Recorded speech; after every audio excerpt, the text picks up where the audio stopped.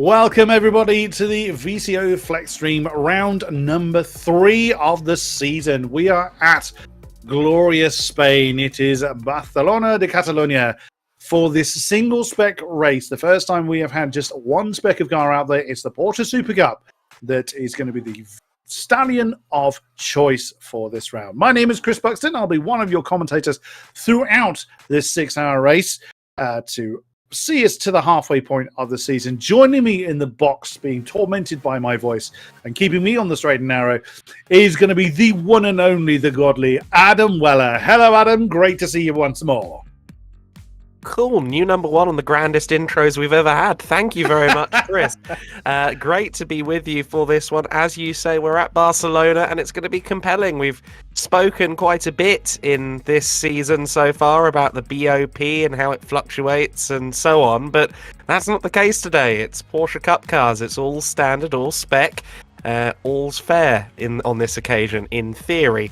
So we'll have to see how that changes the running order. Have there been any teams rather held back by their machinery and choice of car? Today, I suppose, is the day we're going to find out. That's the thing, isn't it? Is that they can only blame themselves this time. well, they can blame each other, I suppose. But Isaac takes very little flack, so they need to. They need to hold themselves accountable. Absolutely. So qualifying is done. So the drivers are just in a short practice session to make sure that everything is working as it should be. So we will head trackside very shortly to walk through the grid on who is going to be starting where. Now, championship wise, very, very close. Of course, we've only had a couple of rounds. Fusion Racing in the 501 car. I need to say 501 car because I can't say 501 Honda. Well, I can because I've been in it up to this point. But the Fusion Racing lead by a fairly narrow gap. 367 points is their total over Venari in the 27 car, just 4 points behind them. Then it is the Stiftung Reifen Test number 47. The car formerly known as an Audi. Just 10 points further back. Joined along them is the Rolling Goat. I remember that team name making me giggle in round 1 at Circuit of the Americas. I sadly was not able to do the Monza race, which... I took up the giggling at round 2, so that's okay. You certainly did. And rounding out the top 5 is the number 77 team, the Lightspeed by MC Schaumburg, formerly in the BMW, 329 points to their tally. Joining them is Cracked Racing in the number 71, the lead of the Merc outfit. Side-by-Side Esports in 7th on 327, so just 2 points further back. Then VRM Racing are COTA winners, down in 8th position because they did not finish last time out. So that's how costly a bad race is, especially on such a short season. So from 1st to 8th in one go. But we still have plenty of rounds to go, so they can claw back some of the lost time, but it's not like the people they're clawing back against are slow, so we'll see how VRM can recover that lost time. Full Boost Racing in 9th on 310, and then right behind them is the IDA Pro Esports number 158 squad. So some interesting storylines from Monza among that top 10. Lightspeed by MC Schaumburg, the 77 car that was a BMW last time out. That car obviously took our win and did so courtesy, really, of playing their strategy to perfection in what was a very temperamental day in the Monza weather system. We went from sheer downpours in the Lago del Monza to dry conditions, I'd say about 5 times each. During the course of the race, and they made a couple of very shrewd decisions as to what tyres they were on when, which no doubt helped them towards that win. A team just outside that top 10 rundown that you just gave, Chris, Garage 991. They will be seeking revenge today. Reason being, they were going to finish 3rd until the very last corner of our 9-hour race at Monza. Under braking into the Parabolica, car ended up in the barriers, and that moved them down to 4th place at the very final hurdle. So for a few teams, VRM Racing, Garage 991, this one is going to be about redemption. For teams like Lightspeed, it's going to be about carrying on positive momentum from last time out. Absolutely so. And this is another unique aspect of this series, because we do have 2 single spec races in the course of the season. You almost take away that familiarity of the car that they use for 2/3 of the season. So the Honda, the Lexus, the Audi, etc.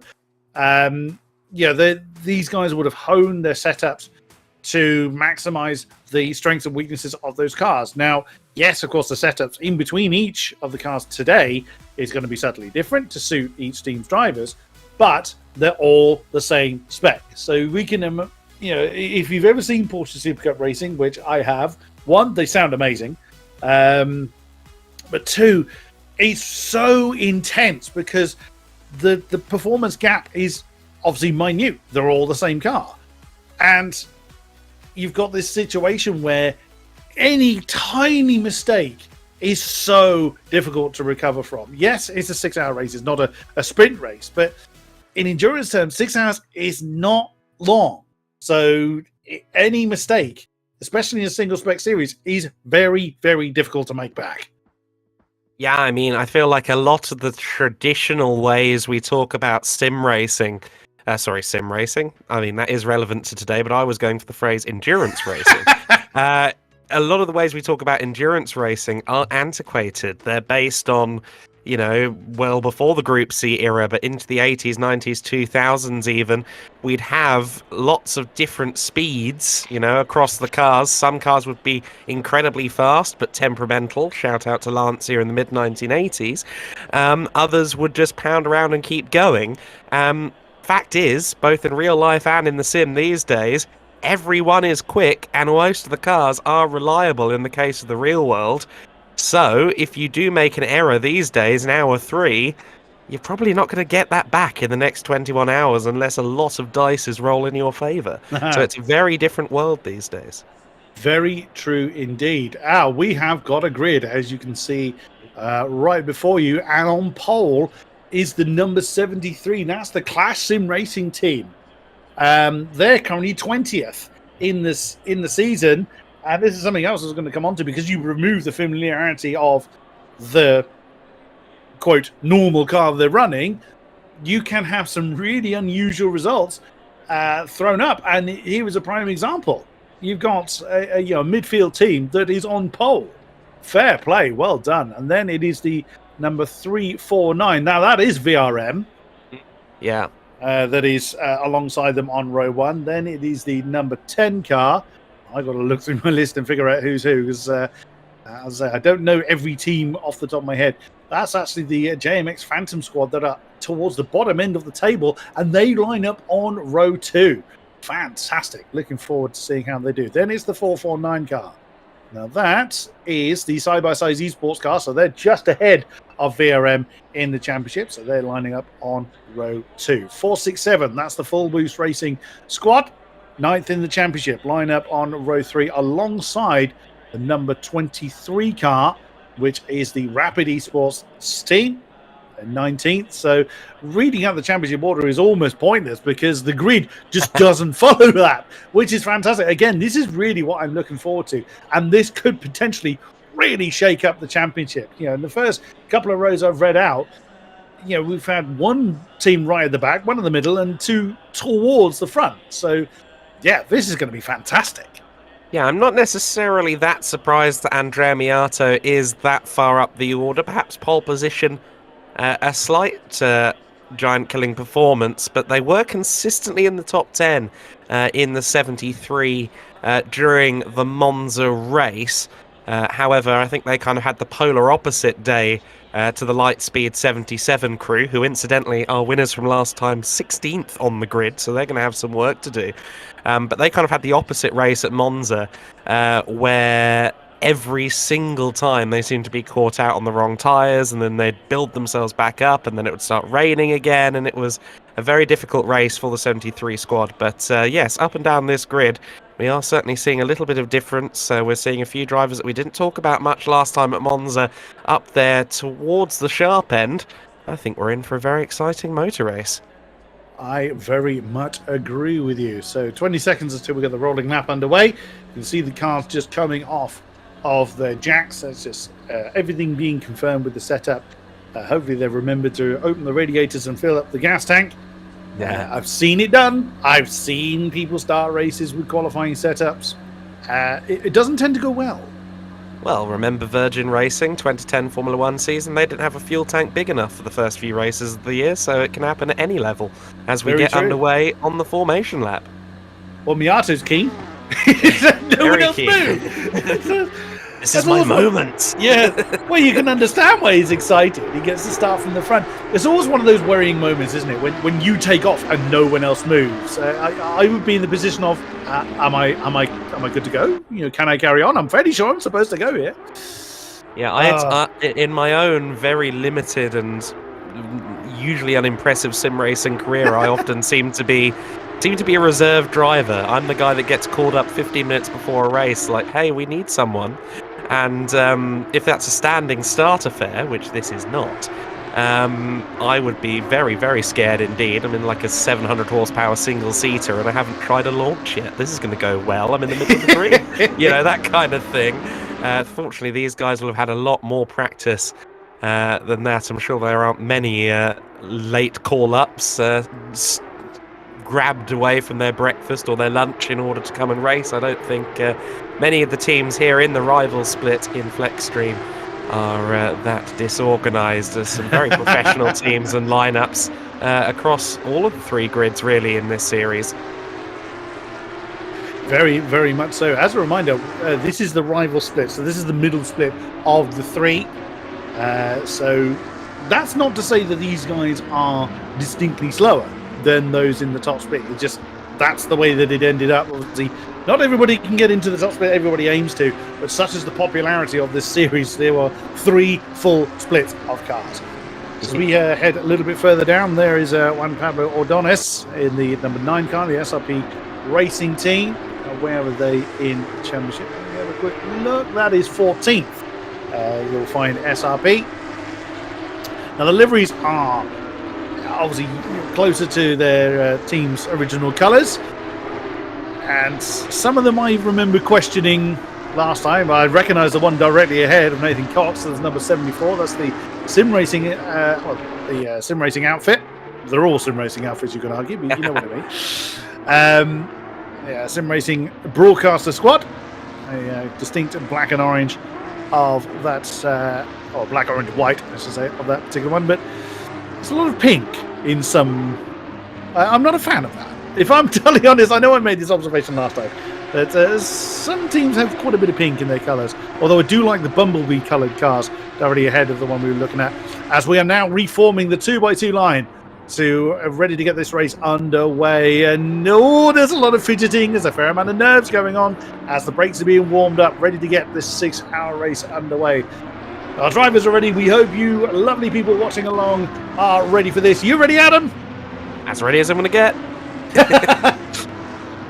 Right, so around the final corner then for the last time in practice. All the talking, all the qualifying, everything, all the preparation is done and dusted. And we are racing here in Barcelona. 6 hour long the race may well be, but you know that the racing instinct is going to be strong in everybody to try and improve on their position very early on. Everybody seems to have survived. That's a very wide line going on there from the 3rd place car. That is so close, and we already have a drive-through from one of the cars we've just mentioned, the number 9 car. Oh no, and that's a spinner. Oh, into turn 3, and our first yellow of the day. It won't be very long because that car will easily recover itself. Oh my goodness me, disaster already, and lots of jostling for position. There's plenty of drive-throughs. Good lord. Yeah, so there's a lot of trouble going on there in the first few corners. I was going to say that our first hurdle, that being the final chicane and everyone trying to get through something like 2x2, was passed without trouble, but it seems as though quite a few teams have already found themselves on the wrong side of the law. They're still 2x2, still side by side at the sharp end of the order. Thankfully, everybody just about finding a way through. Nico Schatska there trying to pick his way through the pack. Ryan Otten's also under threat further back in the field in 12th place in the 58 car. We've already lost a few of the billboards on the side of the circuit. Thankfully that was, I believe, just styrofoam and no body parts, but a lot going on here on the first lap. Absolutely so, as people are jostling to find their own bit of terra firma, as Ryan Otten's in the number 58 car nearly gets joined by the ex-BD Emerald Racing number 999. I nearly said Ferrari then, out of complete habit. I may well call the wrong car out, because I'm not used to everybody being in Porsches. First lap then complete. We can see 3 drive-through penalties on the table already. But Miata still holding on. Miato, I'm thinking Masters now. Andrea Miato holding on to the lead. And look at that, Estefano Barrera for Fusion. Our championship leading team down in 24th. Fending off the advances of Bingay in the 368 car. Now, I was hesitant to mention it, but I had a feeling it was the 349 VRM machine that spun out here last lap, and it was. That car has tumbled down the order. I thought it was the colours of VRM, and sure enough, the 349 car for the second round in a row in strife from the very beginning. Oh dear. Well, there's still plenty of time to make it up, but as I said before, because everything is single spec, it's really difficult to make up quite a big deficit. At least it's happened early on, so they've got half a chance to be able to do so. Still some racing going on behind. We're looking at Christian Berindia of the, I struggled with saying this last time, the Alice Castitao Digital Motorsport, the ACDM 120 car. You can see various jostling for position going on behind. I love the scream of these Porsches. I've enjoyed seeing them in real life, and yeah, they're pretty high on the decibels scale as well, which is great to see. As we see Kevin Kruger for Lightspeed side by side with Barberi in the 158 car. That's for 15th place, and Barberi wins out on this particular occasion. But Kruger is no slouch, and the Lightspeed team obviously well positioned in the championship at the moment, but I've got quite a few cars ahead of them trying to improve on their position. Now, as the next lap is complete, Miato he's got the fastest lap. Okay, a bit early to be thinking about that, but this would kind of start to confirm that he's there by pace, not by accident, as we now see Kruger have a look on the inside line coming down towards turn 1. Oh, gets the door slammed in his face. There's Abakumov, sorry, I remember struggling with his name last time. It's almost just in for position. There is a Desalescu. Remember, again, tripping over that one. Looks like he's made a bit of a mistake there. He's just lost 20th to Nathan Cox in the SRC car. But still plenty of people to fight with. I think it's going to take a while before we have a pecking order really properly established.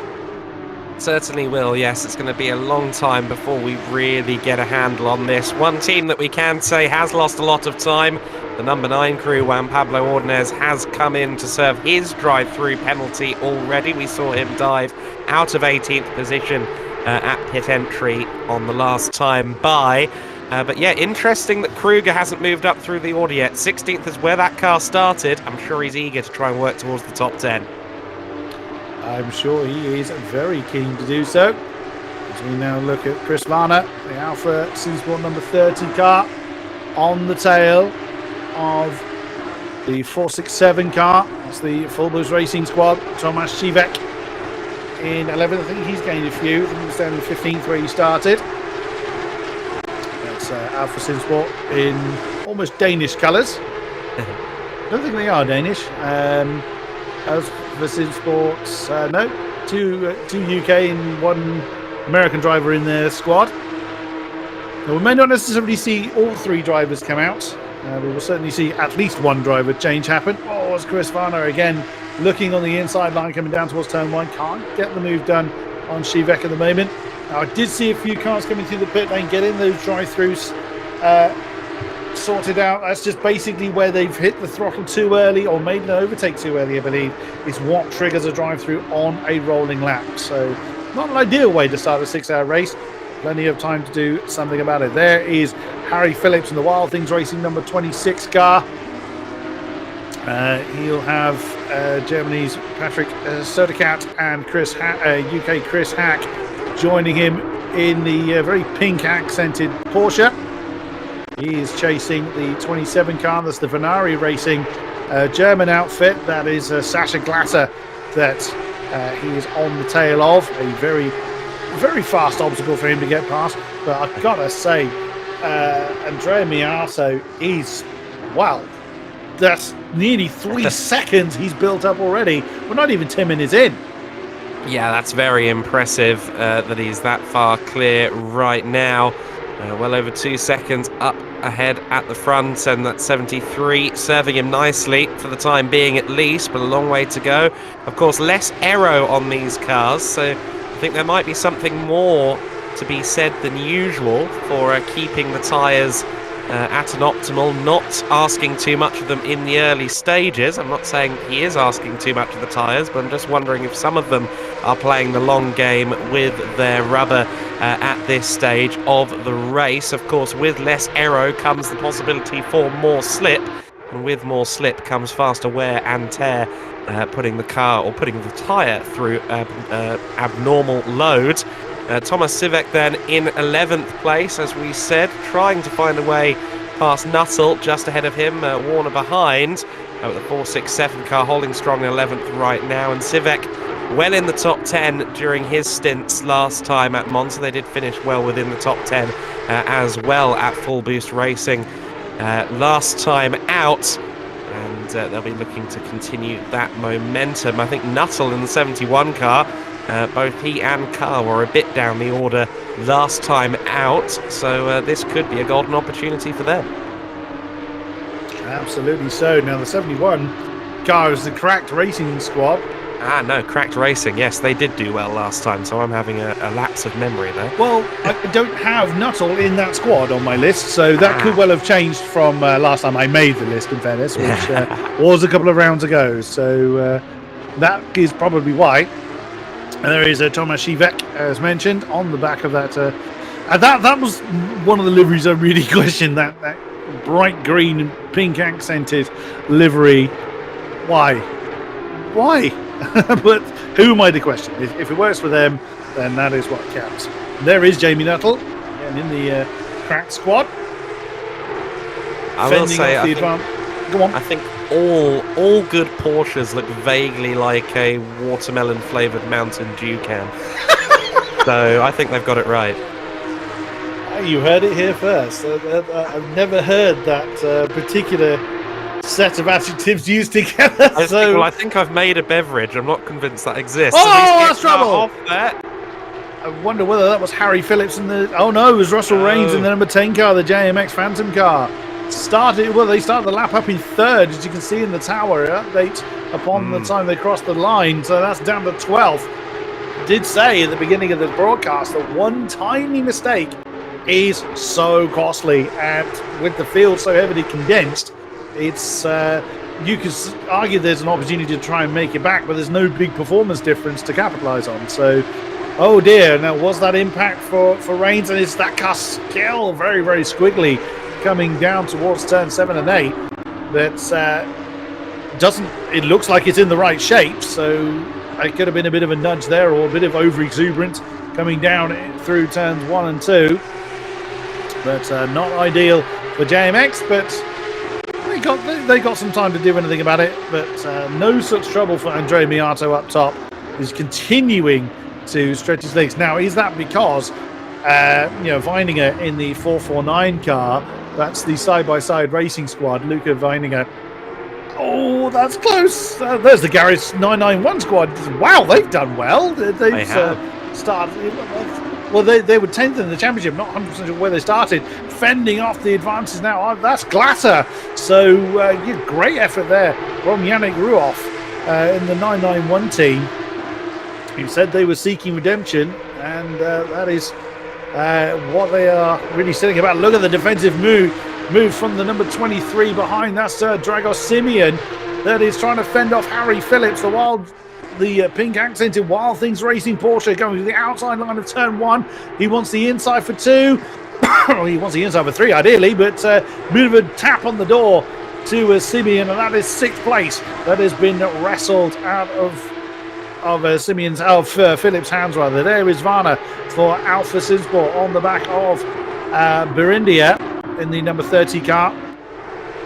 So wow, so much action going on. Look how long this train is.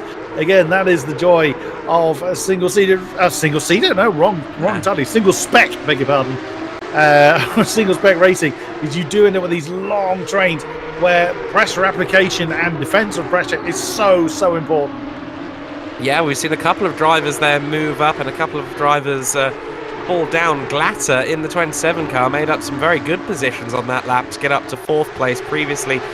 Down 6th or 7th place. Ryan Otten's on the move, just getting a nose ahead of Civek then. This is for 11th place, and I think Otten's may well have it, but behind both of them, of course, is the recovering Reyes in the number 10 JMX Phantom car. That's the car that was the all-black NSX last time, but Ottens tries to get the power down out of that tight corner and didn't quite get it done. And unfortunately, he hooked himself around on the front nose there of Civek, I believe. Hopefully both cars undamaged, but that was quite a moment. Yes, that was very unfortunate there. And look how much that is costing down out of the top 20. Yes, with a number of cars already ahead, but he's got a lot of people already behind. That's 10 positions gone in that one spin alone. Oh dear, there's Varner again having a look on a Burindia, the 120 car having to defend hard. That's the Cascatau the ACDM car, the one I can't pronounce properly, that is having to play very defensive at this point in time. Christian Burindia he was in a lot of action at Kota, I remember. So he's in very early action here inside the top 10. And with that defensive move he's having to put on, he's in danger of dropping away from the number 23, the Rapid Esports car. Dragos Simeon is just on the train and minding his own business, comparatively speaking, but Varner is not just letting the laps turn down. He wants to get up and ahead of Burindia at this stage and piling the pressure on. Literally, as we just said, that is such a crucial part of single spec racing, just to try and exploit any advantage you've got. Try and force the mistake, as it's going to give you the best opportunity to get past your opponents. And I'm just watching again on the tower on the left of your screen. 6.2 seconds now, the gap for Miato at the front of the order. It's more than doubled since we last acknowledged it, and it's gone up by 0.4 each sector so far on this lap. It was 5.4 across the line, 5.8 at sector 1, 6.2 at sector 2. So our leading car making headway. Superb. As we cut back to Ryan Ottens then. He's had a bit of a tumultuous start, as we've just seen. I love that color pattern on the roof of the car ahead. That's his Polke in the number 11 car. That's the Griphax Engineering squad. It reminds me of the screen you used to see on old BBC. Old BBC TVs way back in the day when they didn't broadcast 24 hours a day. You just had the color screen and the beeping noise. A move going on already ahead, just going out of the shot. That's Nathan Cox defending from the 349 car. That's the VRM Racing squad. So, started the season well, but sadly since then it has gone horribly wrong. So that is Jasmine de Hillevander trying to get any kind of headway on Nathan Cox, but not able to do so just yet. At the moment, whilst the pecking order is starting to form, there's a lot of people very eager to improve on their positions. Yeah, certainly, and that 349 team, chief among those, will be eager to rectify a poor start after we saw it off on lap number 1. It's interesting to see which of the teams here today have a custom livery and which have the kind of default pattern You'll see the car in 25th in the hands of Barrera, the 501. That's in effectively the default colour scheme for the car in game. So is the number 10 of Reyes, the JMX Phantom car, as we see two knocking for 6 at the moment. Some hit checks going on there. Two lots of 2 wide as they go into the chicane. Surely there's not going to be room for Dragos Simeon there. Well, he's just about found it. Has he got a nose ahead of Phillips? It seems as though he has. Harry Phillips there kind of having to yield, and now he's got trouble from behind as well. Chris Varner trying to find a way through for Alpha Simsport. He's moved his way up to 7th place. Harry's going to feel rather short changed by that exchange. Absolutely so. And you got Reyes in the orange car that's almost kind of waiting for an explosion to happen ahead. But Chris Varner has managed to capitalise well on that. Then right behind, you've got Ruoff and Burindia side by side. Burindia, the black and white accented car, just managing to get out. No, excuse me. That's no, it's Ruoff in the 991 is the black and white accented car. So there you go. There's Yannick Ruoff in the Garage 991 car. Right behind is the orange car. That's Reyes trying to get past. That is Sivak. He's trying to get through there. So where's Nuttall gone? Oh, there he is. Nuttall's in the Watermelon Mountain. In the Watermelon. That's the one. Yes, that's right. He's in the crack racing car. Quite why I had it in my head. He was part of the SRC crew, so it would be the white and orange car. But no, never mind. Watermelon Mountain Dew. That is definitely going to have to stick with me.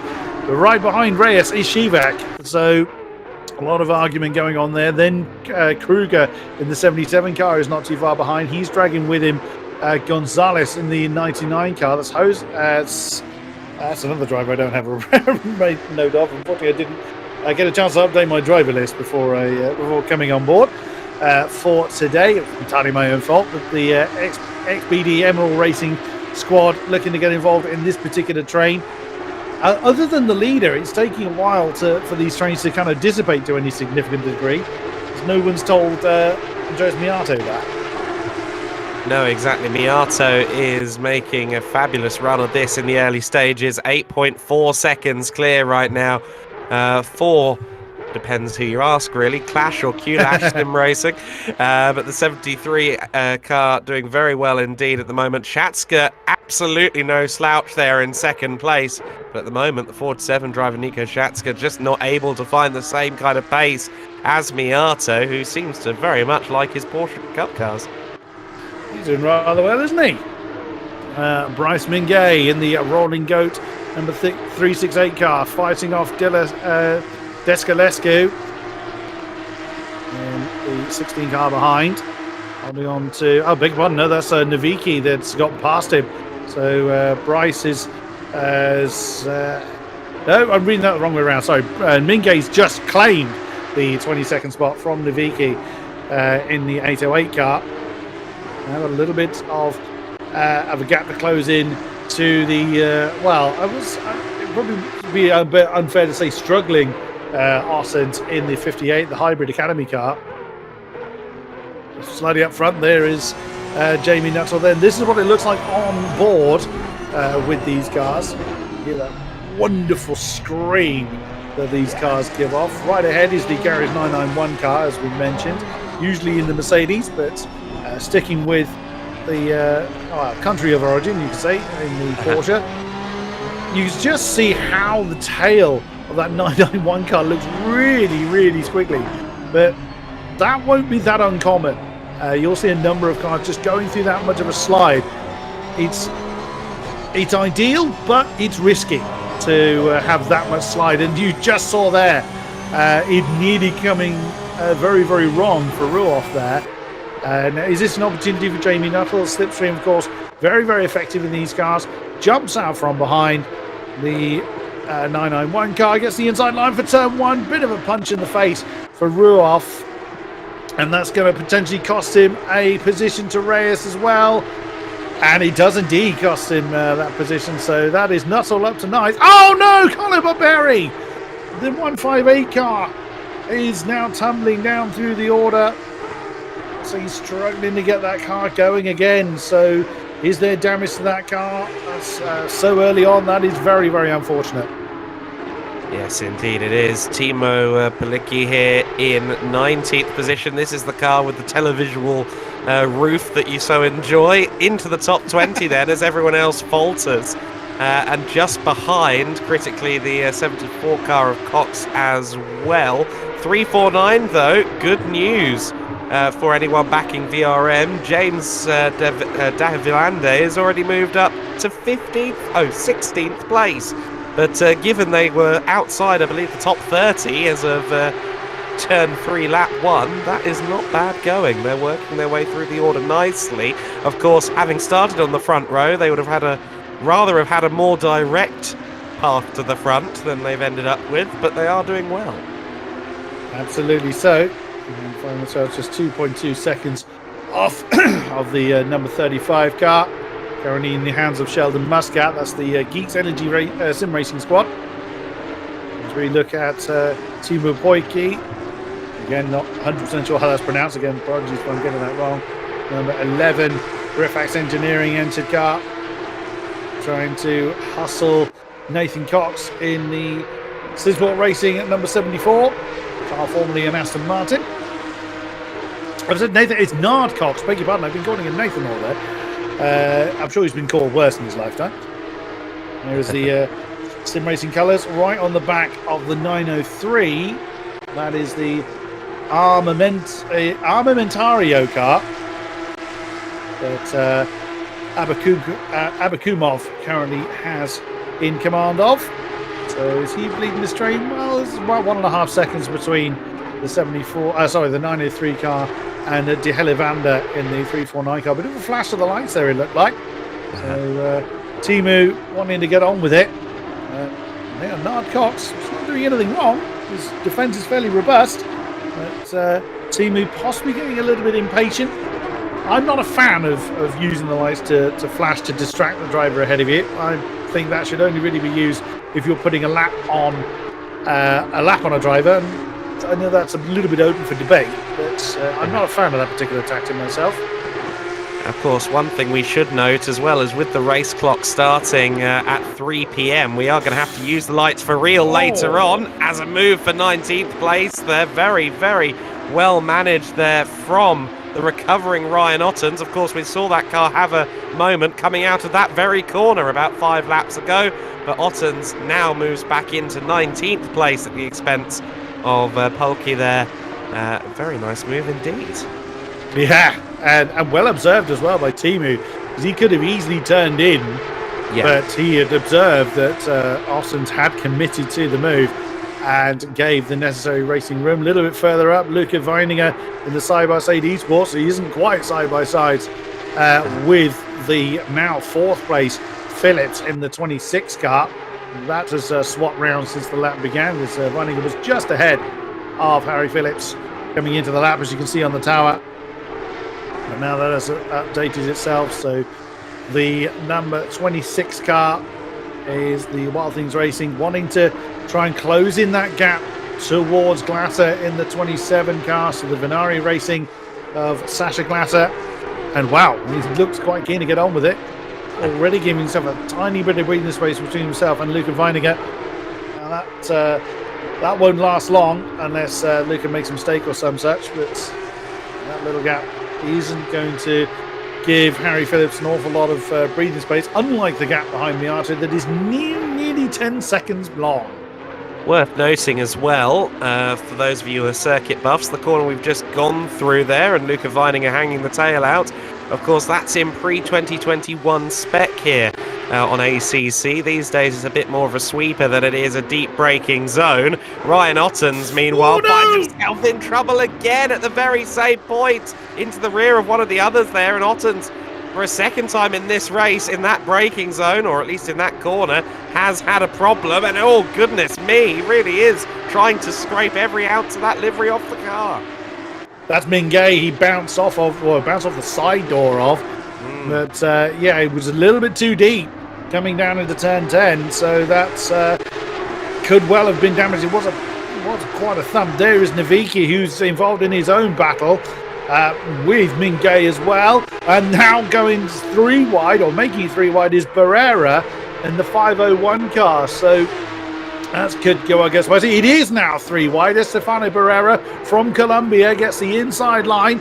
Is he going to be able to hang on to it? No, he breaks early enough to make sure everybody survives that particular turn. Good Lord, this is absolutely incredible. Then you got the 501 car, Stefano Barrera, as mentioned. The Fusion Racing car is just behind them with Descalescu in the number 16 car in that train as well, along with Nardinsky in the 69. That is the Limitless Speed Drivers squad. All German drivers in that particular squad. Daniel Nardakinski, I will get this right by the time the checkered flag falls, in that particular train. So you see these little gaps that form, but they don't tend to last long. It's just braking zone differences. Just look through the tower. There's not an awful lot of significant gaps. A couple of 2 second, maybe a little bit more in some cases, other than Miata. That kind of tagline always has other than our race leader add onto it. But if they've gone for a light fuel first stint, that would explain why he's quite a bit quicker. If he pits very, very early, then that pace difference we're seeing won't necessarily last. But we will see. He's currently quite content with a now 10-second gap to the number 47 car in the hands of Nico Schatska. Yeah, I keep waiting to start seeing Miato's pace drop off, or at least his gap to start shrinking to Schatska behind. I keep thinking he must be taking a mountain out of those tyres, but it's not happening yet. The gap's just gone over 10 seconds. What a comfortable lead it is for Miato. While everyone else is scrapping further back here, particularly Ryan Ottens, Miato just having a bit of a Sunday drive, or a Saturday drive, as it were. I'm sure Saska's waiting for Miato's pace to drop off as well, as sort of watching this dot ahead of him just get smaller and smaller. Well, that dot's long gone, my friend. He's 2 corners clear, I'm sure. There, he must be by now, absolutely. So, that's another thing about endurance racing. Now, I'm not an endurance racer. My very meager and, shall we say, substandard sim racing career as a driver only really revolves around sprint races. I'm not one for endurance racing. I don't have the endurance, funnily enough. So I always have a huge amount of respect for drivers that can keep up this kind of pace for such a long period of time, as Drago Simeon tries the inside line on the 449 car. That is Luca Weininger. Side-by-side car goes to the outside line. Can he get it done, though, before they get to the final chicanes? Then you've got Chris Varner, right behind them, trying to split them, trying to part the sea in between them. But Simeon, wow, he's stuck on in there. He's managed to wrestle 5th place from Weininger, who at this stage of the race seems to be struggling a little bit. Maybe he's boiled his tyres a little bit. Obviously, if you're in the pack, you are working that much harder to keep the tyres in good order. Chris Varner did not seem happy with relenting that position, but I feel like in process of giving that love tap on the exit of the chicane, he's left himself open to Varner, and that's exactly what's happened. He's now having to cut across the runoff area there at 2 and 3, and yet more positions are leaking from Weininger of the 449 car. What a suboptimal start to this lap. He didn't look like he was forced into that line. I just think he's boiled his tyres. His tyres are too hot. So he hasn't got the grip to maintain that kind of line. So that has forced him down into 8th position. I don't think Varner did anything wrong there. If the team wishes to argue that one, they can do, but he's now under attack from Jamie Nuttall in the 71 car. So it is going. This lap is undoing itself very, very horribly for Luca Weininger at the moment. Can he do anything about it? Well, that's the problem. You don't want to just give up pace to let your tyres cool down, because you're going to be absolutely eaten alive, and that's exactly the problem that Luca Weininger now faces. Yeah, let's just keep an eye on this as well, because Russell Reyes just having a look to the inside, but not having a move for 9th place there. Weininger again deep there, just trying to get the car stopped and turned in, and not being able to do so. I feel with each passing apex, there's more credence lent to your theory regarding the state of those tyres right now. I do just want to quickly just doff the cap over, though, to Dragos Simeon, who put in a massive performance to manage to actually get up into 5th place there. I thought for sure by the time they went into that final chicane he'd have to yield the position, but he was stubborn and he kept his foot in it, and as he rightly said, managed to keep it and hold on to 5th place, much to the distress of Luca Weininger, who now crosses the line in 8th. There we go then. So that is what this particular train looks like. Struth alive. Did you see how squiggly Simeon's car was under braking? Chris Varner is not giving him any quarter whatsoever. There is, well, you can say still recovering really, Russell Reyes. We saw that number 10 car get into all kinds of bother early on as it was in the top 5 to begin with. It's now certainly back into its rhythm with the watermelon coloured card already ahead. Look at Varner at the bottom of the shot and just glued to the back of the next car in line. We now switch to Mikolaj Navicki that is still in this particular squabble. So he's got Brumkov, I still can't get this right, Abakumov. It's not that difficult name to say either, I just haven't got it right so far. So that's the multicolour card already ahead of it, the 903. Then it is Mingay in the 368 car that essentially leads this train. Right behind, you've got Esteban Barrera that is ready to do battle with him if in case there's any kind of mistake happening. Nikolai just making his presence known a little bit. There's no way you're going to make a move into turn 9. No. Well, not successfully anyway. Yes, indeed. The attempt can be made, but just don't look at us when it goes horribly wrong, of course. That is Kampsa Corner, one of the, as you said, quicker corners around the circuit, really. Of course, it did have a slightly different configuration prior to 1995. And we already noted that the corner, now called Lecaxa, was reprofiled very recently. But we're still running the kind of old variant, the 2005 through 2021 variant of that particular corner. So there have been a few changes to this circuit since it opened in 91. One of them is that final chicane, which now makes the last corner a great place to slingshot and try and make a move at T1, and that's exactly what Navicki is trying to do at the moment in the 808 car. Couldn't quite get close enough, though, to the rear, so the 808 is going to have to remain in 22nd for now. Great scrapping up and down the order at the moment. I think a lot of these drivers are rather relishing the equal machinery element of this 6-hour race. Well, some more equal than others, as Piazza would attest to. But wow, Navicki's car got really, really unhappy through turn 3, and that dropped him off the back of Abakumov's car right into the clutches of Esteban Barrera. Now, I don't know about you, Adam, but when we look at the front of that 501 car, 2 cars come to mind. One, a Nissan 370Z, and 2, do you remember the Cadillac GT3 cars from World Challenge? Yeah, way back when? Yeah. And that's what that livery on that shell makes me think of. The 501 car. The 501 car. Yeah, the red and white one. Don't ask me why. I can't actually put an answer to that. I thought the Cadillac GT3s were all black and all red. So, okay. Well, I have more meaning of the shape of it. It's, rather than its colour scheme. It just... Oh, the 801 is deep again. So I wonder whether Navicki is now having the same kind of tyre trouble we were talking about before. As Barrera thought about an inside line into that final chicane, could not quite get the traction he needed. But, yeah, Navicki does not look entirely comfortable with that car. And no one looks comfortable going over that sausage curb. That sausage curb is nasty, I think is a nice way of putting it.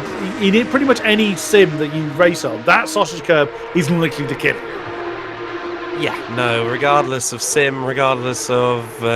same applies to real life as well, I can assure you. I was at a few pre-season tests at Barcelona in March of 22, and a few people, shall we say, cut the life of shock absorbers and or vertebrae at that particular corner. So yes, no, that is a particularly difficult section, and if you do get the car pitched up into the air, it can be very costly indeed.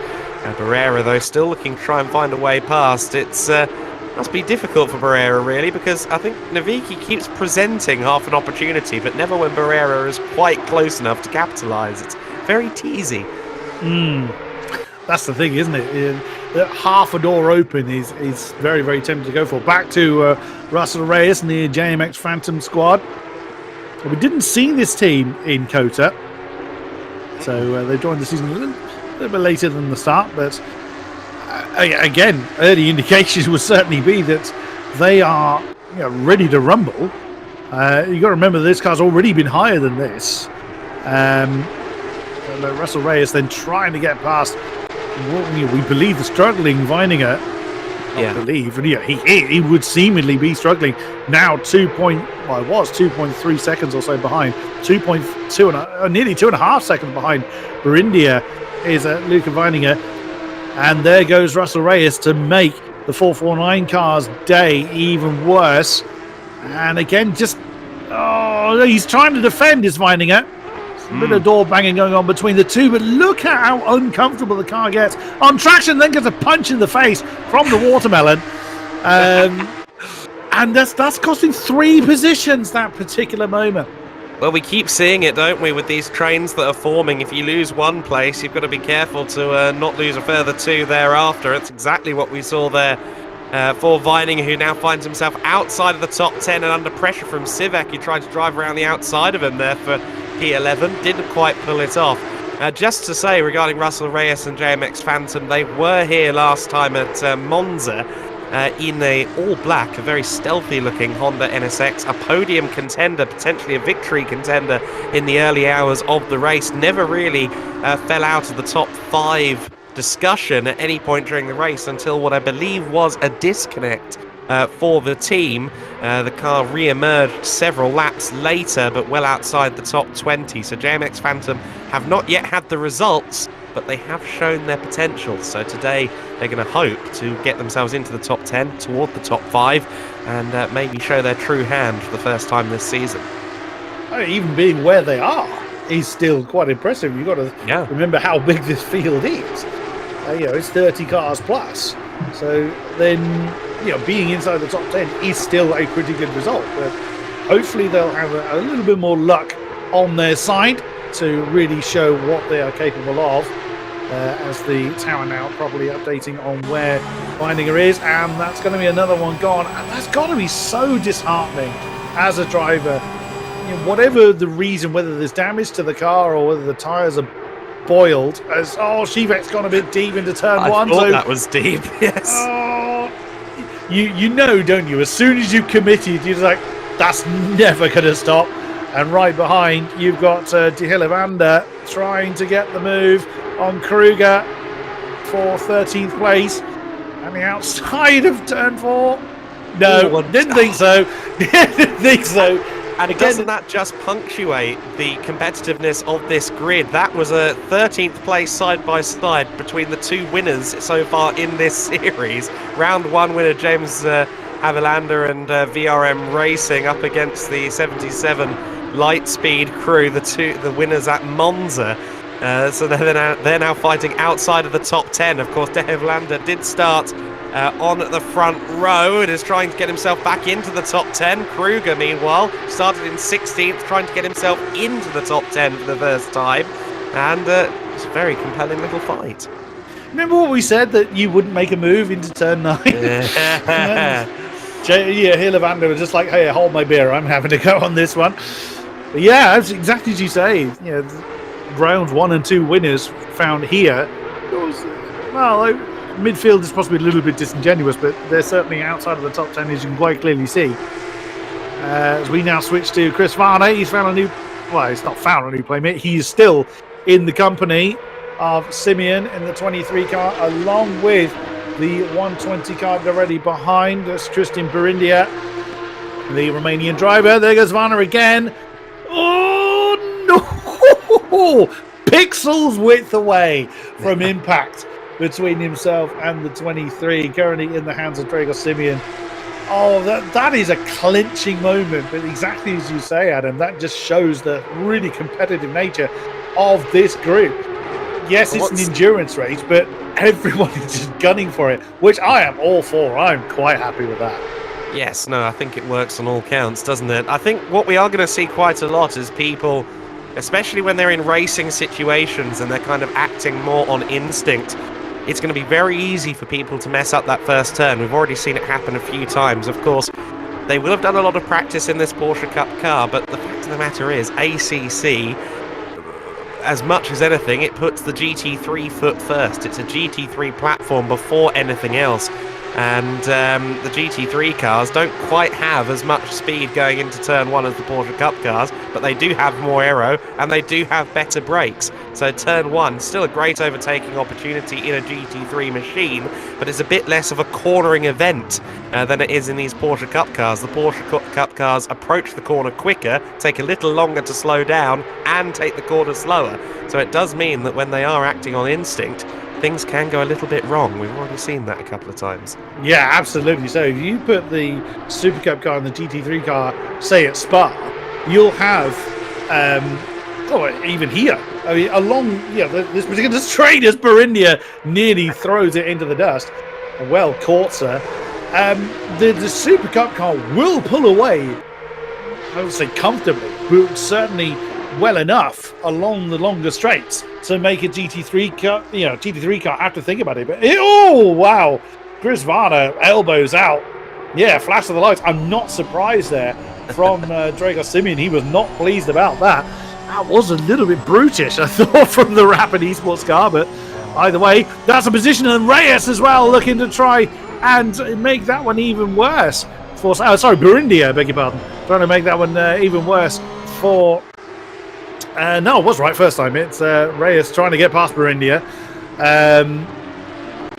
As Reyes continuing to sort of reclaim the earlier lost time. But yeah, in a straight line, the Super Cup cars are quicker than GT3s. And again, not by a massive amount, but certainly enough to make a GT3 car have to work for an overtake on a Super Cup car. But the aero efficiency of GT3 is far superior to a Super Cup car. I mean, the wing is almost it's not so much an afterthought, it's not a fashion statement, but it doesn't generate a huge amount of downforce in these things. It's enough to keep the thing from flying off into the stratosphere at every braking event. Yeah, this car a lot more closely married to the road-going GT3 992, whereas the new for 2023 GT3 version of the Porsche 911 992 is a lot more wide-bodied, of course, and generally a lot more aggressive from an aerodynamic perspective. It's kind of like the conversation that Stefan Rattel has had several times in selling the GT2 category. The GT2 cars are quicker in a straight line than GT3s, but they're not as quick in the corners. The idea being that a gentleman driver can use the right foot a lot easier than he can the sheer bravery and talent it takes to capitalise on an aero car properly. I wouldn't mind betting that when Porsche does eventually update its GT2 offering to a 992, it will be probably very closely related to this Cup car for that very same reason as Barindi there with a massive dive, and that never looked likely to work out, did it? The 120 car finds itself falling through the order then. Russell Reyes moving up to 7th place as a result of that one. As you said at the very start of this race, Reyes just watching on as everything unfolds in front of him, and now well into the top 10 as a result. I think that goes into the category you were talking about earlier of the familiarization with GT3 performance. Possibly, particularly obviously in the Porsche. I mean, the 120 squad, the ACDM team, they drive an Aston Martin for the rest of the season, but either way, it will still brake and turn a lot easier than these Super Cup cars. So that is catching a few people out. Checking in now with James de Hilavander for VRM. He's gained a few positions, or certainly a couple of positions since we last checked in with him. One of which being Kevin Kruger, who's just wandered a little bit too wide on turn 10. And there is the ever plummeting 449 car. Luca Weininger. Oh dear. And let's come back to what we were saying earlier. It's got to be so frustrating when you just have no answer. Especially if you're off the earlier pace you were setting. Oh, God, it's got to be so frustrating. It's bad enough in a sprint race, but at least you don't have to sit with it for hours. Whereas Luca Weininger, he's going to be losing another one here to De Hilavander. And you can see there's not a huge amount of defense going on. If Weininger was realistically going to try and defend that, he put a bit of a defense up. He's trying a little bit here, but again, just the... Oh, okay. He found a little bit. I think he forced Levander into a mistake there. He's now... Oh, and then gets a punch in the face for his efforts. Now, Weininger has no answer as through comes Kruger as well. So that's another 2 positions lost with the side-by-side Esports 449. Weininger did well there to miss the back of Kruger onto the braking zone. We almost had 2 blue cars rather than 2 silver ones going into the undergrowth at turn 4, if you know, you know. And Weininger down to 14th place then. Yeah, as you say, very much cutting the figure of a frustrated driver right now is Weininger in the 449. Next person to be targeting the back of the 449 is Gonzalez in the 999 machine. So that's Julian Gonzalez trying to move his way up to 14th place. And as we've said, Weininger doesn't seem like he's got many in the chamber to fight back with. Sadly not. The Spanish squad, the SPD Emerald Racing car, wanting to try and capitalise on the struggles currently of Weininger. Doesn't mean it'll stay that way all race long. But I mean, if there's damage to the car which isn't visible, I can't see anything misshapen on the car, but there doesn't necessarily have to be a lot of damage. But if there is something that, if that car isn't behaving as well as it should be, even by a small margin, it's enough to really plummet you down through the field. As we now look at Russell Reyes in the JMX Phantom car inside line on Dragos Simeon. Firm. Another voluptuous hip check there. We're seeing a lot of them so far during this race, and I was going to say those very hip checks that we keep seeing are potentially the kind of thing that can knock a wheel slightly out of alignment and cause the kind of issues that we have for Weininger right now. If you're familiar with the British Touring Car Championship, those cars really don't like side-on-side contact these days. It doesn't take much to snap a toe link on those cars, and it is a universal experience. If you keep tempting the racing gods to bend your car, they will abide. It will happen eventually, yes, absolutely. So, but Reyes is very much proving the point you were making earlier about the misfortune of that squad in Monza denied them a very strong result in their opening round, and Russell Reyes is certainly doing everything he can to try and mitigate or to prove that they are here by merit, and they are certainly doing exactly that. As we now look at Nard Cox in the 74 SSRI car on the back of the 368, the Rolling Goat, Bryce Mingay from Belgium.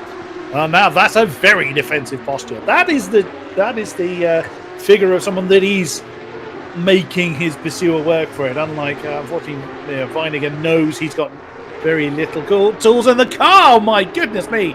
Mingay channeling his inner Tokyo drift there, coming through turn. I've lost count. I think it's 13. My goodness me!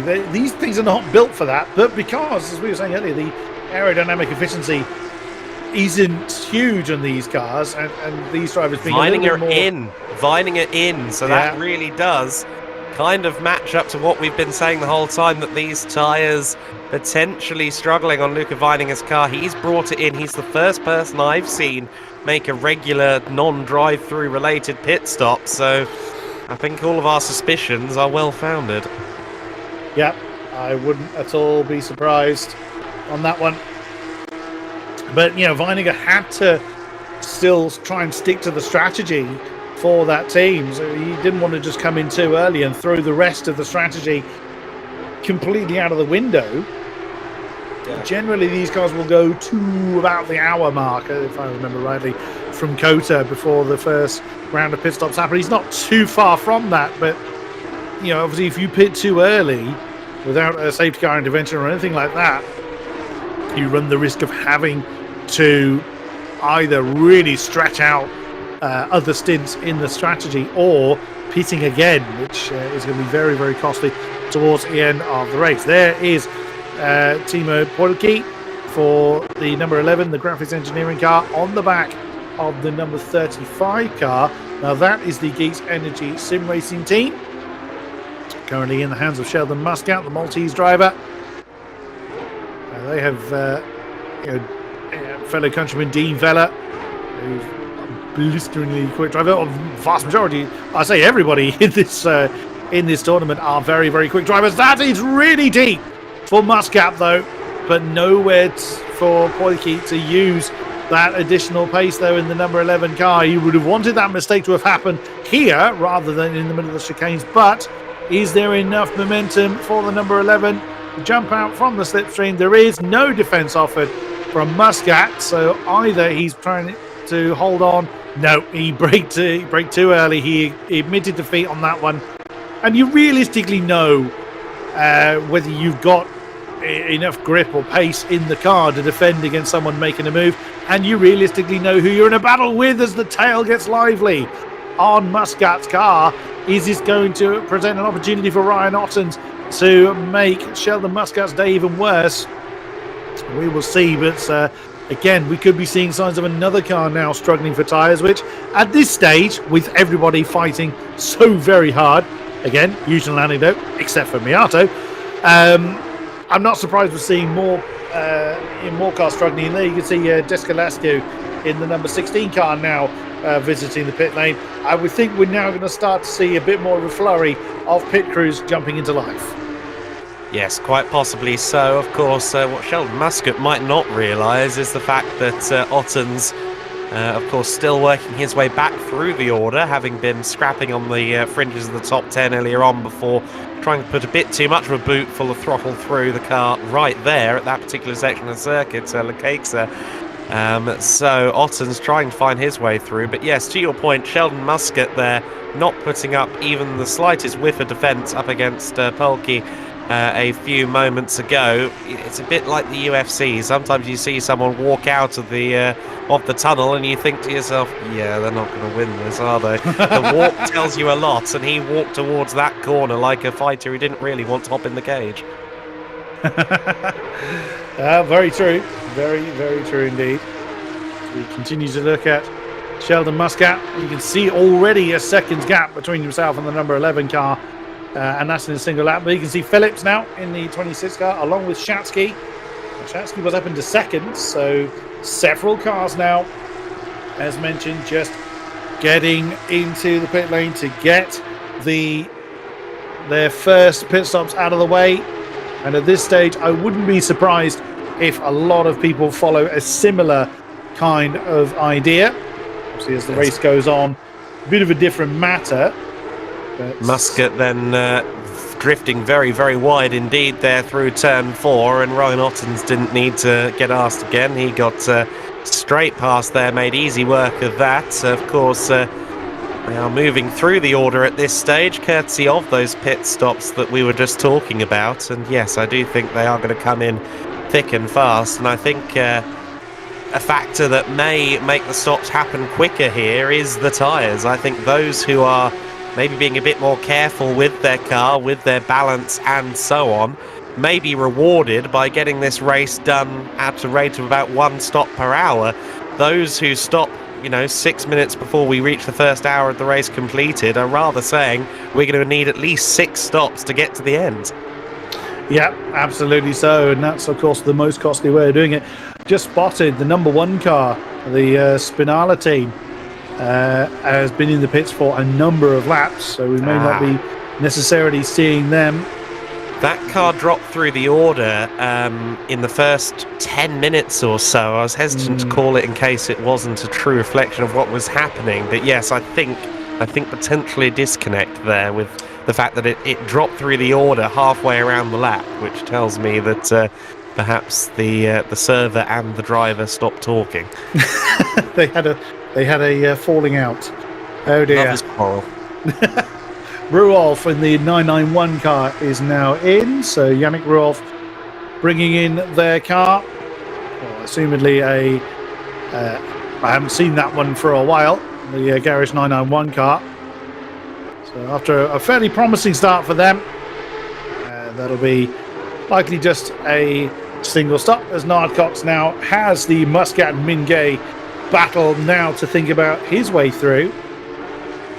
Now, Nard Cox, along with the misadventures of others, has sort of really pulled away from the from the 20s that we saw him in earlier on. Now, as you can see, up into 16th place, and already having a look on the inside line coming through.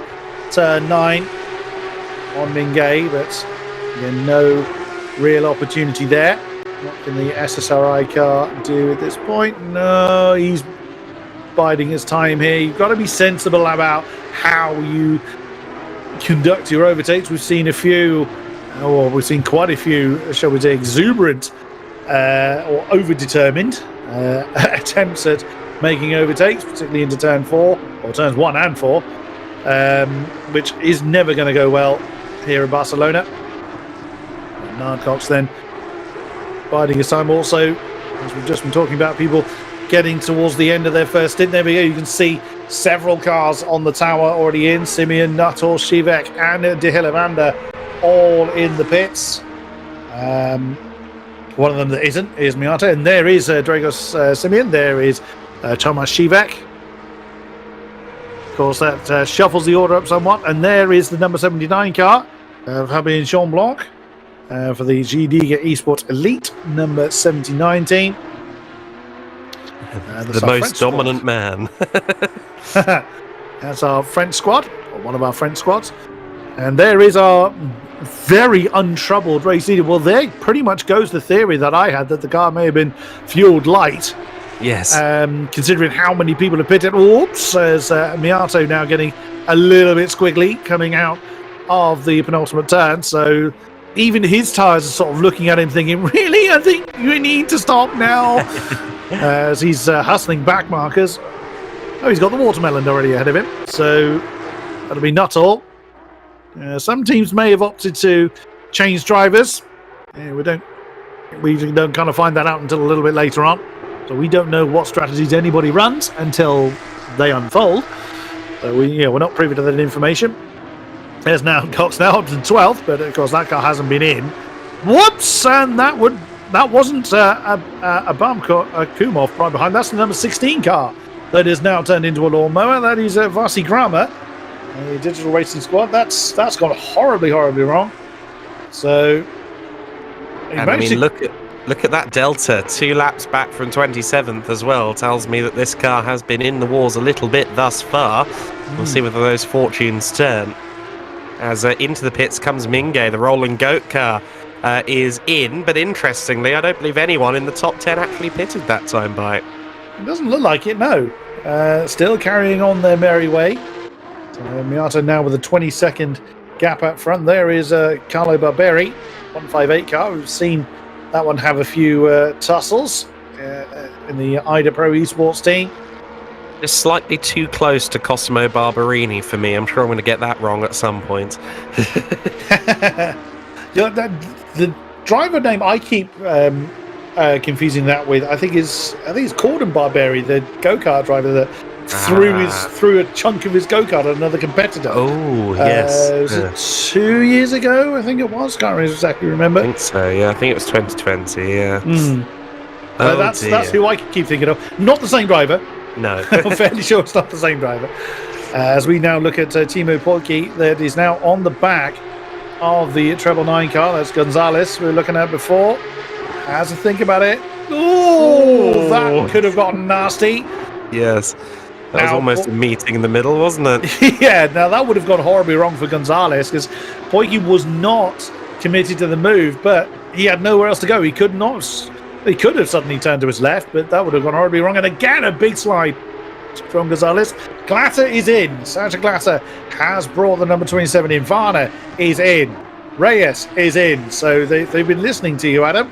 And in comes Burindia as well. No sign of... Oh, Gonzalez is in. Poiki's... Nope, he's going to carry on.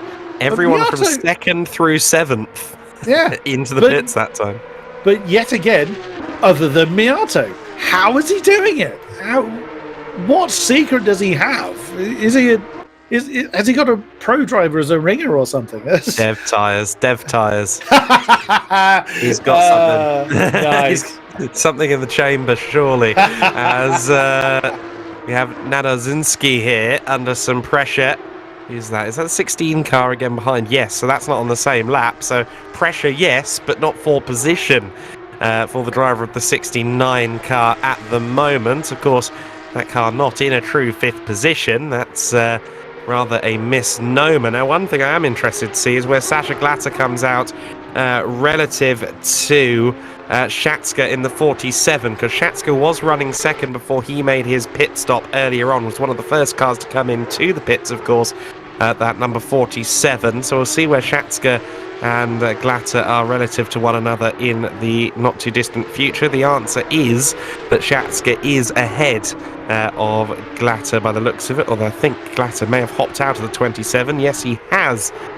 So it is no longer Sasha Glatter at the wheel. No, that is FLExTREME that it now has the 27 car. Venari Racing, formerly Lexus.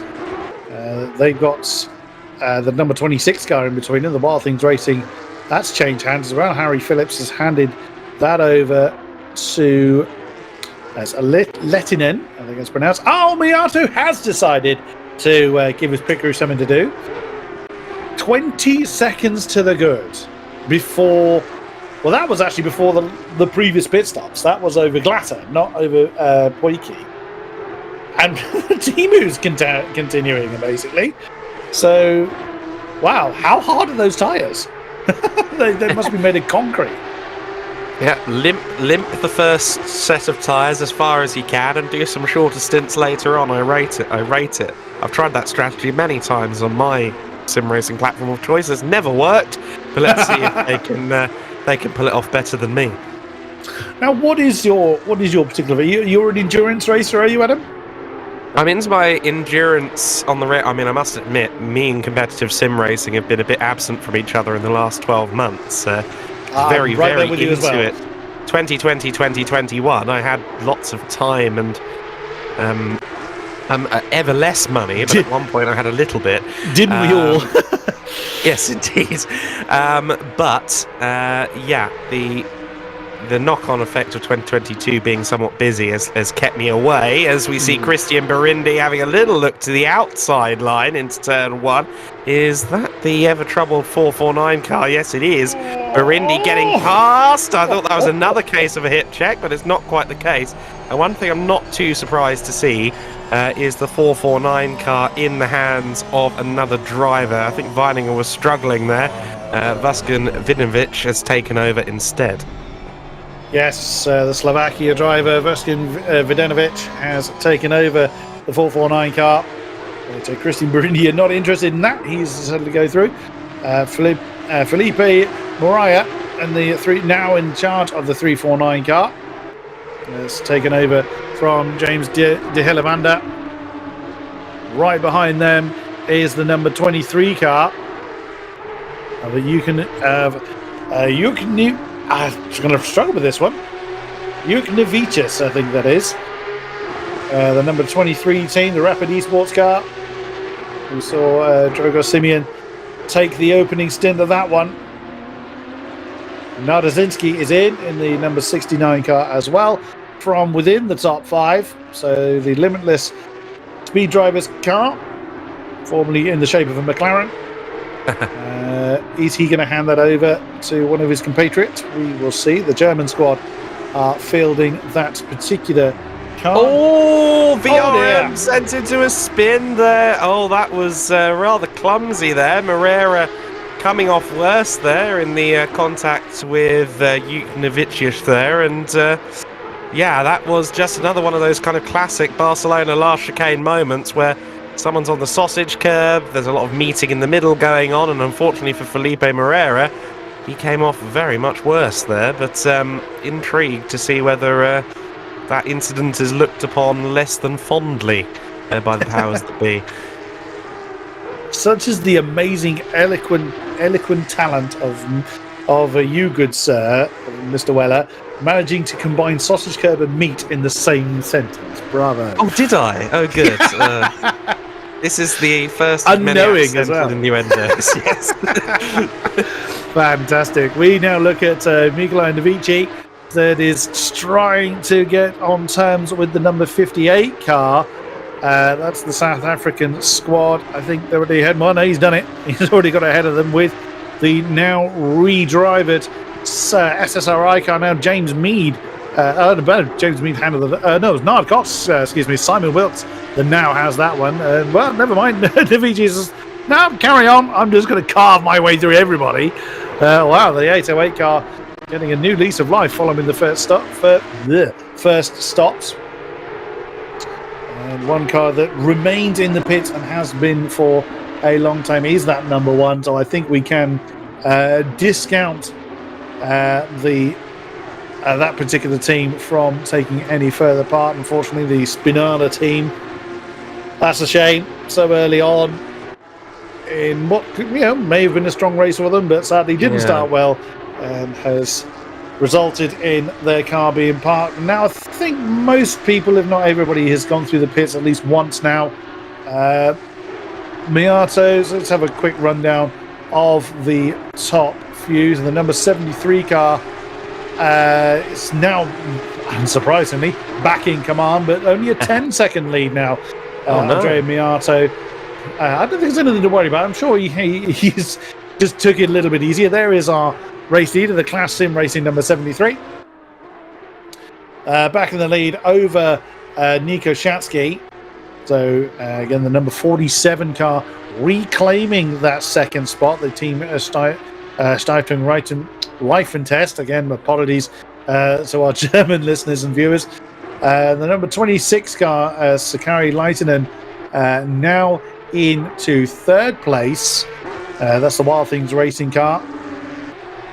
That was Harry Phillips that handed that one over. Is in third. Then it is Hendrik Froelich in the number 27 car, the Venari Racing squad. As we look at Alan Drake Cruz in the JMX Phantom car, into seventh post pit stops. Bear in mind they were facing the wrong way within the first hour. Now back up into seventh on the back of the number 30 car, the Alpha Simsport car that Chris Varner started. Now in the hands of Timothy Flamger, again, apologies for not getting that quite right. But Alan Cruz really looking to continue the mighty pace that's been set down by the number 10 car. I don't think Alan was part of the driver lineup for JMX Phantom at Monza as well. So this is his first entry into the VCO LFM FLExTREME Rivals split, as far as I'm aware, and he's counting himself very nicely at the moment. Aren't they just? Fantastic stuff. Well, with the first hour done, and our drivers trying, I was going to say, I've been wondering, I thought, we do need to have a word from our commercial sponsors, but we're finding ourselves in a position where we would normally queue that up. Something is happening, and yet again, we're seeing another battle going on. At least it's only a 2-car battle, not a 20-car battle that we've had so far. The trains are finally separating a little bit. So we can see Vuksan Vidinovic in the side-by-side racing number 449 on the back of the number 23. That's the Rapid Esports car, the Romanian team. Yuknovicis, again, apologies if I'm getting that completely butchered, having their own argument. Does look like I might be safe to queue up the words now. So with the first hour done, and wow, has it really flown by, the number 73 car with a commanding lead at the moment. He's starting to rebuild it already. It's already 3 seconds up from the pit stop. Let's have a word from our commercial sponsors.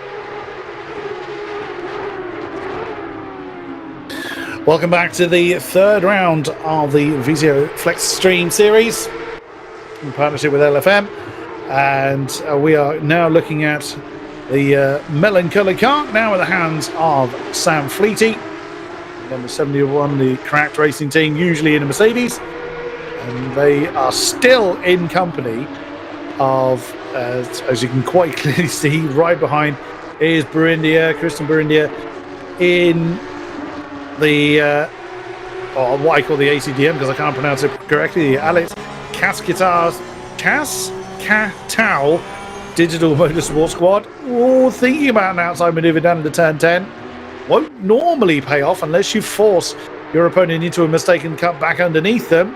For 11, now 12, and Sam Fleety positioning the melon in exactly the position he needs to be. Then right ahead, you can see the full boost racing car, the 467, in the hands of Marcin Wyszynski. Again, apologies if I'm getting that incorrect. Polish driver. Wyszynski, Wyszynski is about right. Yeah. Then ahead is Alan Drake Cruz, who's not long taken over the JMX Phantom number 10, who has found a playmate in the number 30 car, the Alpha Synsport entry, currently in the hands of Timothy Blamga. So the first hour, or now hour and a quarter, has been tremendously action-packed, and Miato somehow has... you say he had dev tyres on, maybe he's got a few more horses, a few less weight, whatever it is, whatever he's done, or whatever the team has done, because he cannot pilot the car alone. That is against the rules. You must have a driver change through the course of the race. He's absolutely untouchable. So true. Yeah, no, it has been absolutely incredible so far in this one, and not unexpected given the pace of Miato at times at Monza. He was certainly, memory serves me correctly at least, I don't want to discredit anyone, but I feel like he was the quickest driver in the 73 last time. The question will be how things go when the baton is eventually passed over, but certainly it was a strong team as a whole as well as just that one individual. But yeah, no, I think if you'd asked me this morning which car I thought would be on pole, which car would streak away, I'm not sure the 73 would have been the first one to leave my mouth, but they've done very well indeed. See, my childish brain would have not been able to resist saying a Porsche. I would not have been able to resist saying that. But yeah, very true. You wouldn't have naturally thought the 73, again, no discredit, exactly as you say. No disrespect meant, but it wouldn't have necessarily been, first on the list. Now, Felipe Moreira, one of the cars that probably would have been first on the list. VRM Racing, of course, we saw them into a spin before they even got to turn 3 on lap 1. Now trying to get up into 12th position, the 449 car. The car being challenged, so Vidnovic under quite a bit of pressure in that 449 that Luca Weininger was struggling along with in the first hour of this race. We've also got a new driver just behind in the 77 machine, so Tim Roll has taken over that 77 car, the light speed machine that was a BMW last month and took the win at Monza. And running in 5th place in the standings, coming into this one, but very deep into the corner there went Vidnovic, and that could be the opportunity needed for Moreira. Not quite close enough for a move anywhere here, but certainly stating intent and a good run here through Campsat could open up an opportunity at turn 10. Oh, the Portuguese driver, I think, had to take avoiding action there, because wow, did that VRM car get lively in the middle of turn 5, but does manage to keep it going. It's like he went a little bit deeper than Vidnovic did into turn 10. Whoa! Rule finding the limits of the right foot there, but keeping it under control. Again, the VRM car sliding a little bit. Maybe the setup not quite to Felipe Moreira's liking. Such is the nature of multi-driver endurance races. The car cannot be set up to one driver's. Well, you can do it that way, but it's not ideal for the rest of the squad. Now, is Moreira going to be able to make a move? Slipstream will start kicking in now. Over to a defensive posture. Does Vidovic go? No, he sticks to the racing line. It's going to be a big braking move from Felipe Moreira. Can he get it done? Oh! I mean, he went deep into turn one. I mean, you could say that was a robust, but it was a fair move. I think that was Vidovic that just did not quite anticipate the move being done that robustly. Maybe tap the back of the 449 car, the 77 car. But either way, that's 13th now in 12th in Moreira's favour. It was a difficult situation because Moreira, I think he was so heavy on the left foot there trying to get the car stopped that he ended up kind of shedding speed beyond what he intended, ended up slow on the apex, and well, the end result is what we saw, and yeah, that was a heavy hit. Sadly, so I think we have lost the number 16, the Digital Racing Squad car that Descalescu started in. Oh dear! That's trouble for oh no, that's within the top 10 that Wyszynski was, the full boots racing number 467. Yeah, well, you can see in the tower, there was 8th. Yeah, it was in the fringes of the top 10. The first stint, of course, was Sivek at the wheel. We saw it kind of fighting around the 11th, 12th place mark. But yeah, Wyszynski ended up into the top 10 post-pit stop cycle, and seemingly that's all gone away now. And the fact that it was pointing where it was and just how far away from the circuit it was, whether he fell or whether he pushed will remain a mystery, but certainly that looked like it wasn't a small matter, not a small incident at all down at T10. No, but who else was involved in it was going to be the next question. But there was somebody there, but I didn't quite see who it was that was involved in that. I think Rule and Vidnovic are continuing their squad on the background of the shot there. But they're both blue and black, so I'm not sure which one is winning that one. But you can see Wyszynski now being hustled hard by the Portuguese driver, and Moreira got out of the throttle. You saw that he had the momentum coming through turn 3, but had no space to use it. Oh, and again, it does look like that Felipe Moreira has the pace advantage over Marcin Wyszynski, but nowhere to use it. He's got the horses ready to gallop, but nowhere to go.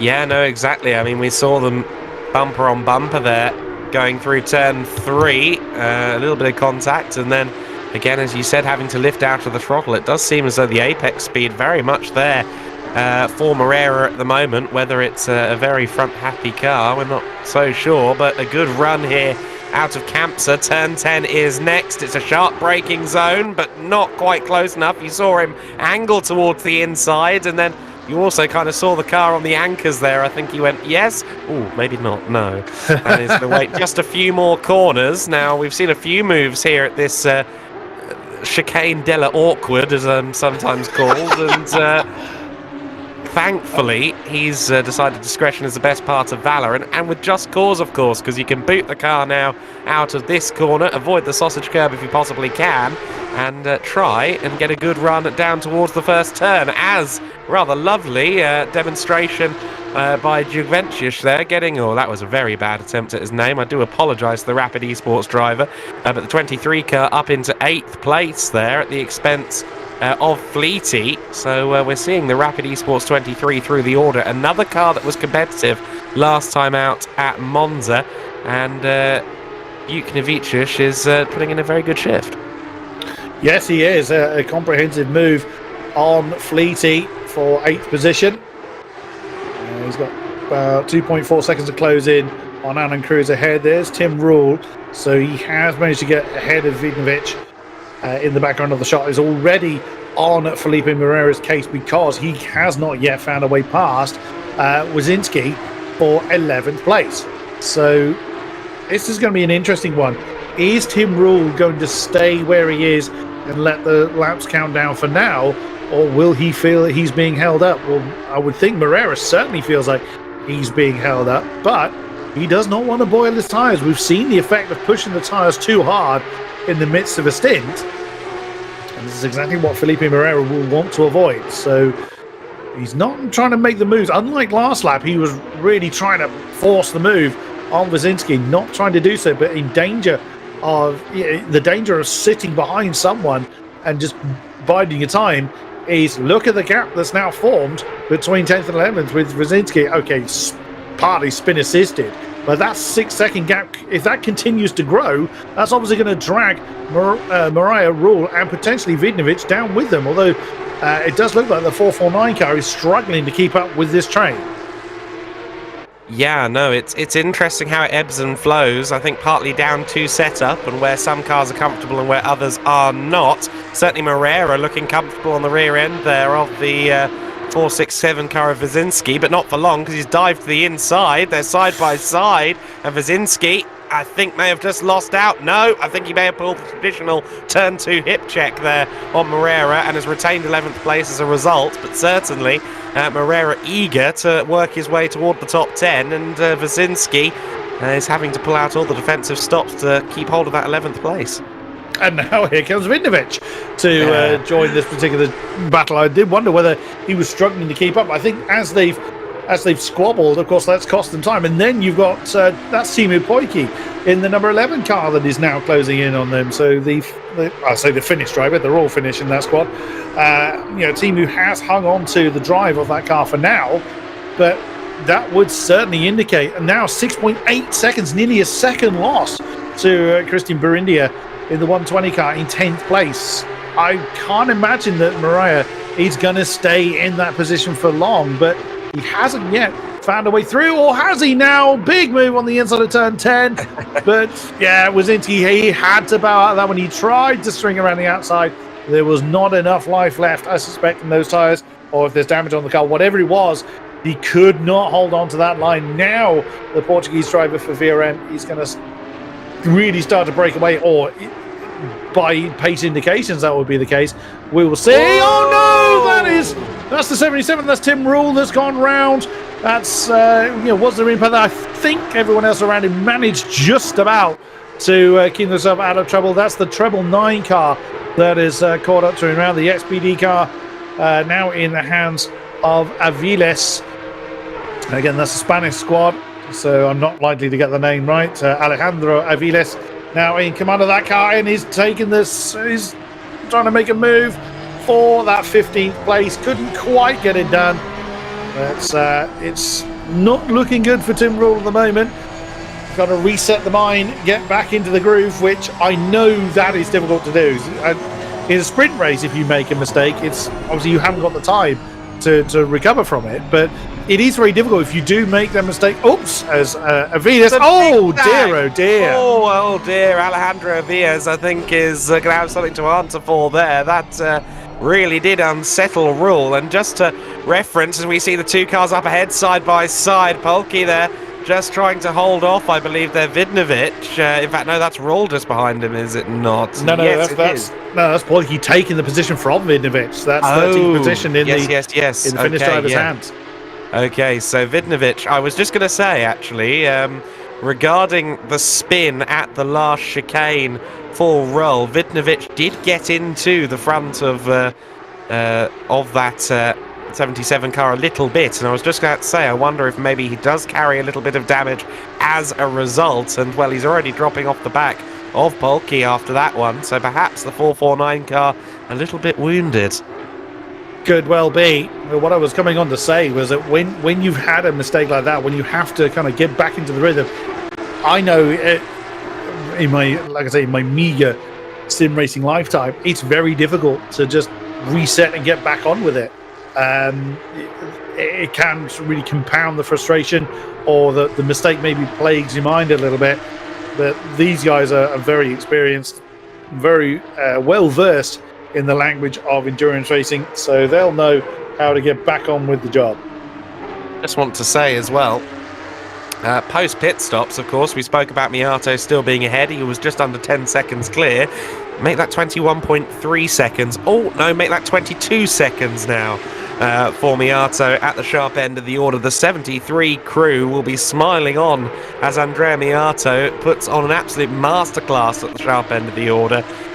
What an advantage he has over the pack right now. Absolutely incredible. There really is no other word for it at the moment. But on they go. Tadas Jugnavikas trying to get Move done on Alan Drake Kurtz, who in turn is still pressuring that number 30 car of Timothy Flamjet. Flamjet again, not 100% sure how that is pronounced. But right behind them is, of course, Sam Fleety. I think Sam may well just, as he was kind of beaten fair and square on pace, may just kind of take whatever opportunities present itself, whereas certainly Kurtz has not really just sat there. Again, neither did Russell Reyes, who was out of that car. They were very keen to prove their pace. But Juknevikas, is he going to try? No, he doesn't go for the move. He was getting a little bit fidgety behind the number 10 car. I did wonder if he was going to try and position for a move, but it would have been a bit of a dive from that far back. It's not particularly far, but again, in single spec terms, you've got no inherent car differences, so it's not like your car's going to be better on the brakes because you're in a BMW and the guy is in a different car or anything like that. Side by side, Vinovic could not keep the Spaniard behind.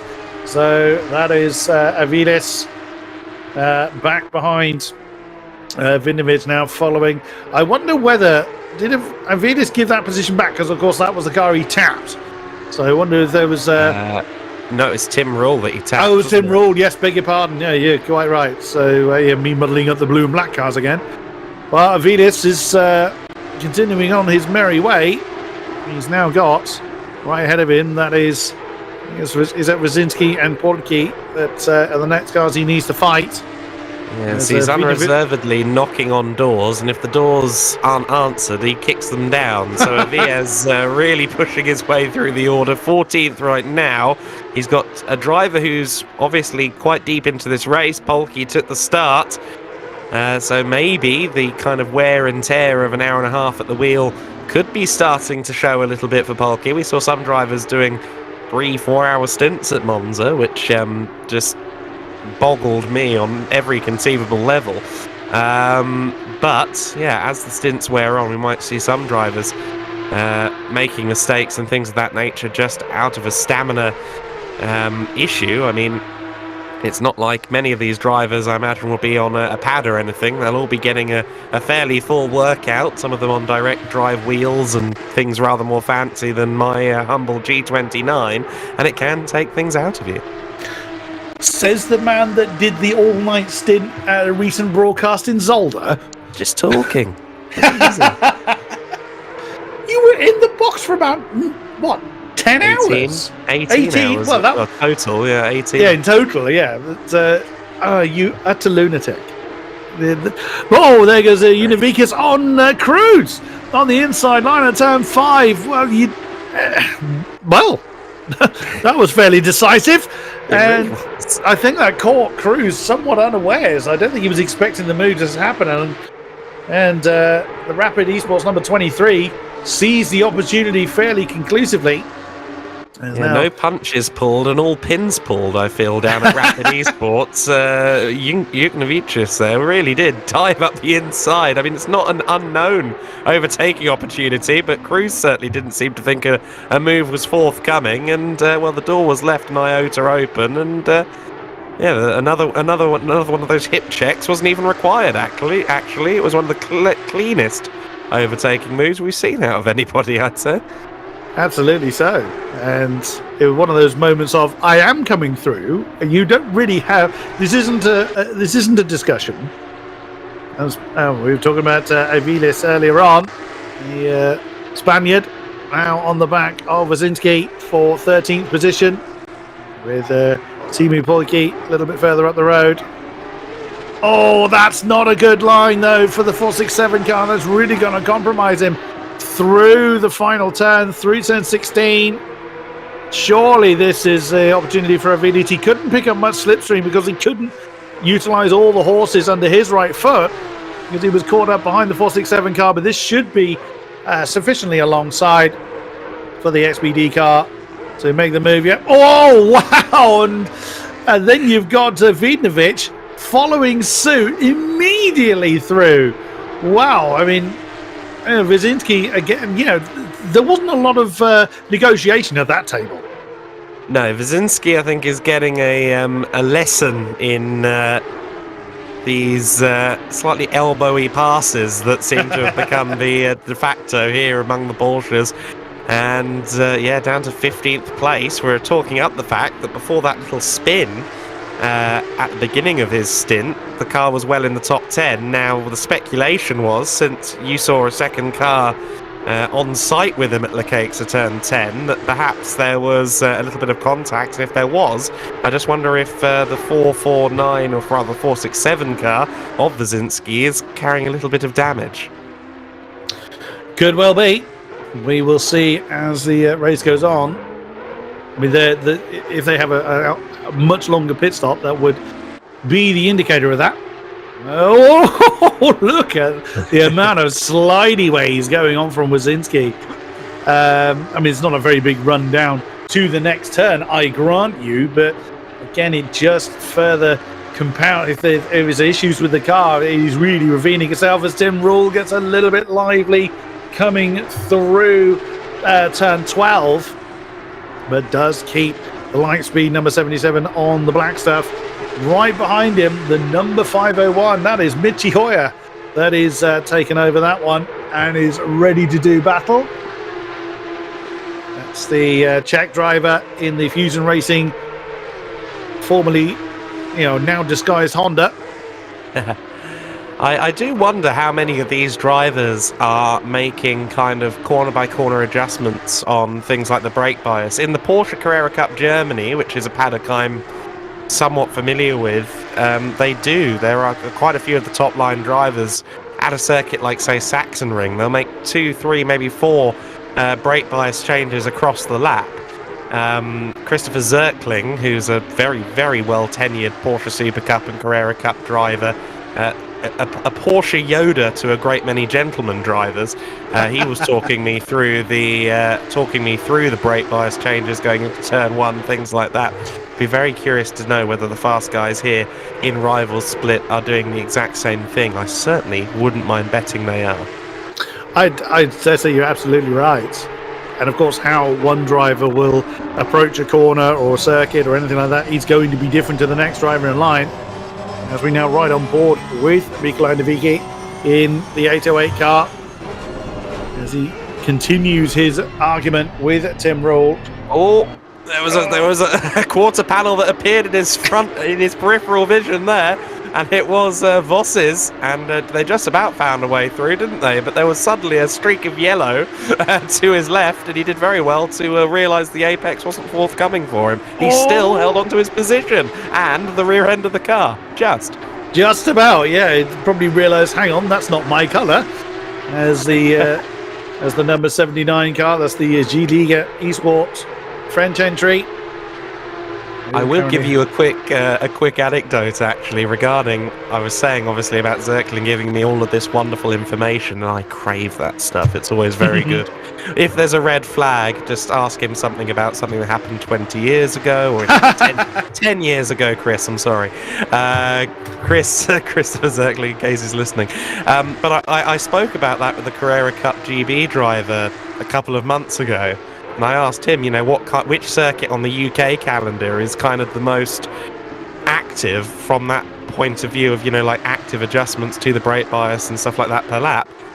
And I won't mention his name for this reason. And the reason is that he stared at me like a deer in the headlights and went, brake bias adjustments during the lap? And I go, yeah. And he goes, I don't do that. So there are some of them do and some of them don't. So it is a fine art, and one that you really do need quite a high level of, not mechanical sympathy, but mechanical knowledge and kind of, an awareness of what an adjustment does to the car. And not everyone has that, particularly in the heat of the moment. So it is a very specialised skill. If you're one of the select few that can do that on a sim effectively, then well played to you. Yeah, 100%. And I am very, very firmly in the category of those that can't. That's why I can do the talky bit, not so hot on the drivey bit. I will defend myself a little bit and say that a majority of my sim racing, and I know people will go, that's not sim racing when I mention the title, but I've spent a lot of time on Gran Turismo over the years, and brake bias is in a sub-menu. So getting to that sub-menu on a straight before a corner, especially if you're side by side with somebody, is probably not even worth trying. Not a GT player, so I can't comment on that. My sim racing lifetime started in Project Cars 1. Oh, back in 2016. May 2016 was where I started my commentary career. Yes, very big fan of PC1. Very big fan of PC2, which is where my GT3 commentary antics continued. Well, primarily GT3. I did do some endurance stuff, although which PC2 was not built for at all. We won't talk about PC3. I'm more known in F1 esports circles. It's where certainly the main basis of my experience comes from before I entered the world of circuit racing 2 years ago, which I very much love and hope to continue. But it's funny you mention the individuals that you can mention a year to, and they can give you all kinds of particular statistics. Have you had the pleasure of working with one Marcus Dave Goddard? Oh no, Marcus Pye. Yeah. Okay. Dave Goddard, yes, as well. But Marcus Pye, if you've ever worked with him, if you give him certainly, I think 60s, 70s, 80s are his particular flavour. And you mentioned, give him the name Percy Sludge Bucket, and he can tell you this, that, and the other of this result in this car or this track and this corner and what have you. Tell me about the 1977 Alton Park Gold Cup, Marcus. He'll be off. That he will. He's awesome for that kind of thing. I've had the great pleasure of working with Marcus, as I will actually twice this year. Oh, Hoya! Oh, dear. That was just a bit of a step there. It's Martin Hoya, not Mitchie Hoya, beg your pardon. Oh, my days. That's getting very uncomfortable.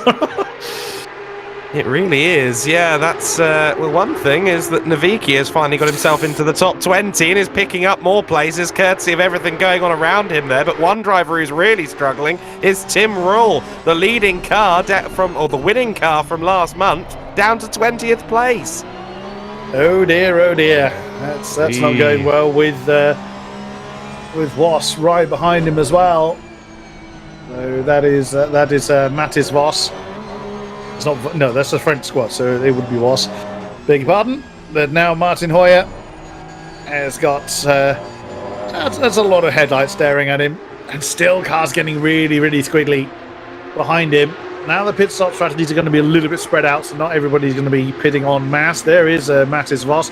And we've got the reformation of another honking great big train, as that's the SSRI car, Simon Wilkes, getting uncomfortable in the 74 car on the exit of turn 10. So how many cars are in this one? 1, 2, 3, 4, 5, 6 cars. With 158 car not that far behind. That is Christian Pastori, the Italian driver. Not too far behind. So, yeah, here we are, nearly 2 hours down, still with mighty great trades. Again, you gotta love it. Single spec racing. This is exactly what you get. Fantastic stuff. Yeah, absolutely. And what we are seeing, I think, is certain drivers hopping in the car and going, "Oh, this setup's interesting." And we get that a lot, obviously, in GT racing in general. I mean, I've had it asked to me before by people who are maybe not as deep into GT racing as they are single seaters. A lot of gentleman drivers will obviously hire a pro to work alongside them in a championship. And I mean, I won't put a specific name out there, but you've got to end up with like a 38-year-old who's been racing GT cars for 20 years. Put in place whoever you wish to that matches that CV. It's like, well, why do you opt for them over, say, I don't know, a white-hot 19-year-old who just doesn't have the budget after a couple of years in Formula 3 or something like that? The answer is, firstly, GT racing experience, but secondly, the skill set of getting a car to be not just quick, but balanced enough that a gentleman can drive it is very hard work, as we see there. Oh my God! Nice dive up the inside. Oh! A lot happened all at once there. It looked to me like there might have been some lag between a few of the cars there, but the one that's come up shortest is Marcin Wazinski there, and another moment for Full Boost Racing, a car that's now down outside the top 20, having been in the top 10 at the beginning of this stint. Wazinski really has been bullied in this stint, hasn't he? I think that was lag orientated. I saw some lag moments from Wazinski earlier on. That 467 car in Martin's hands has been a little bit unpredictable, I think it's fair to say. So some of the issues that he's had have no doubt been certainly exasperated by that issue. But sadly, that has caused a big spin. Right behind, you've got Pistorian and Ross having an argument. There's Italy versus France, arguing for 20th. And they've really taken their argument off track. Well, that's going to help. That's certainly going to help those right behind. Oh my goodness me! What else is going to go wrong for Paul Wazinski? Yeah, that's the $1 million question for everyone down in the 467 crew right now, I'm sure. Tim Rule not doing much better, unfortunately, for Lightspeed, but they haven't really looked on form at any point today. They qualified 16th. They knocked on the door of the top. Oh no! Oh dear, Jason McGregor for Hybrid Academy, and the way that car's jolting around makes me think they might be having some slight connectivity issues, but that looked like a spin for McGregor. Whether assisted or not, we're not sure, but the 58 car back underway and losing time and position. Of course, that's the car that we saw in a spin in the first stint as well in the hands of its first custodian, and things haven't got much better since. Yeah, Ryan Ottens was the driver that struggled with that one. That's the South African squad, Hybrid Academy, usually in an Aston Martin. They are not adapting to... Well, things haven't gone well with the transition to the Porsche Super Cup car. So we jump back to... Well, this small snake is well, it was a pretty big snake earlier on. Is now diversified a little bit. Again, just watching Tim Rule coming through that 14-15 chicane. The car is all over the place, or it looked it on that particular occasion, whether that was the line he took or whether that's been the part of the issue he's had. that car is just not settled. It doesn't seem very planted whatsoever. Again, this could be struggling to adapt between the GT3 and Super Cup machinery. Yeah, definitely could be. And it is a very different car from the M4 GT3, of course. These cars, the 992s, they are naturally aspirated, 4-litre screamy engine. We've referred to the noise of this thing on several occasions, and trackside at somewhere like Lausitz, where it's got plenty of grandstand to echo against, it's a bit ear-splitting, but it is a good time. And yeah, it's a very different machine. Obviously, rear engine as opposed to front engine in the case of the Lightspeed BMW that won at Monza. And rear-engine cars, it's a very specific skill set. Whether you're on the sim, whether you're in real life, there's a reason that someone like a Nick Tandy, Richard Leitz, Richard Westbrook, the late Sean Edwards, these people were all Porsche specialists. And yeah, you do end up with these people who become career Porsche drivers, and that isn't because the Porsche driver pension is exceptionally good. It's because the cars are very specific and require a very deft touch that not everybody has, and that crosses over to the sim as well. Yeah, 100%. Starting to see some more pit stops going on. McGregor has brought that car, having had that argument with the wall, as is now in. Also the 991 car.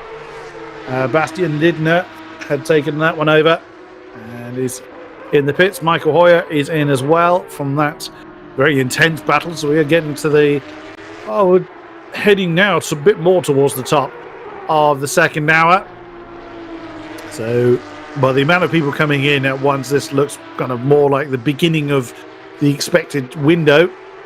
The number 69 car, that's the Limitless squad. Toby Lang in as well. There is Tim Rule, still in arguments with someone, and it is still Naviki in the 808 car.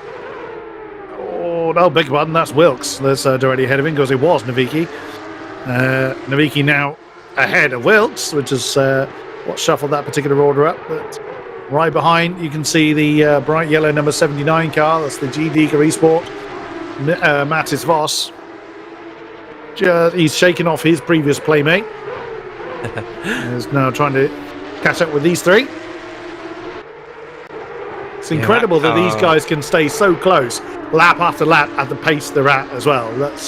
That's another skill that can't be underestimated. Just look at the amount of battling we've had in the near 2 hours of this race so far. And when you've been in the cockpit for an extended period of time, to maintain that without impact is very, very difficult to do. And we've seen a few times where that hasn't been the case. Well, I mean, anyone who's familiar with kind of, the public online races, I don't mean like a dodgy open lobby on Gran Turismo, whether it's the competitive, weekly races on something like iRacing or the equivalents in ACC, whatever it may be, being in the top split, having a good enough qualifying time to be up at the sharp end, isn't necessarily an indicator of spatial awareness and racecraft. To be able to run so close, lap on lap on lap on lap. Yes, it's an indicator that they're all much of a muchness on pace, but it's also an indicator that they're three well-seasoned or at least very careful-minded, I suppose, drivers. They are able to run that close together without a horrible incident. At least I hope that's the case. Otherwise, definitely commentators curse them. Whoa, that was a big moment there for Burindia. Yeah. He's been in the car quite a while now. There's Christian Burindia. He was there at the beginning. Of course, Moreira, he's fresher, isn't he? Because he didn't take the start in the 349 VRM racing machine. But the 349 car does persist on. Back into the top 10 now, but I think that is courtesy of the pit cycle. Of course, 4 hours, 12 minutes to go was about the time we expected to see the pits start to get busy, because it was about 54 minutes into the race when we saw the first stops happen. So again, it is this interesting split between those who are maybe going to try for 5 stops across the race and those who are going to have to do 6 or maybe even more, and that could pay dividends by the end. Very, very true indeed. Just looked at the tower and just spotted what the lead gap is. Nearly 35 seconds. Oh, that the number 73 car has to himself, as we now switch to a somewhat closer gap between the Rolling Goats car, currently or still in the hands of Bryce Mingay. He's now chasing the side-by-side formerly Audi that Verskan Vidnovic currently has. Gap now between his previous playmate Aviles, now 11 seconds. So I think the 449 car might be aching to get to the pits lane fairly soon, either for a driver change or for a tyre change, either or both perhaps. But we will see. It's been an unfortunate race for the 449 car. We saw Luca Vinegar really start very well, but fall quite dramatically through the field, and then Verskan took over. And again, we're sort of starting to see that car really drop off towards the end of its stint, maybe more so than some of the competitors. So a bit tyre hungry, perhaps, that one. Yeah, maybe so. Maybe they've got a bit too much camber one way or other on the rear or something like that, and it's creating uneven wear on the tyre. Something like that could be the case. And it does seem they're struggling one way or the other. And Bryce Mingway, for the Rolling Goat team, he'll be happy to slowly but surely be working his way towards the top dozen there or thereabouts. As Simon Wilkes there, a bit more Guy Wilkes, those of you who know the 2000s WRC community. But Simon Wilkes there with a bit of a sideways moment. That looked to me like an unforced error to me, rather than one that was assisted. But nonetheless, a few positions dropped there. Yeah, did he slide or was he pushed? Not entirely certain. No, speaking of Vidnovic, he is in. Dean Vella has been in for a while, I think, was 25th place 35 car. The Geeks Energy Sim Racing car. Sheldon Muscat started that one, so that one may be in a bit of trouble. Just as I mentioned it, they just left the pit lane, so so maybe I just caught them towards the end of their stint. But Simon Wilkes didn't quite see how that's been started, but yeah, the initial suspicion would be that was an unforced error. Now Mathis Voss in the G-Liga Esport Elite car trying to get one over Tim Rule. Well, that's Germany versus France. I am not expanding on that any further. That particular analogy. Right ahead of them is Minga and Naviki. So, big button. No, it isn't. There's a car out of position ahead of them. One of them is Naviki. Yeah, so lap traffic is becoming a factor, and Mathis Voss there is, well, he's discovering that if you try and turn into a corner with wheels on the grass, it doesn't go very well. And we did see this car, the G-League Esports machine, have a few dramas at Monza over the course of the 9 hours, it must be said. If we saw it on screen, it tended to be because it was causing excitement. And, yeah, it's been a fairly clean run thus far, but certainly it looks like the end of stint blues are starting to affect Mathis Voss a little bit. Again, tyres probably well on their way out. 991 car back on track. It's had a driver change again. Oh no, beg your pardon, that's its first driver change. I think it was Bastian Lindner has handed that one over to countryman Matthias Velg.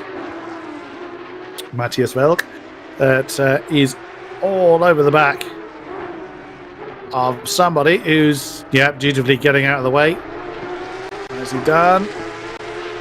So now Matthias can start to get into his own rhythm. Of course, having jumped into the car since it started, it'll feel very, very different to what they've probably practiced. No doubt practicing it on empty tanks, or certainly in a less crowded environment. But you've still got to remind yourself, haven't you? Even if you're very, very well versed in the language of Porsche, or your particular Porsche, you still have to kind of get in and tune your brain into how the car is actually going to behave. You may have well done hundreds and hundreds of practice hours, and these guys no doubt have, but you still have to kind of remind yourself on how it's going to go. Yeah, of course. I mean, you see it in the pit stops at something like Spa 24 Hours. You know, the drivers lean in for a chat, not to just say, I'll put the coffee on for you at the end of your stint or whatever. It's very much kind of, well, the car's started doing this, and sometimes I'm now discovering it does that. It's very much a living and breathing thing over the course of an endurance race. A race car, its characteristics change, and often if it's a small fix, then wait for later on. And not waiting for later on is Marcel Chico, who decides, I'm having that position, thank you, but then immediately suffers a bit of the sideways. And well, regardless of that, there was nothing the driver of the 158, Christian Pastore, really could do about that. Marcel Chico, despite the little sideways moment, moves up into 17th place, and the door was left rather wide open for him. I'd say that was a position under limited contest. The Italian had very little answer to the Spaniard coming through on that occasion, as we switch back to the number 79 car in his pursuit of Tim Rule, who in turn is pursuing Simon Wilkes. So that is a argument for 14th place. And we're still seeing plenty of occasions where the cars are just getting very squiggly. Oh dear, Felipe Moreira losing traction at a bit of a crucial moment there, just coming through turn 8. The car wanting to do a bit of lawnmower, and again getting uncomfortable through 9. Oh, he's really hustling hard for 6th. For India defending the line, staying off the racing line, keeping the defensive posture. And again, the VRN number 349 getting very, very uncomfortable. There's the Finnish driver of Teemu Poike right behind in the number 11 car, the Griffiths squad. It's had a fairly unassuming start. Finding yourselves, in decent top 10 spot, and in comes Moreira. So the Portuguese driver having enough of those tyres. And a stop then for the 349 car. We can see Shatska is in as well in the formerly second position, number 47 car. He's not going to change hands. We'll keep an eye on that. And Miata is continuing to ignore everybody in the field.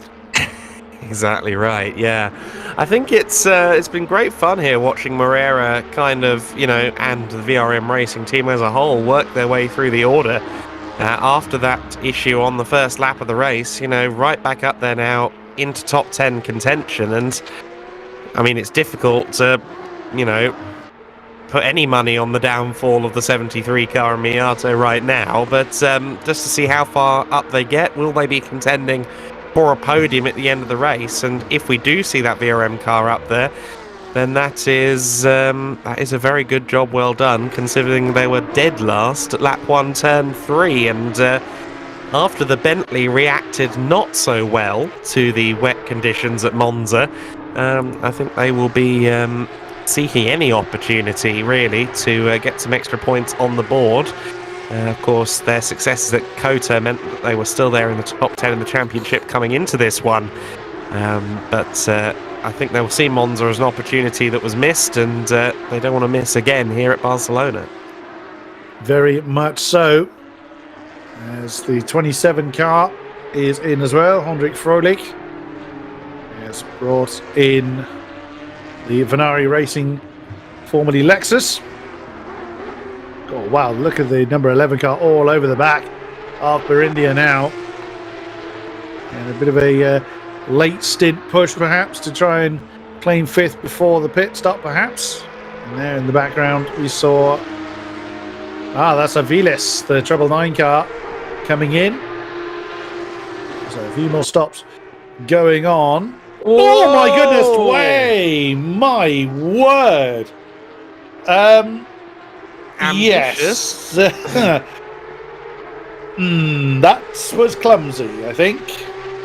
Little bit, yeah. No, that was a rather heavier hammer blow than required there, and that might be looked at. But Timo Polke there into 4th place at the expense of who was it they ended up tagging? Was that Berindia that he hit? Berindia, okay, yeah. So, I mean, he has gotten through eventually, but that definitely was not a clean manoeuvre, was it? That was no.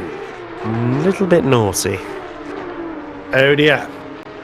Well, either way, he's continuing, but I would think that by the fact that we're at the top of the second now, that car's probably going to be in fairly soon. The cracked racing car has changed hands again. Samir Smogi now in command of the number 71, as he is on the back of the 69 car. That's the Limitless squad. Toby Lang still in command of that one. Samir found himself leading the race several times at Monza. We kind of had a split field in the first 3 or 4 hours of the race because there was light rain in the second half of the first hour. Some dived in for wet tyres and others persisted on the dries until the end of the stint because it was just kind of in that middle greasy ground between wet and dry. And Samir was one of those drivers, or rather the cracked racing team was one of those squads that opted for an early stop. And so you had this kind of interesting thing, a field of 2 halves, and Samir Smogi would lead about 20 minutes of every hour until about hour 4. It was very compelling stuff that we had at Monza. Certainly we haven't seen any sign of turbulent weather conditions over the blue skies of Barcelona so far in this one, have we? And I'm sure those that did endure Monza and the unpredictable nature of that race will be hoping that they don't have to worry about the wet tyres at any point today. The rain in Spain doth stay away is the order of the moment, which exactly as you say, I would imagine most drivers are probably quite happy about. Some drivers do like driving in the rain. I wasn't too bad in the rain. It kind of gave me a chance to not be so far off the back of the base. So as Samir Smogi, he's hustling hard coming through the final turn. He's got the momentum over Toby Lang. I think that position is going to change hands fairly conclusively. Lang knows he can't really offer much defence at that point. Through into what is now 12th with pit stops going on goes Samir Smogi for cracked racing. 2 hours down, just under 4 to go. Let's have another word from our commercial sponsors.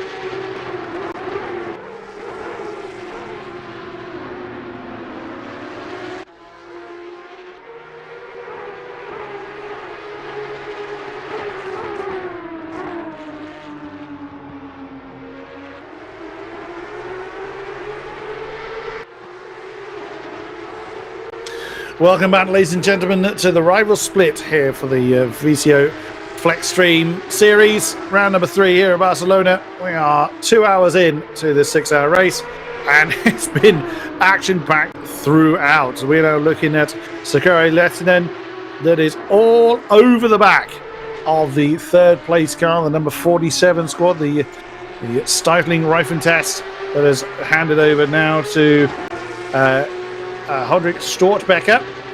And apologies for butchering of names. The lead car has finally changed hands.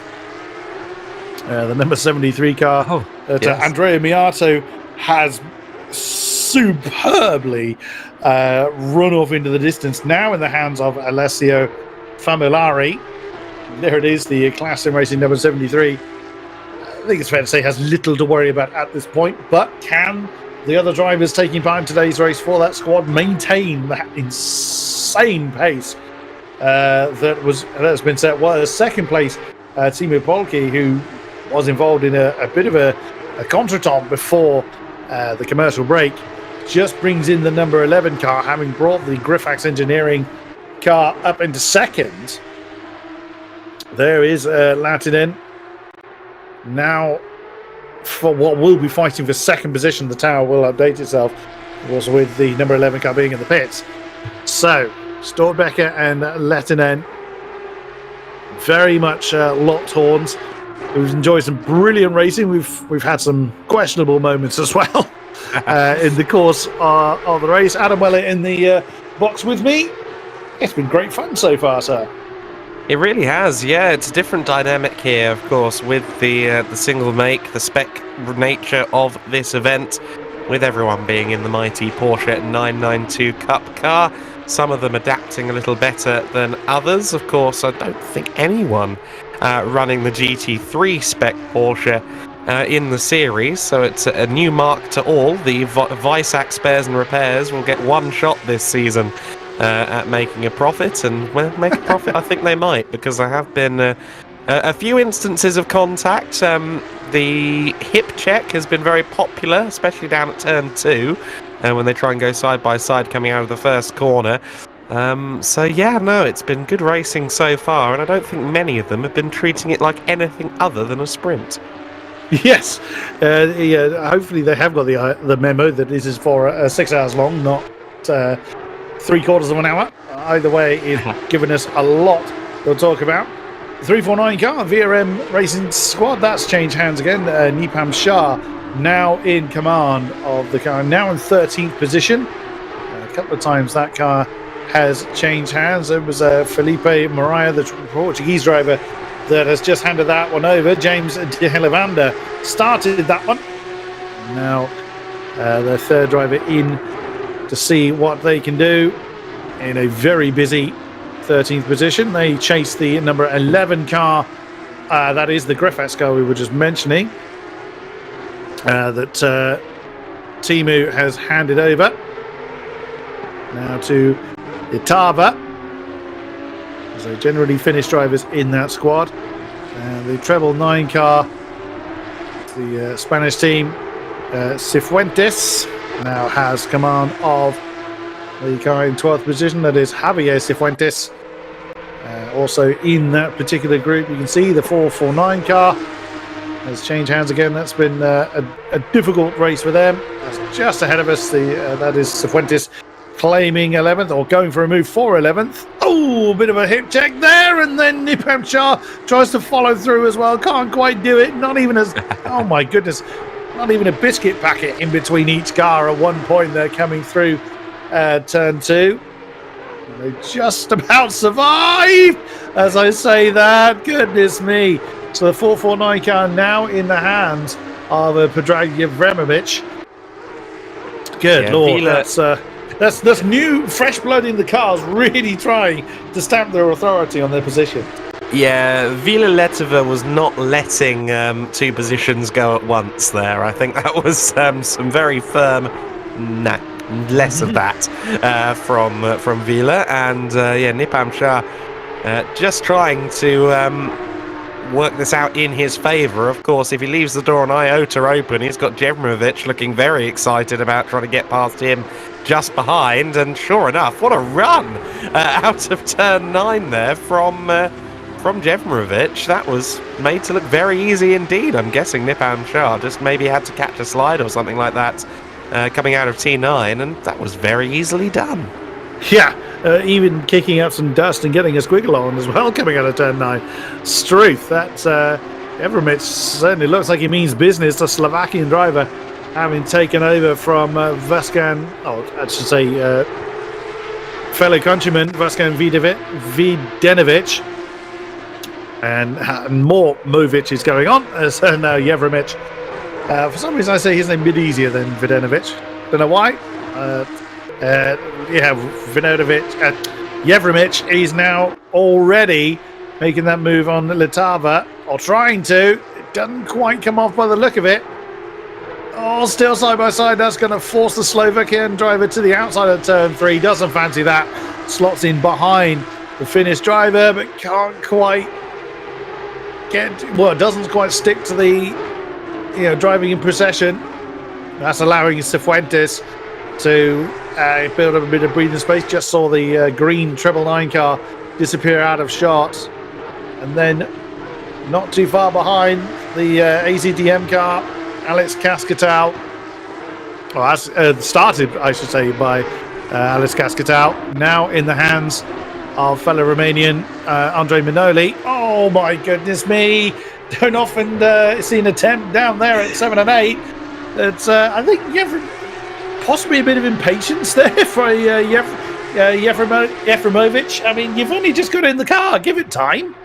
Jevmerovic doesn't believe in warming up the tyres. He believes in hopping in and going for it. We saw him push on quite heavily at Monza as well, so I'm not necessarily surprised to see that Predrag is pushing on quite as much as he is, and side-by-side Esports will be willing on their man. But again, we've already said it once, Letova seems to be one of those drivers that doesn't take a position swap easy at all, won't take any offensive move lying down. He has a counter for just about everything we've seen from Predrag Jevmerovic so far.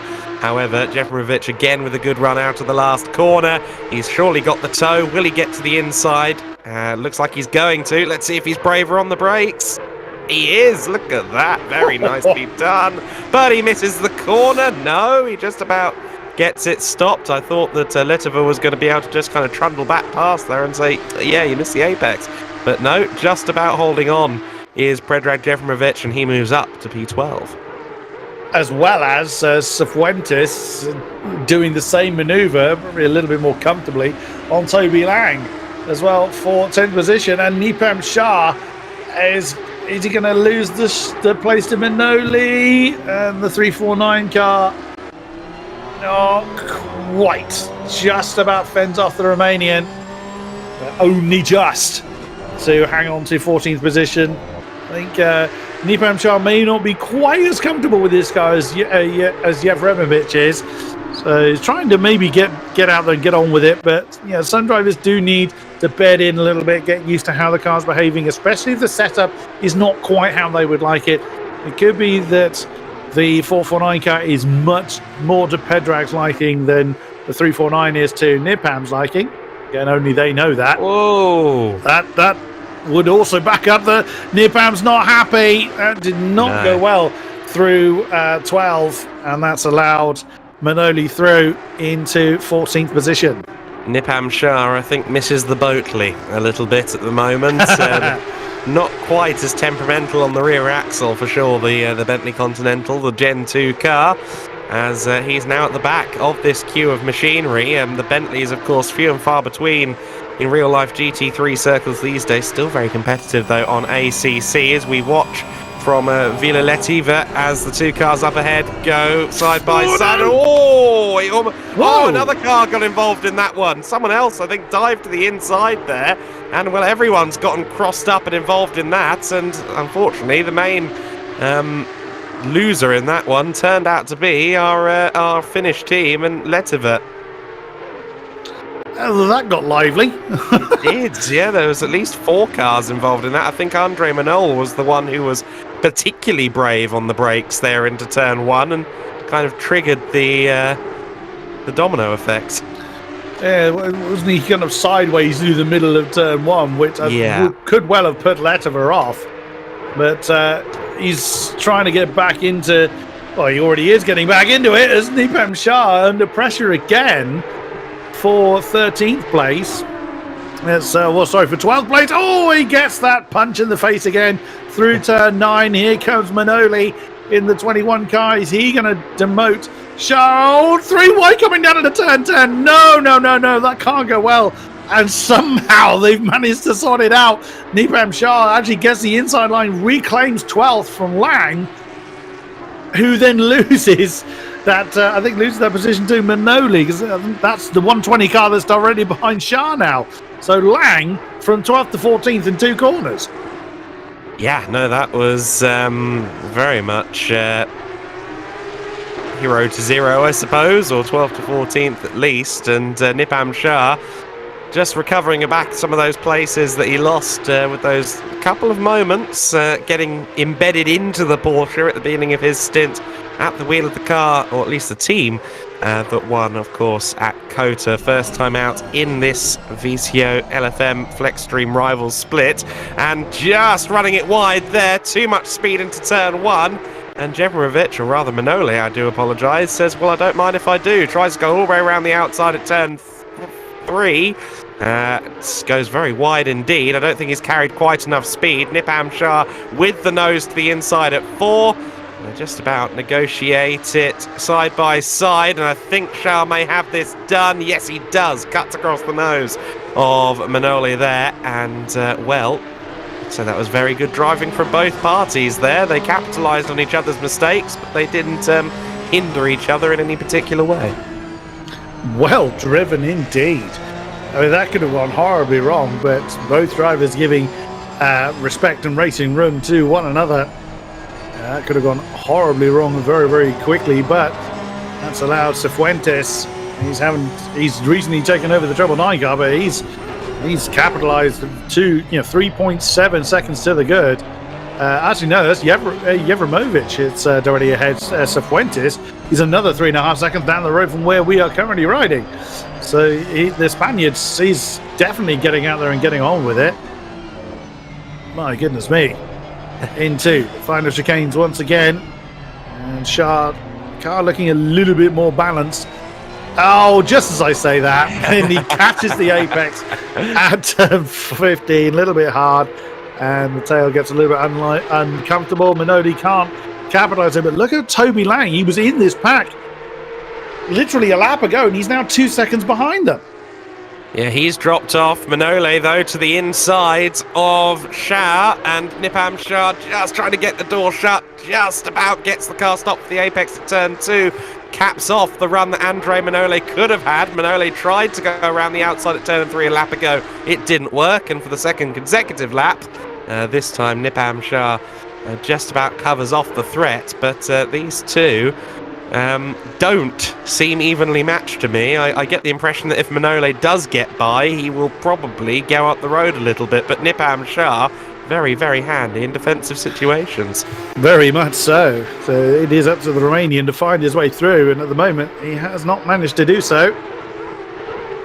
And he certainly seems poised to, but both drivers doing a brilliant job of demonstrating how it's done, which is easier done when there's only 2 of you. It's just punch and counter punch between 2 of you. It's, this dance is easier to maintain. When you've got 3, 4, 5 or any more in the train, it becomes a little bit more unpredictable, as Manoli again thinks about an inside maneuver that bails out on that one coming down into turn 10. It's, wow, so much pressure being applied, and again he wants to use the additional pace, gives Shah a bit of a boot on the backside, say come on, either get on with it or get out of the way. But Shah's not really doing anything wrong, he just doesn't quite have the pace of Manoli. Wow, I mean, Manoli's just compromised himself there. He's getting very, very frustrated. He was never going to make a move work into 14.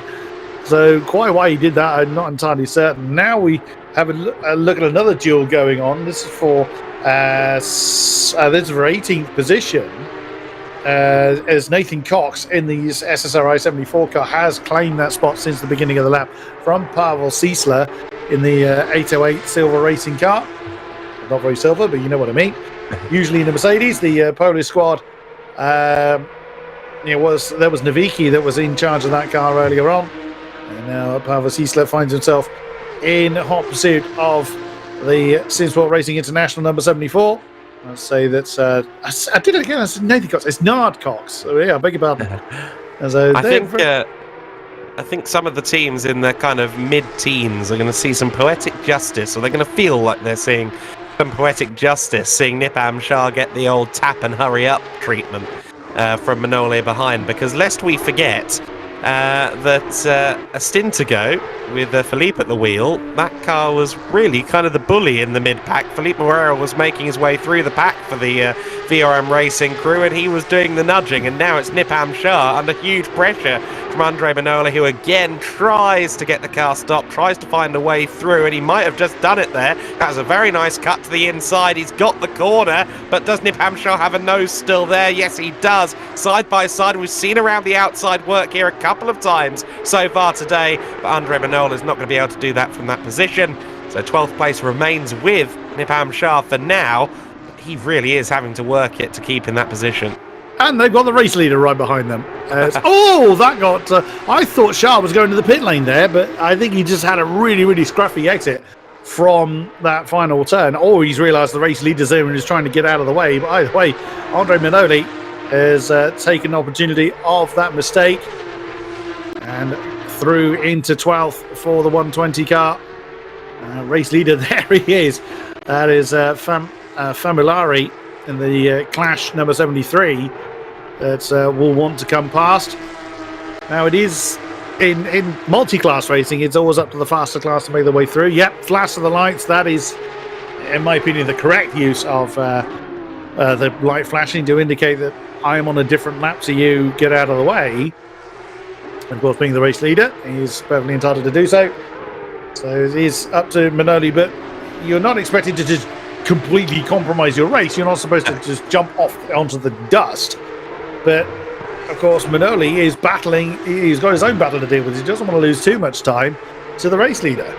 And of course, I mean, in a lot of racing, you see the straights are where the lapping is done, because there's disparity in pace between the cars and classes. No such luck here for the race leader. Everyone's got the same flat six engine at their disposal, so it's a lot harder to do the lapping. However, I think that down at the Manole 120 crew garage, I think they're all going to be rather happy at Alex Cascatel Digital Motorsport that that's over, because Nipam Shah and Manole seemed like they were on a collision course eventually, if Shah didn't finally yield, and well, yield he has now had to. And you just get the feeling that Manole is now going to drive up the road from him, as we watch Wes Hepburn here under a lot of pressure from the recovering, of course, Leteva in the 11 car. We saw that in a spin between turns 2 and 3 earlier on, and he's looking to get back towards that top 10 area.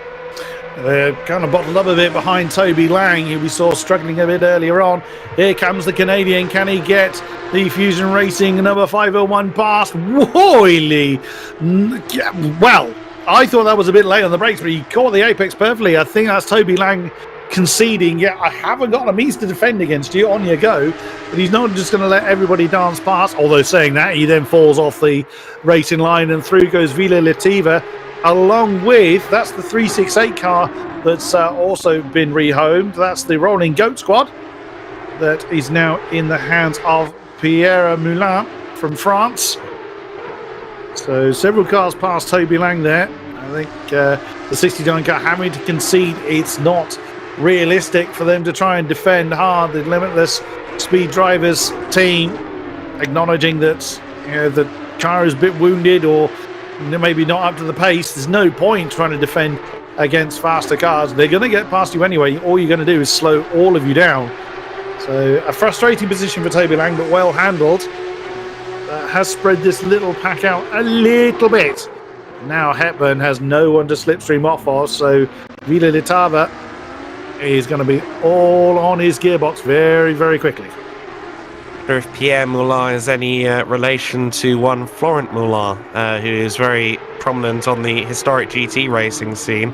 At one time, he had no less than 7 Dodge Viper GTSRs in the garage at the same time. He's now got a couple of Celine's Corvette GT1 cars all to his name.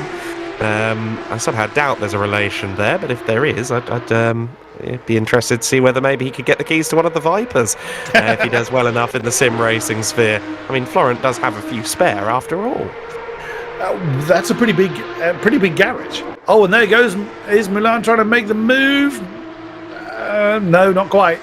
He showed himself, but realised he was too far back to make that one realistic and work.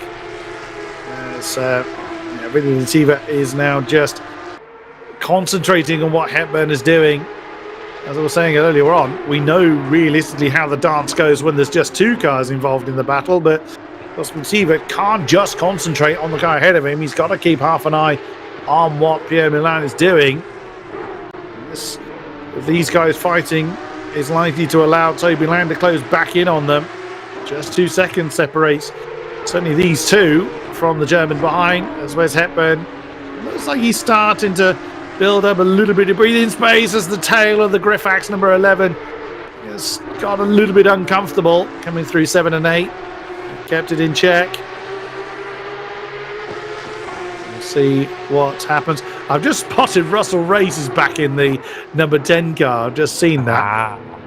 So the reason I've just spotted that is because he's claimed 7th from Matthias Feld. So I just saw that update on the tower. So the storming drive from Ray is set to continue for the number 10 car. He's got quite a gap to close in to Drogo Simeon, who's taken the 23 back over in the top 5.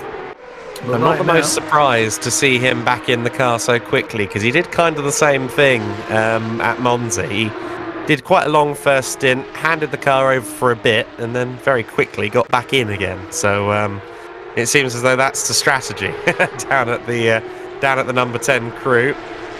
The Phantom machine. It feels a bit less fitting now that the car is goldfish orange, Finding Nemo colours. It was an all black NSX at Monza. It felt rather more befitting. As Andre Manol here just gets his way past Carpenter. Was that a move for position? I think it may have been. Yes, it was. That's for 11th place. Yes, that's Austin Carpenter. Couldn't quite hold on to the racing line coming through turn 3. And left the door somewhat open for Andre Minoli to come on through. Is that our race leader coming up behind? I think it is. I think it's the number 73 car finding more people to squeak past.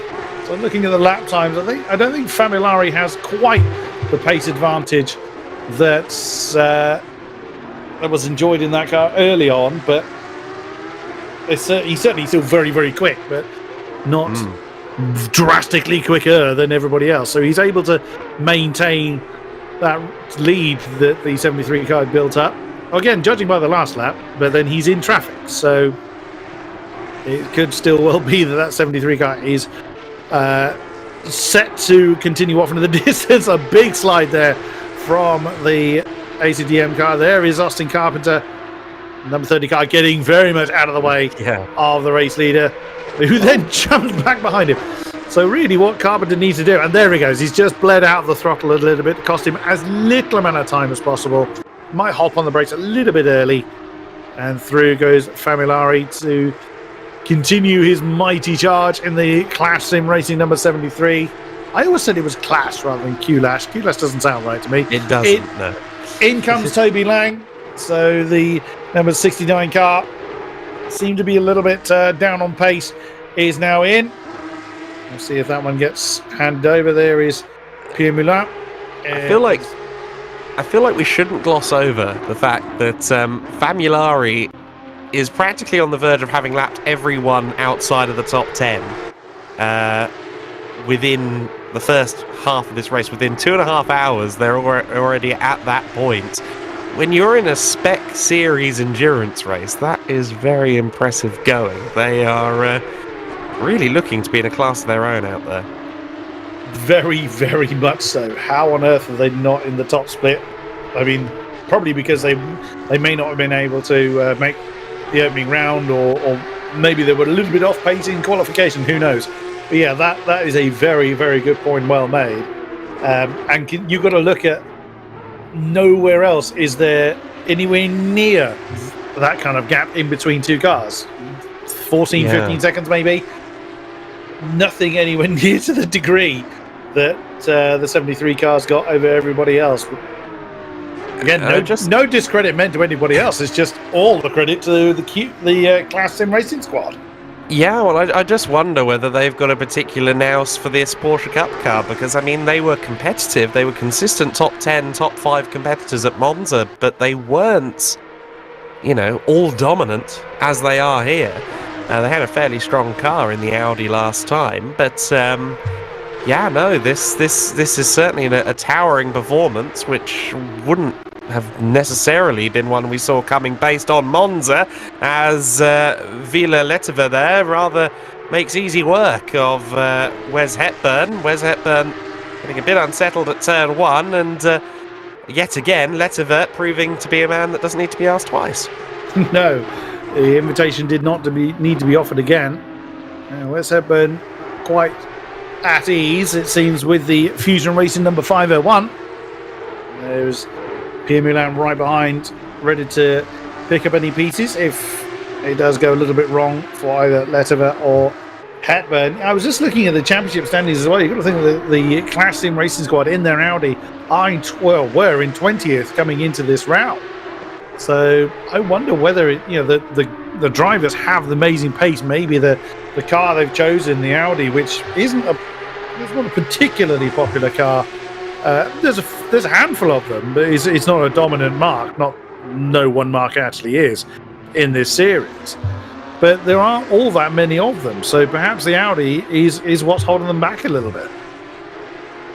There were a few Audis in the top 10 at Monza, certainly. So I think it's a fairly strong package.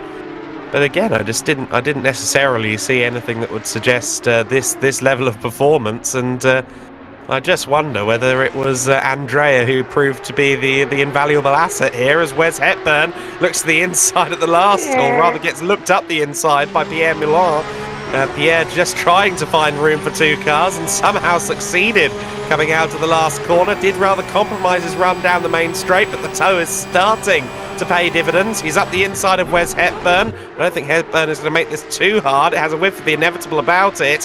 He did try and hold on around the outside, but Pierre Moulin made that one stick. Yeah, the Canadian got that final chicane all wrong, way too deep into turn 14. That just compromised him all the way through to turn 1. And the Frenchman decided to make him pay for that. And up into 15th goes the Rolling Goat 368 car. It's cost just under 2 seconds from the Finnish squad ahead of them. See if they're able to get back into their rhythm. Maybe close down that 8 seconds to Needham Shah in the 349 car. That's the VRM, formerly known as Bentley, who's in argument with the number 30 car, Austin Carpenter. Might be worth... sorry, go on. No, after you. I was just going to say, it might be worth saying as well, of course, in Formula 1 terms, especially with that chicane in place, that last corner is a complete non-factor. In these cars, I believe it warrants a slight lift, even with the chicane there just before. In GT3s, it is possible flat. Just. Emphasis on just.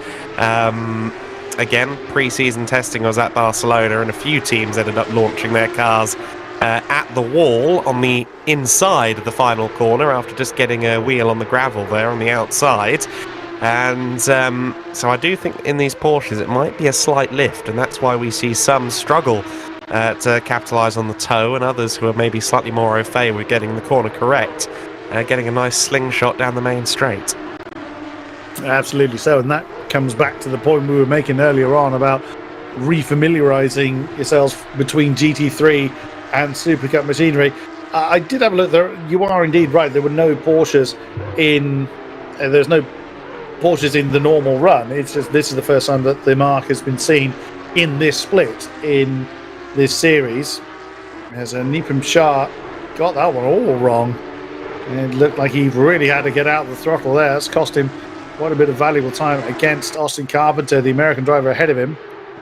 Nard Cox is in an argument with that is Jean Blanc who's taken over the 79 car. Again, that's the G Liga Esports team, the French team we saw in the hands of Mathis Wass earlier on.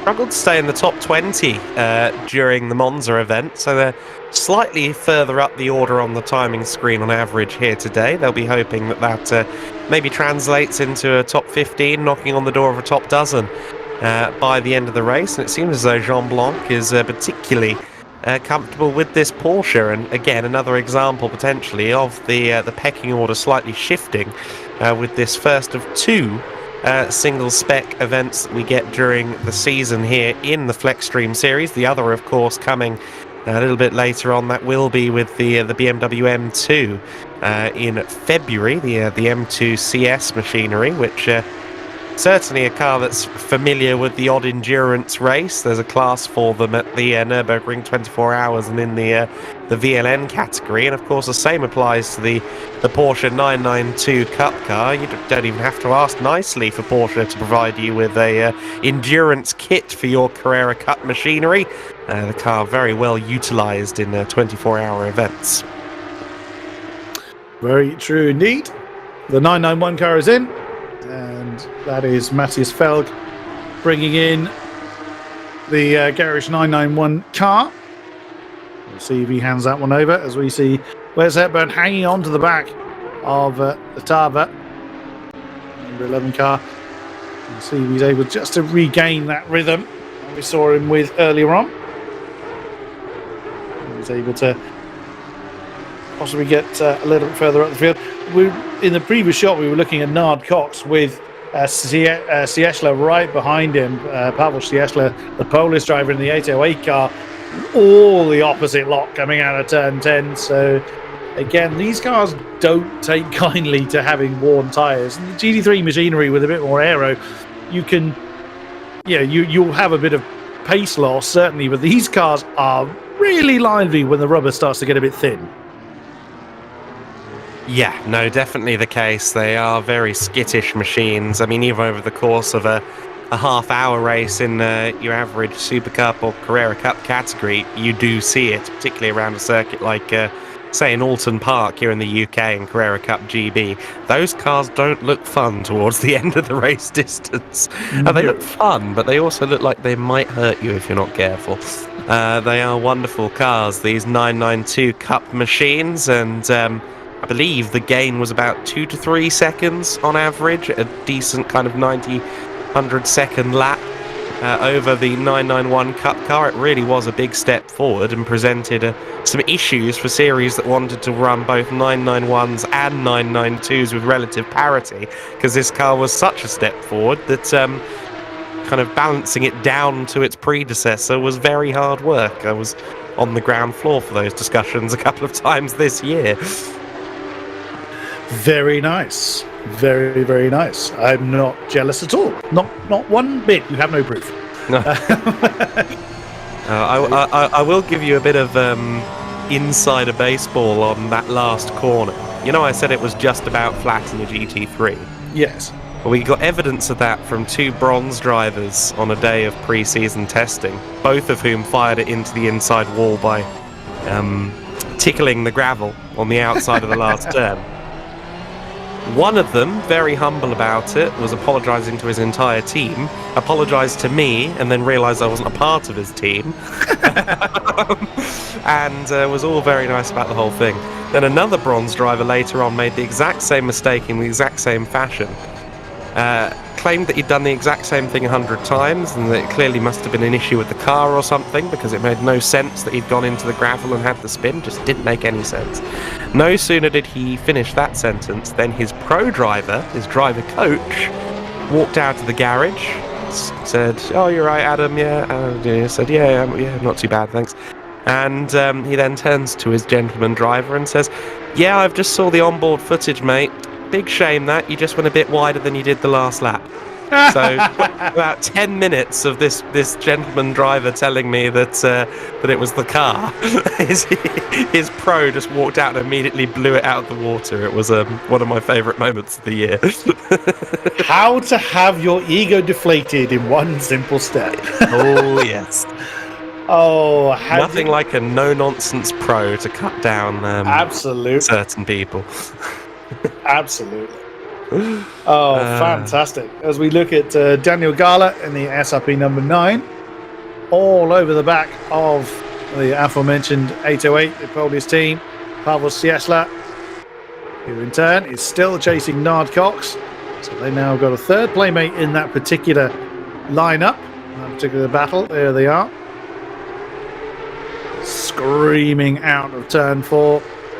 You made a comment earlier, Adam, about how loud these things are. Yeah. I remember. That's Nard Cox gone off. Yep, little bit too late on the brakes coming into 5, and had to concede that one. But I was at Silverstone in 2018 for the British Grand Prix, and I was at Luffield, and that complex there, Brooklands Luffield, and then on the way out to Brooklands is such a wonderful sound box. It amplifies all the engine noise. So the F1 engines were pretty, well, quiet back then. And I could actually hear them properly, which was quite nice. But these things, oh, wow. I'm glad I had a set of headphones. They weren't plugged into anything. They were just acting as like ear defenders. Yeah. But they just took, I could hear like 90% of the noise. And all that did was take out like the 10% uncomfortable bit that were a bit loud for my ears. Because that was my first ever time trackside. And, it's... Oh, Gala nearly getting alongside Ciesla coming through the final turn. But the scream that these cars make is just unparalleled. We had the historic cars there as well, like the F1 Masters. And they were, a lot of Cosworth V8s in there. And that was a magnificent noise. Yeah, but the symphony of these cars, whoa, Gala again, getting uncomfortable through turn 1. And of course... 2018, that would have been the 991 Cup car as opposed to this 992. Can confirm, having been trackside for both, this thing somehow got louder. The 992 generation Carrera Cup car, I mean, it's louder than any of the GT3s, certainly, as Yannick Roof there gets passed into 21st place with Garage 991. Of course, they've just made a pit stop, so they're rather out of position at the moment. 21st is a bit of an outlier, but made short work there of Stalder in the 77 car, which is, of course, our winner from last time. And I was mightily impressed by Manuel Stalder's contribution to the Lightspeed 77 Cruise victory at Monza. Doesn't look like they're in danger of repeating that today, unfortunately. That looked fairly straightforward, didn't it? Stalder didn't really offer any defence to Yannick Ruoff's offensive move, but it could be that Stalder really is not comfortable with this particular car. You may well be strong in one, doesn't mean it'll make you strong with all GT machinery. And the 77 car is, the 77 team, the Lightspeed team, is usually in a BMW. It's a longer wheelbase, rear engine, tends to growl much more than it screams.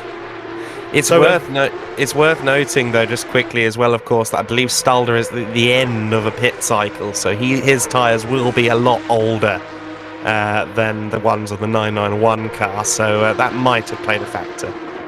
True enough.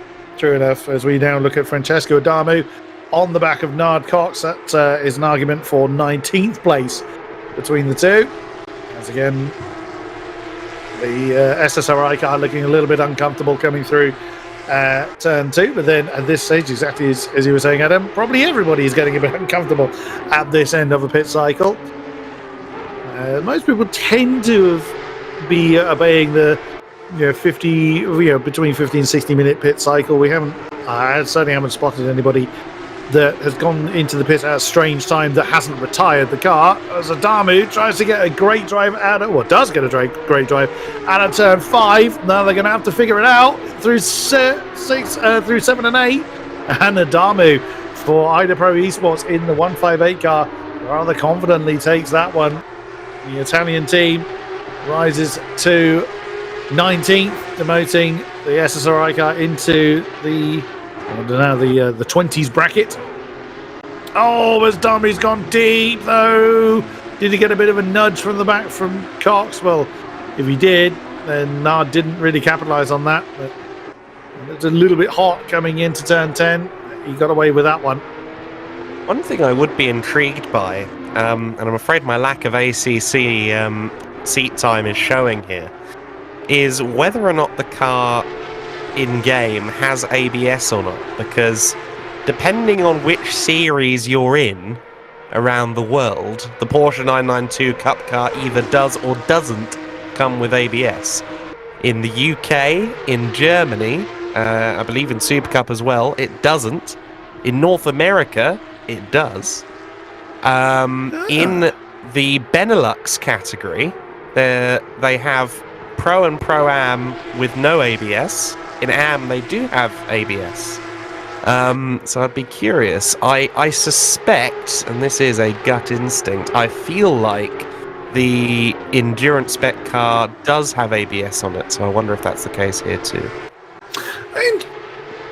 Just had it confirmed in our ears. Confirmation, yes. So there you go. So yeah, the endurance pack, I believe, does have ABS as standard. So that does make a lot of sense. And so a doff of the cap to ACC and kudos for the realism there. Very nice. Interesting though that what you say that some series don't use ABS and some do. Yes. Yeah, no, it is. It's compelling, isn't it? So I had one of the Carrera Cup GB drivers talking my ear off about how he wishes he had ABS. He's like, I need to move to North America so I can have one with ABS on it. I feel like that's an extreme action, but if you want to, then yeah, I can't stop you. I mean, I'm fairly hopeless if I don't have ABS. I have a horrendously heavy left foot. Yeah, traction control, I'm not very good without, but I can moderate it better than lack of ABS. I can handle the traction control, but yeah, ABS, I need it to be like a button. I can't modulate a brake pedal. What are you on about? You have digital brakes. Yes. Nipam Shah then once again finds himself in amongst the battles, and once again sideways. It's looked like a very taily Porsche, hasn't it, this particular VRM Racing entry. He's on the back of Carpenter at the moment, and Austin Carpenter, we've seen him make a couple of moves look quite easy on him. He's been rather lacking in the defensive department at times, but Nipam Shah I don't think is quite getting close enough right now. In fact, he's going to have to more imminently worry, I think, about Pierre Moulin behind him, who looked like he was closing in quite nicely for the Rolling Goat team. Yeah, very true. As Yannick Ruoff gets past Adamu, who we saw make that very confident move earlier on, has just rather been demoted back into 20th position as the Italian. A few more pit stops going on. We can see Muscat in the number 35 car. Sheldon Muscat, who started the Geeks Energy Sim Racing car, now really down there towards the tail end of the field. They started so well at the beginning of the race, but hasn't gone well for this section as Ruoff. Wow, that would have been late. I mean, he committed to it, but in the end, that door not available to him as the number 9 car, the SRP Racing Squad, is fending off all the advances. Daniel Gala is doing a superb job in keeping the ever-present 991 car behind him. There's an Apple joke in there somewhere. I'm going to have to think about that. I think that Pavel Ciesla is taking up a lot more of Daniel Gala's attention than the car behind, to be honest. I think Gala's all attack right now. I don't know if he knows that Yannick is there even, as they almost set themselves up for 3 wide going into the first corner. Nice defensive line from Ciesla, but later on the brakes is Gala, and that was made to look very nice and easy. But it did take Gala a few laps to do, but he has managed to complete the move now.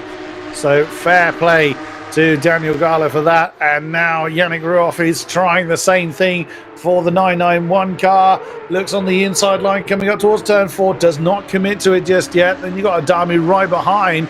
not that far behind them either. Well, it's about 5.5 seconds back. Actually stalled her. So the black and red car that is behind this group isn't part of this particular group. I'm not sure which car that is. That is just approaching them. I think.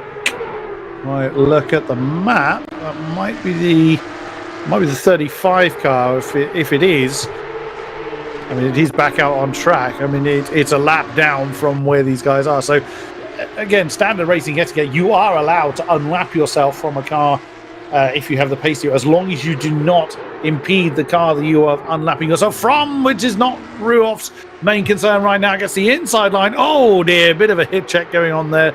Small tap on the door for Sieschler in the 808 car. And that is 18th then to the 991 car. More pit stops going on. Yeah, the pit window firmly in play at the moment. I think the scheduled stops would have started at around the 3 hours and 18 minutes to go marker and will persist for another 10 minutes or so. Yannick Ruoff, one of the first to bite 4 stops this time. I believe he has fresher rubber on the car than Daniel Gala at the moment. He certainly had a good run out of the last corner. He has the inside line. And the 991 car, rather rudimentary overtake there for 17th place. The dark blue Garage 991 car, the team that was hundreds of meters away, 1 corner away from the podium at Monza, of course. The car fired into the wall on the approach to Parabolica on the last lap in torrid weather conditions. It must be said, keeping the car in a straight line was genuinely not possible at times during the 9 hours of Monza last month. They will be looking for a strong result to continue to build up their championship hopes today. They did eventually finish 4th at Monza, so by no means did they have a poor weekend on the outskirts of Milan. It just wasn't quite the result they were hoping for. Now, what is great to see is that we haven't really seen an awful lot of people that are out of position just throwing in the towel and giving up on it. It's, as we said at the top of the show, that this being single split, single spec, unfamiliarity with the car, etc., etc., we haven't just seen, oh, well, we're not going to do very well, there's no point taking part. We have had a couple of retirements, but only a couple of them. So that is great to see. As we continue to look at Pierre Millin in the rolling goat car, still pressuring Austin Carpenter in the number 30 car with someone just coming out of the pits right ahead of them. Should be far enough ahead that they don't cause too much issue at this point. But, that's going to be close though. So we'll see if that... I think that is the number 47 car that Henrik Stortbecker has just taken through the pits. So that becomes now... it was Stortbecker. That's changed hands. But that's now for position. So... yes, it is. That's number 47 car that's just come out of the pits. There goes Moulin on the inside line coming down towards turn 5. Oh, has he got it done? Yes, Carpenter had to relinquish that one. As now Tish in the 47 car. As Roman Tish is now going to get up to speed, but I would imagine that he's going to get up to speed fairly quickly. Just about managed to avoid getting involved in that three-way fight. One thing I do want to acknowledge, obviously, I mentioned the Moulin name and its connection to historic racing, both domestically in France and on the international stage. The French motorsport scene at the moment mourning the loss of one Michel Ferté, a driver who for many, many years competed at the highest levels of international endurance racing, including Le Mans 24 Hours, persisted domestically in France until about 2018, I think, raced well into the 2010s anyway, passed away just a couple of days ago at 64 years of age. If you're not familiar with the name Michel Ferté, I think you still may be familiar with some of his cars. Do you remember the light blue Pilot Ferrari F40 that appeared at Le Mans and in BPR in the 90s? That was Michel, and that was Michel's team. He also then entered a Ferrari 333 SP at Le Mans, the mighty V12 prototype, in the latter half of the 90s. His last appearance at Le Mans, I believe, was 2003 in a Ferrari 550. He tried to enter the Lotus Elise GT1 of all things in the early 2000s, but didn't get an entry. Ultimately, a driver who entered a lot of very exciting cars in various championships, someone who definitely left quite a mark on international endurance racing as a gentleman driver, and someone that I know everyone in the French end of our community will certainly miss. Very poignant indeed. I do remember that bright blue Ferrari F40. I mean, Ferrari F40 is a stunning car to look at, but it was quite unusual it being in France's racing colour. Yes. It being, of course, the bright blue, but True. yeah, I do remember that. Bugatti than Ferrari, didn't it? Yes, very much so. And you want to talk about a screaming car, the SB333, the V12. Oh dear Lord, you heard that way before you saw it. Oh yes. But what a symphony that car would give off, though. And of course, you'd hear the engine of that car long before you saw it. You'd hear the tyres long before you saw any car belonging to the late Ken Block, who, while we are handing out tributes, we should acknowledge as well, a really big passing in the world of motorsport, such a huge figure in the world of motorsport. I think it took some racing entities 10 years to catch up to Ken's use of digital media to promote racing endeavours. I think some championships still are catching up to Ken, circa 2007, when he first did Gymkhana, and what a legacy he leaves behind in our community. Quite a few people trying to emulate the efforts of Block with the amount of sideways we've seen from some cars. But yeah, it was very, very sad news. It was an accident, wasn't it, for Ken Block? Oh, what damn it! Wow, pushing the 808 car of Eschler almost through 1 and 2. Goodness me, the Italian is trying to get on with it, but is possibly a little bit too eager on the right foot. As numerous times we've seen Francesco just either banzai a move or regret banzai a move at the moment. It seems, we'll see. Hopefully he's able to rein it in just a little bit. I mean, there's no doubting the man's pace, as he's now got a good exit from turn 5. That should seal the deal over the 808 car, although the pole driver still trying to defend, but you know, when you're in that position, you know there's no point defending it. You're just going to run off into the dust.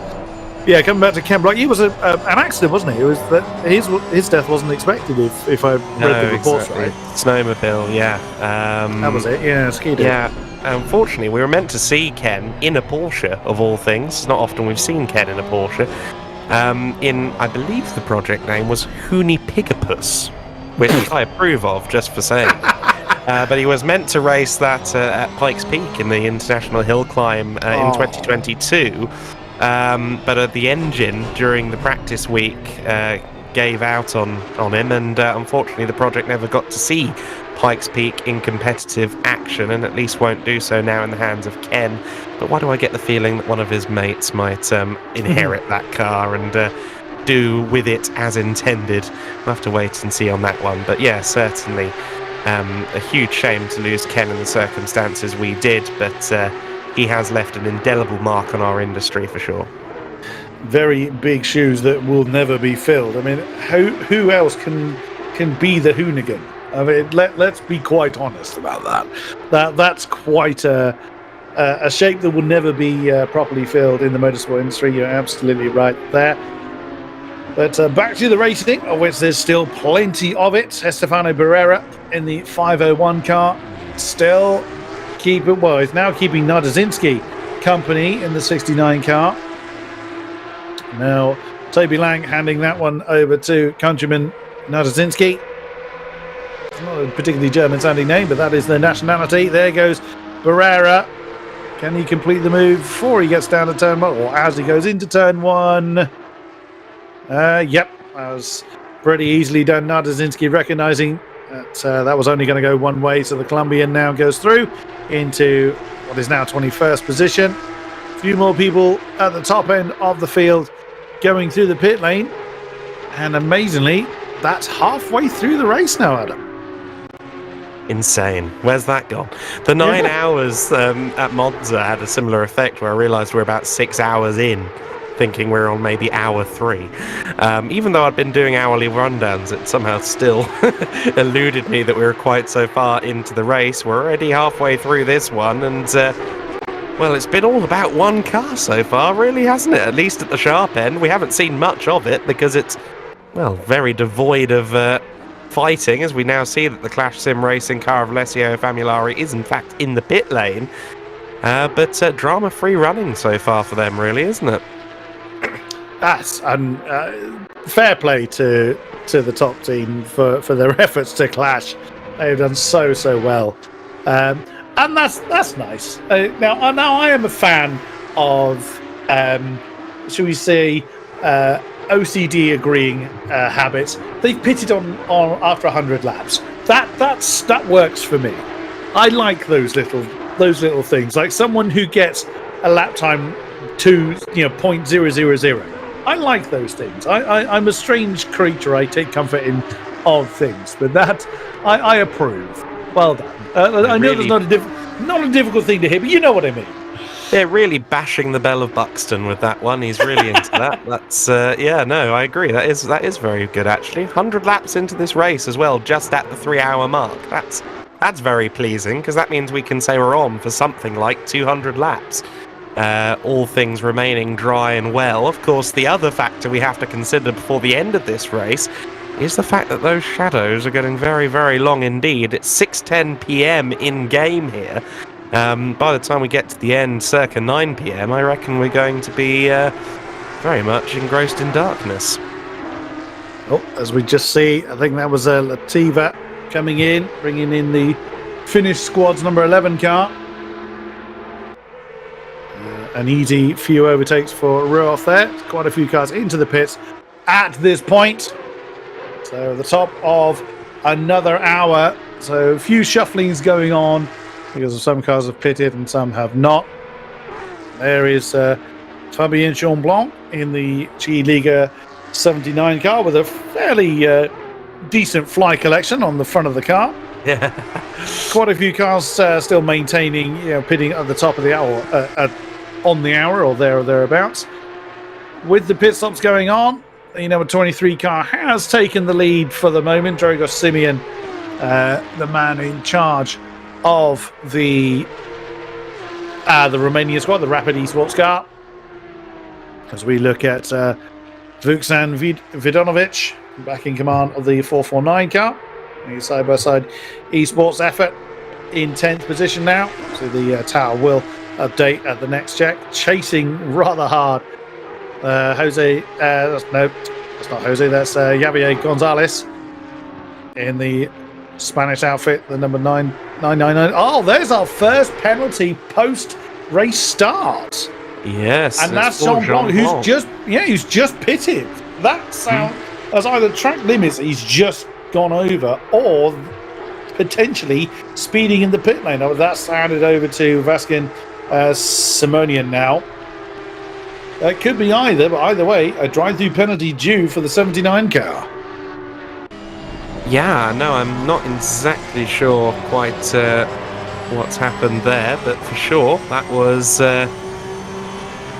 less than ideal for them. They will maybe drop out of the top 20 as a result of that. Of course, I was bigging up the fact that they're into the top 20 today, which they didn't quite get to do on a consistent basis at Monza, and that drive-through penalty might now put them back into the 20s. So I'll take the blame on that one. It is a rare talent that is unique to us commentators to have something. The commentator curse is a real thing. It is joked about. It is, it does have a bit of a mythological status. It is real. Yes, we do have that power. It's completely out of our control. We can't willingly commentator curse somebody. That's not how it works. As Vidonovic forces Gonzalez to the defensive line, tries to do the outside maneuver into turn one, was a little bit too deep. Spaniard gets back on the gas at the right time to maintain what is now 9th place. That was well managed actually by Gonzalez, because Vidnovic really did have a good run out of the last corner, but Vuksan couldn't quite find a way past in the LMR machine, or rather he's the LMR driver, of course, it's side-by-side esports as a whole entering this machine. And incidentally, drive-through penalty already being served by the 79 crew and Simonian. So that's something that they've decided to get out of the way imminently, as we pick up on Chris Varner of Alpha Sim Sports investigating the rear end of Pierre Moulin's machine, and a good run out of turn 5 by the looks of it. 7 and 8 await, and nice up the inside there. That's a brave man's move, and exactly what Chris Varner has done. He made that look like it was meant to be an overtaking opportunity. I'm not convinced the person who penned the circuit would agree with him, but he's managed it. Wow, great move, Chris Varner. Take a bow, but well driven as well. Really well observed by Pierre Moulin then, because that was a lively tale from Chris Varner as well in the 30 car. But yeah, Pierre could have easily turned in then, and I was expecting him to. You don't usually see overtakes down in 7 and 8, exactly as you're alluding to there, Adam. As brief race leader, Drago Simeon takes the 23 car back into the pits. So it's going to hand the lead back over to Alessio Famolari in the 73. Yeah, well observed by both drivers. So the lead handing back over to the 73 car. What is the lead between 73 and 26, I wonder? About 42 seconds. I think that was between Phillips and Simonian at the last time check. So I think it's in the. I mean, still a healthy gap. Let's not be too disingenuous there. It's still quite a lap. I'm just waiting for the timing screen to update to tell us what it is. We've got to wait for Harry Phillips, who's taken on the 26 car again, to cross the line, and we'll know more what it is. But at the top of another hour, we will have another word from the commercial sponsors.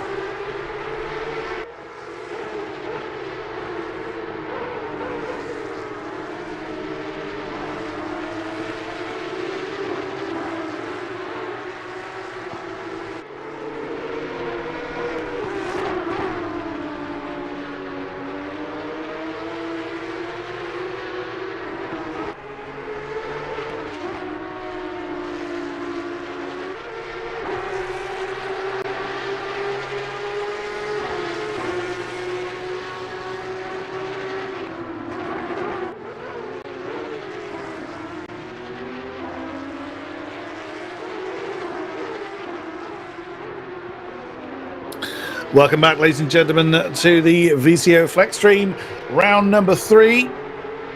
Here in Barcelona, sun is definitely setting. The shadows getting ominously long. Lights will start to come into much greater effect as we are in the second half now of this race. Chris Buxton with you, along with the wealth of racing knowledge that is Adam Weller.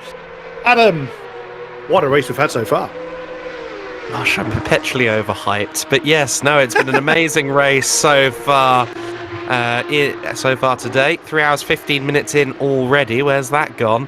As we see Estefano Barrera there, just getting close to the rear end of Pierre Moulin, who seems to be constantly under fire at the moment. He was largely on the offensive earlier in his stint, and I think that's now coming back to haunt him a little bit. Revenge is being dealt at a rate of knots right now.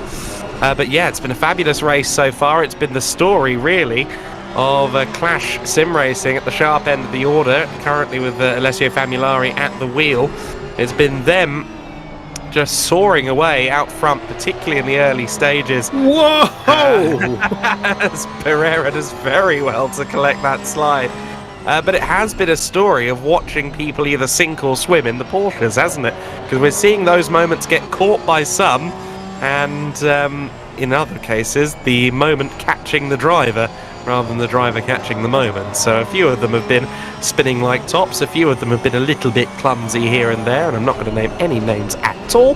However, some maybe have more experience in this car than they would otherwise. If you're unfamiliar, if you're just tuning in, this series typically runs with the GT3 cars. No one in the rival split of the VCO LFM FLExTREME series is running a Porsche GT3 car.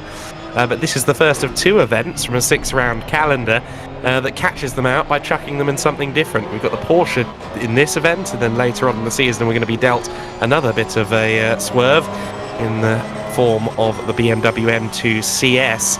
I really like that twist on the format for about 8,000 different reasons. I don't think it could ever be pulled off in real life, but I think it's a very clever format we've got here.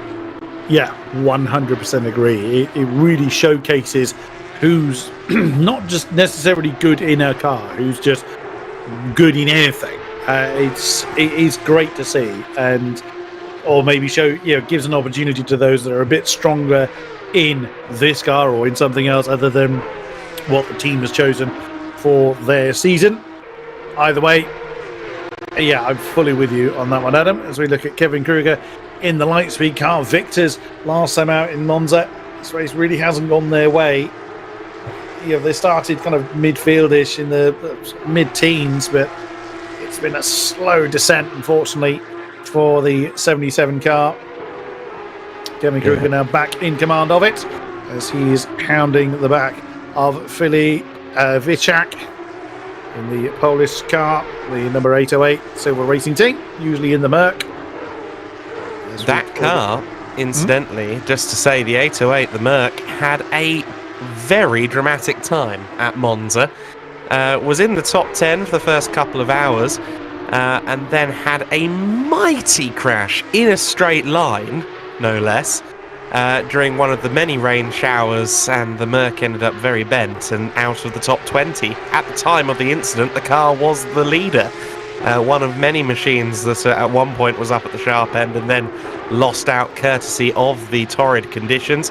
Meanwhile, it was the Lightspeed by MC Schaumburg crew that capitalised on the wet weather better than anyone else.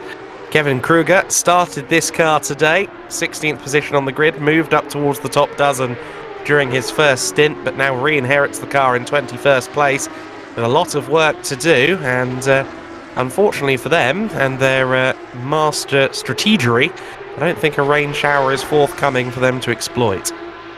No, certainly looking skywards. The rain in Spain is most certainly staying away and doesn't show any sign of interfering with this race. Is this an opportunity now for Kruger to get the 20th spot?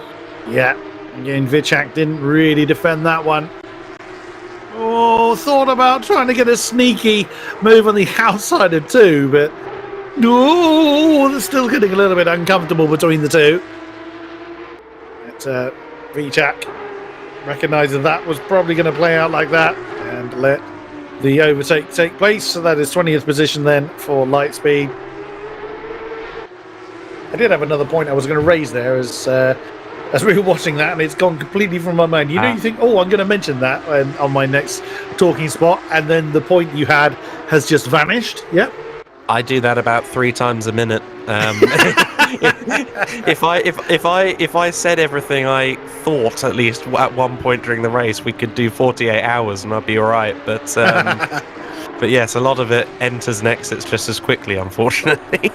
I'm glad I'm not alone in that.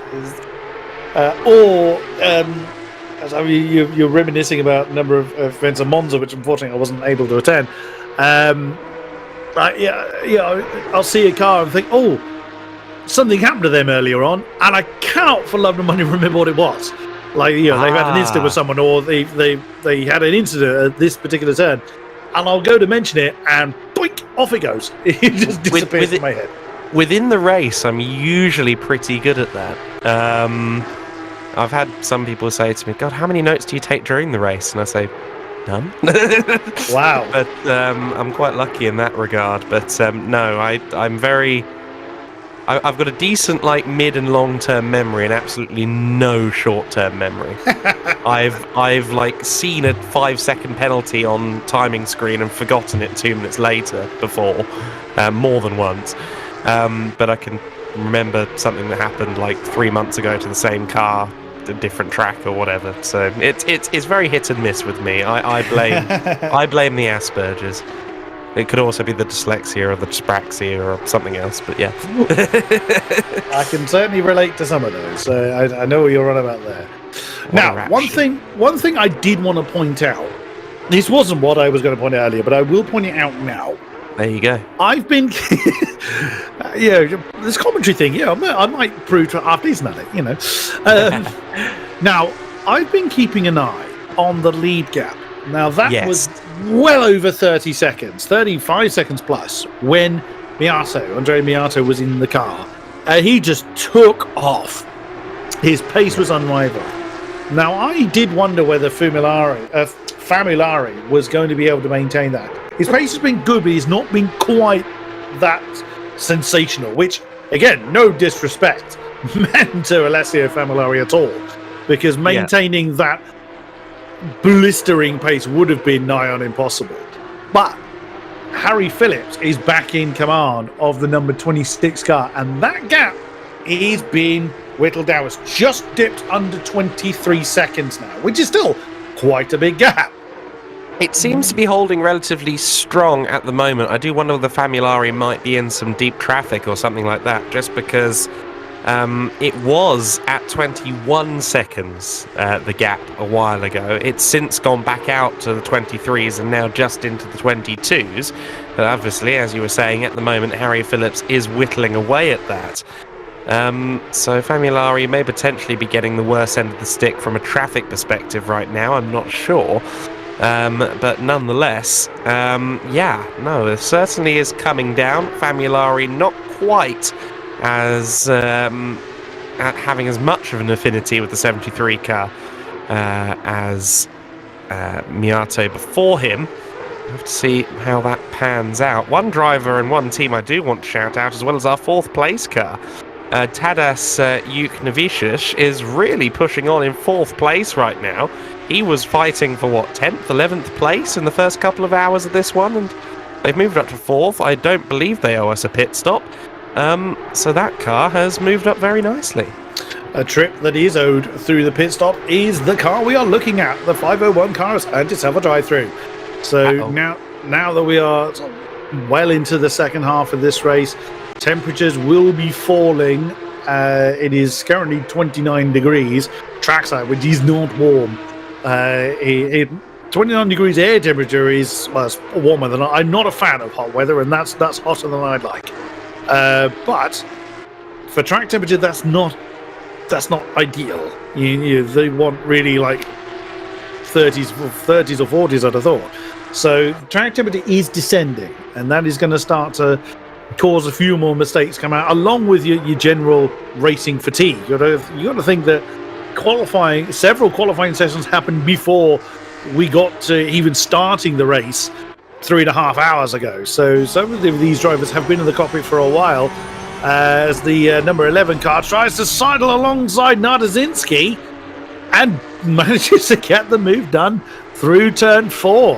That was a fairly confident move from Ika Rantanen, which I think that's the first time we've seen him in the car. And certainly the first time I've spotted him in the car. So yeah, he's taken that one over and fairly confidently takes 16th place from the 69 squad. So yeah, tiredness, fatigue, and track conditions slightly changing again, coupled with the kind of the GT3 habits we were talking about earlier. We could well start to see the drive-through penalty start to kick in a little bit more. Quite possibly, and then of course there'll also be the factor as we get further into the dusk hours of limited visibility, of potentially being blinded by the lights from behind and things of that nature. There's a lot that can go wrong as you go into the dusk period of an endurance race. We're not going all the way through the dark and into the next morning, unfortunately, but yes, there is still certainly a lot that the time of day can throw in here. 6:30 p.m. just over, as you can see on the top of screen, in game, which isn't going to mess with my body clock at all at 2:30 UK time.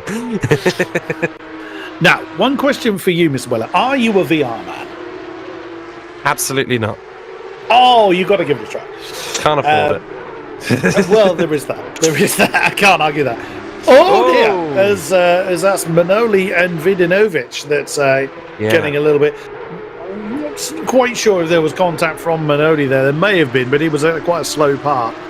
It looked to me like Vidinovic just got crossed up there trying to get the car turned in, I think, more than anything. Yeah, I think it was a bit of an error from Vidinovic there. But anyway, come on, what I was saying about VR. I love racing in VR. I'm fortunate enough to have it. Unfortunately, health-wise, I'm not able to do a lot of sim racing these days. But now, just watch as we come out. Look at... unfortunately, the camera changed. But as you come out of turn 10, you'll actually see it again as we come through 13 and 14. Look at the amount of glare that you're seeing on the road. Now, that is a very nice visual effect. If you're in VR, look at that. That, I can confirm through personal experience, is absolutely blinding. It's fairly uncomfortable when you're on triple monitor or however monitors you use. I don't actually have room for 3 monitors on my desk. So I go the VR route. But that kind of level of sunshine, when it's at a particular point in the sky, either early hours or late hours as we're getting to now, it really does blind you. So it really changes a lot of the visual references that you use. Yes, there's a lot of muscle memory going on, granted, but you've always got those visual references. You've got where the tarmac may change color, or where a rumble strip may end or start, or where a braking board is on the wall or something like that. You use those visual references, but they're actually much more difficult to see when you've got the sun full on straight into your eyes. Interesting pace comparison going on here as Andre Manol closes in on our race leader. We have Alessio Famulari just up the road from our 10th place or our 9th place. No, 10th place car right now, and it does look as though they're about much of a muchness on pace. If anything, I'm tempted to say I might give that to Manole slightly on current evidence, so that is compelling and does rather suggest that indeed Famulari is starting to struggle with this car a bit. Very well spotted, sir. Yes, last time around Famulari was a 47.1. We haven't really talked about lap times. We haven't talked about lap times at all. The fastest lap, as you can see on the tower, belongs to the 73 car. That was set. Bearing in mind, we're 113 laps into the book. That was done on lap 30, I think, when I looked up earlier, by the absolute missile that was Andreas Miato. Now, let's see what the lap times are this time around. Now, I think Famulari certainly was dealing with traffic earlier on. That's a 47.5 from Famulari. You can see at the bottom of the tab. There you go. 45.2 was the fastest lap set by Miato earlier on. Good lord, that's inhumanely quick. And even deep into the stint, we saw for Andrea, we saw 46s, mid 46s, fairly consistently about 40 minutes into the stint. So certainly it's not just a case of the tyres aging. Famulari is struggling here. He's over a second lap slower currently than Harry Phillips behind him in the standings, and the car directly behind him on circuit, our 10th place driver Manole, is indeed closing in. So it seems as though maybe just having to fight the car a lot and taking more out of the tyres, Famulari, and it's working against him. That's it, isn't it? Is that with the... It could be that Famulari is, struggling with the conditions that he's now facing in. We've said before that these Porsches really seem to chew the tyres a bit more, although the 73 car seems to have been kind of on its tyres. Also, setup differences, maybe a bit exasperated now that the track conditions are getting a bit colder. The amount of grip out there is going to be a bit more at a premium. We don't know. It could be that Famulari's just biding his time. He has got, as you can see on the tower, 20.8 seconds back to second place Harry Phillips. So he's not under immediate pressure, and if need be, Famulari can just let the car that we're riding on board with Andre Minoli go. There's not for position. There's a lap between them.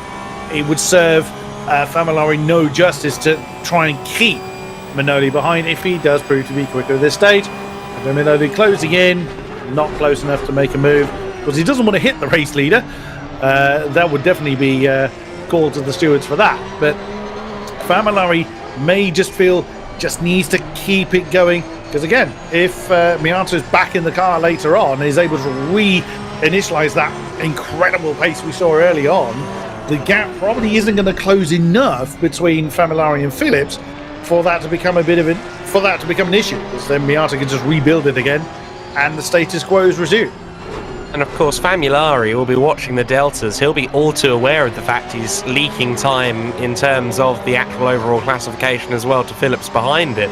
He's not going to want to lift out of the throttle here to make it easy for Minole. Minole is going to be probably putting more than half an eye to the road up ahead of him, and Gonzalez, who's there kind of waiting to eventually get into a tussle for 9th place. Minole is going to get very, very frustrated very, very quickly.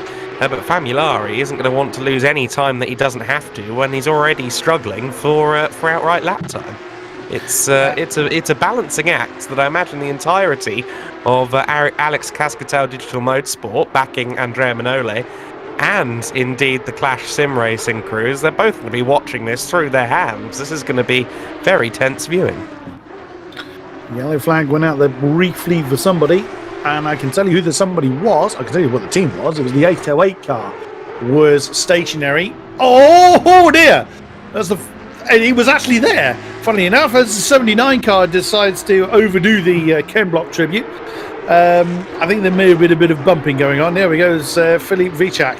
That was the car that was stationary briefly at turn 5, and suddenly found himself with a whole lot of company, one of which was Roman Tisch in 5th position.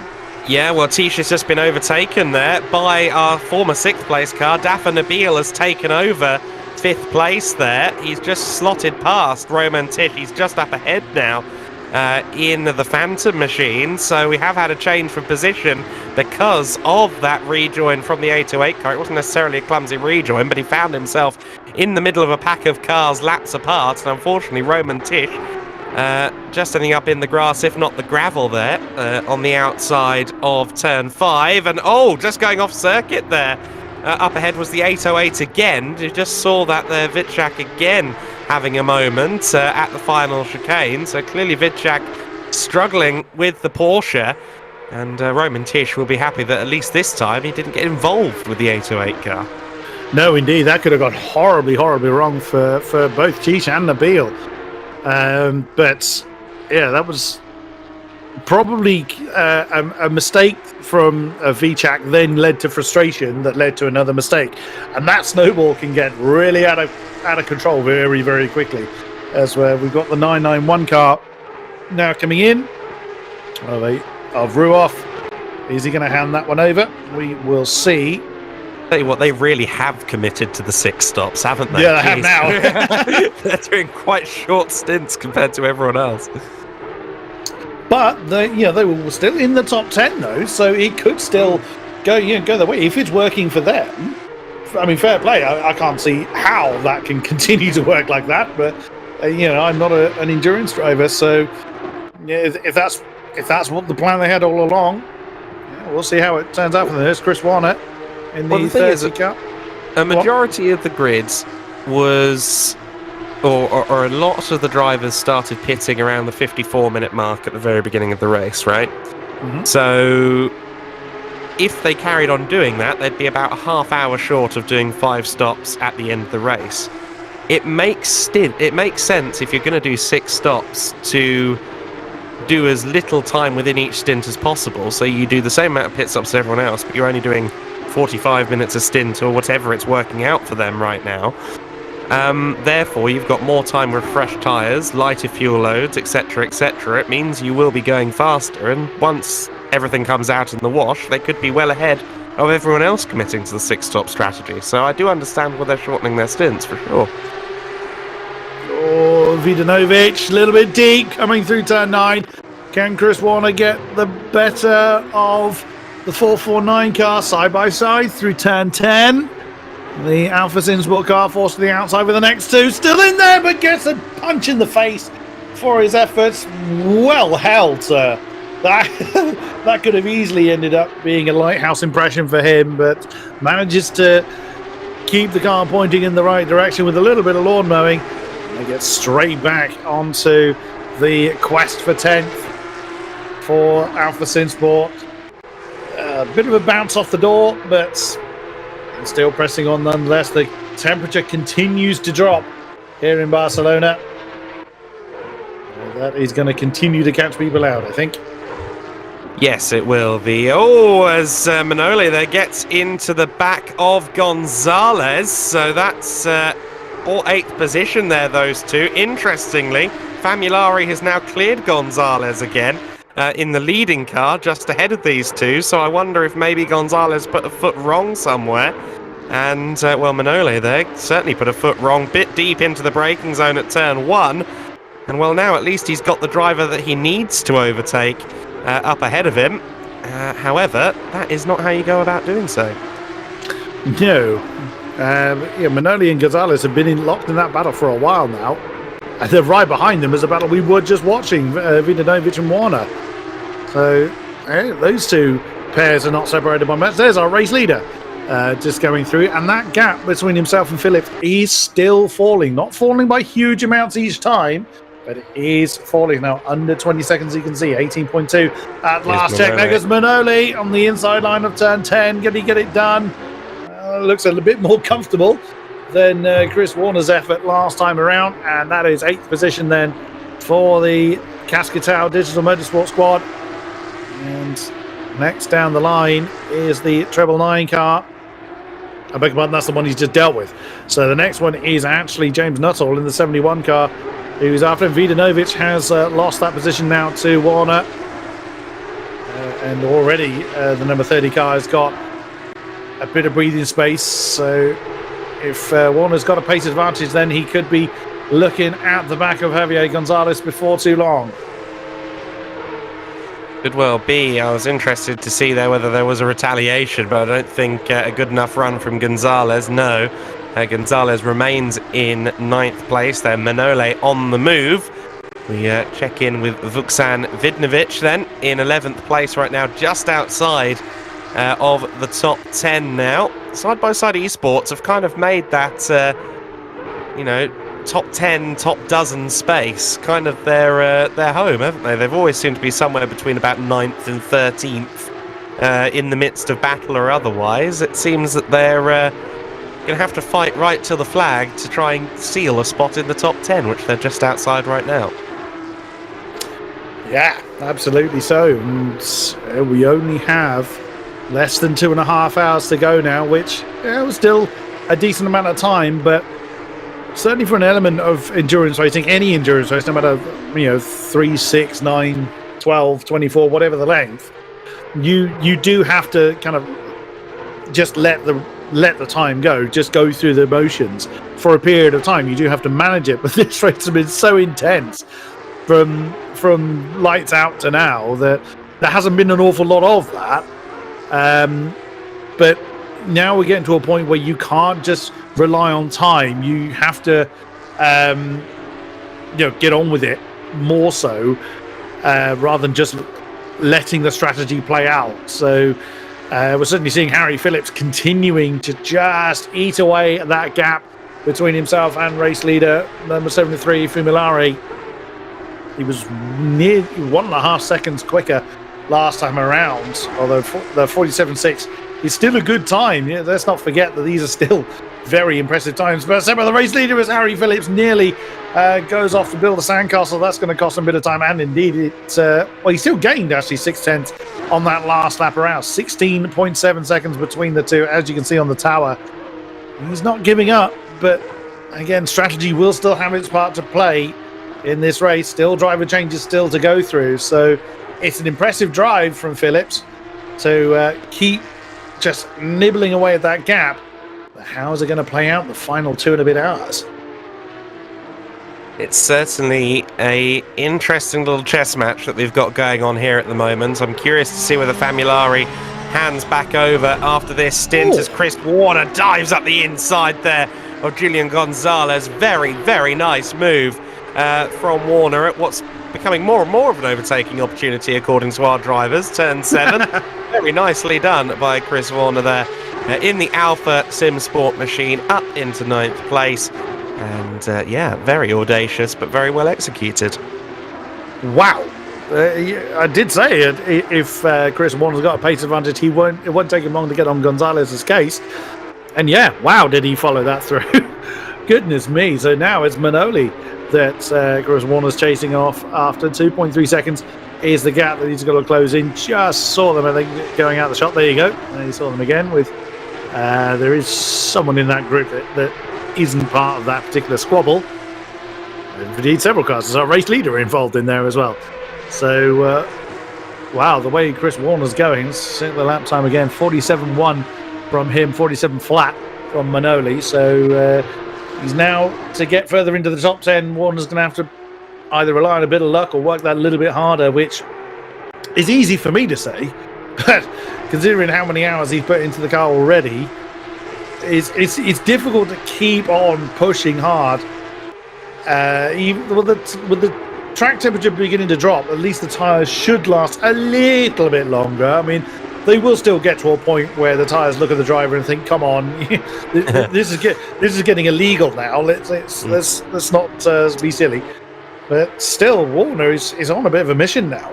Yeah, one thing that's worth remembering about Warner as well there is that he did a 47.1 in a lap where he fought and passed Julian Gonzalez. So let's see what he does that time by Bastian Lindner, who was probably the strongest driver in Garage 991 in the Mercedes at Monza. He is currently hounding the 14th place Ilkka Rantanen, and Bastian Lindner, I think, I can't remember off by heart, I should have made note of this, I think he might have been the driver at the helm of the car when the incident happened one corner from home for Garage 991 last time out. So he will certainly be looking to make up some places and right some wrongs in this race.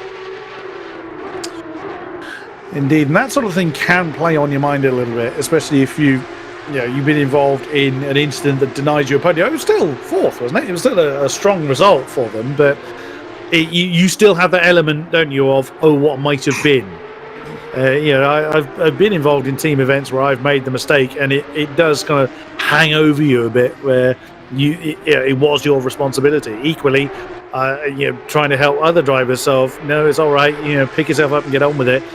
There's still that element, isn't there, of if I hadn't have done that, we would have been better. Yes, but I think one thing, I imagine a lot of the teams in this rivals split are probably quite frequent racers.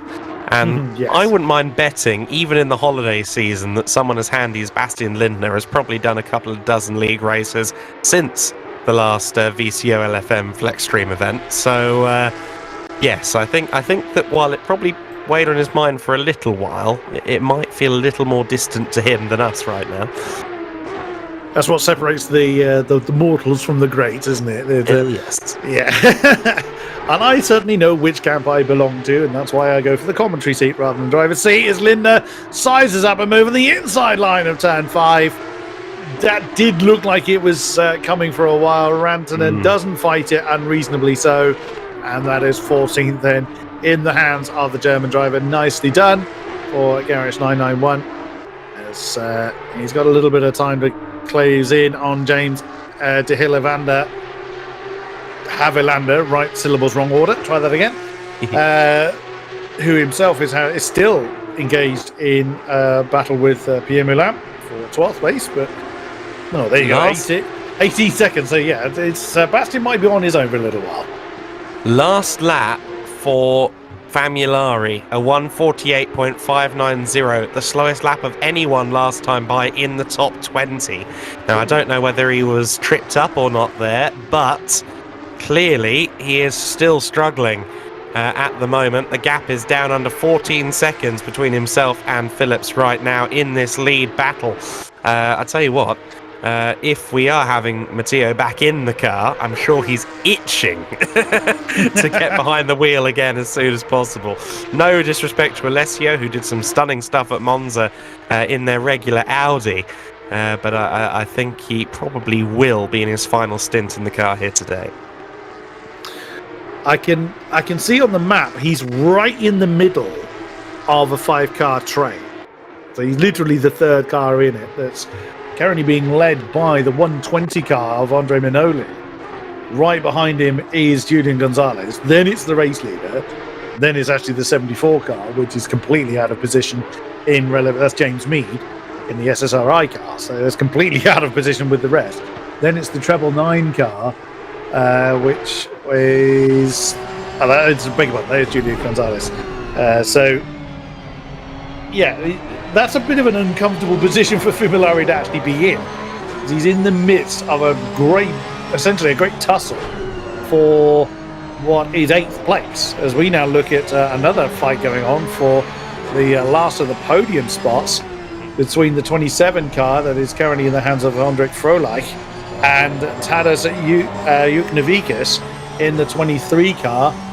So Juknevičius was good 8/10 quicker last time around, as that's a door wide open for the 23, but can he go through it? Oh, just about recovered in time did Froelich get that Porsche back in position, but only just. That's certainly a sign of pressure being applied there.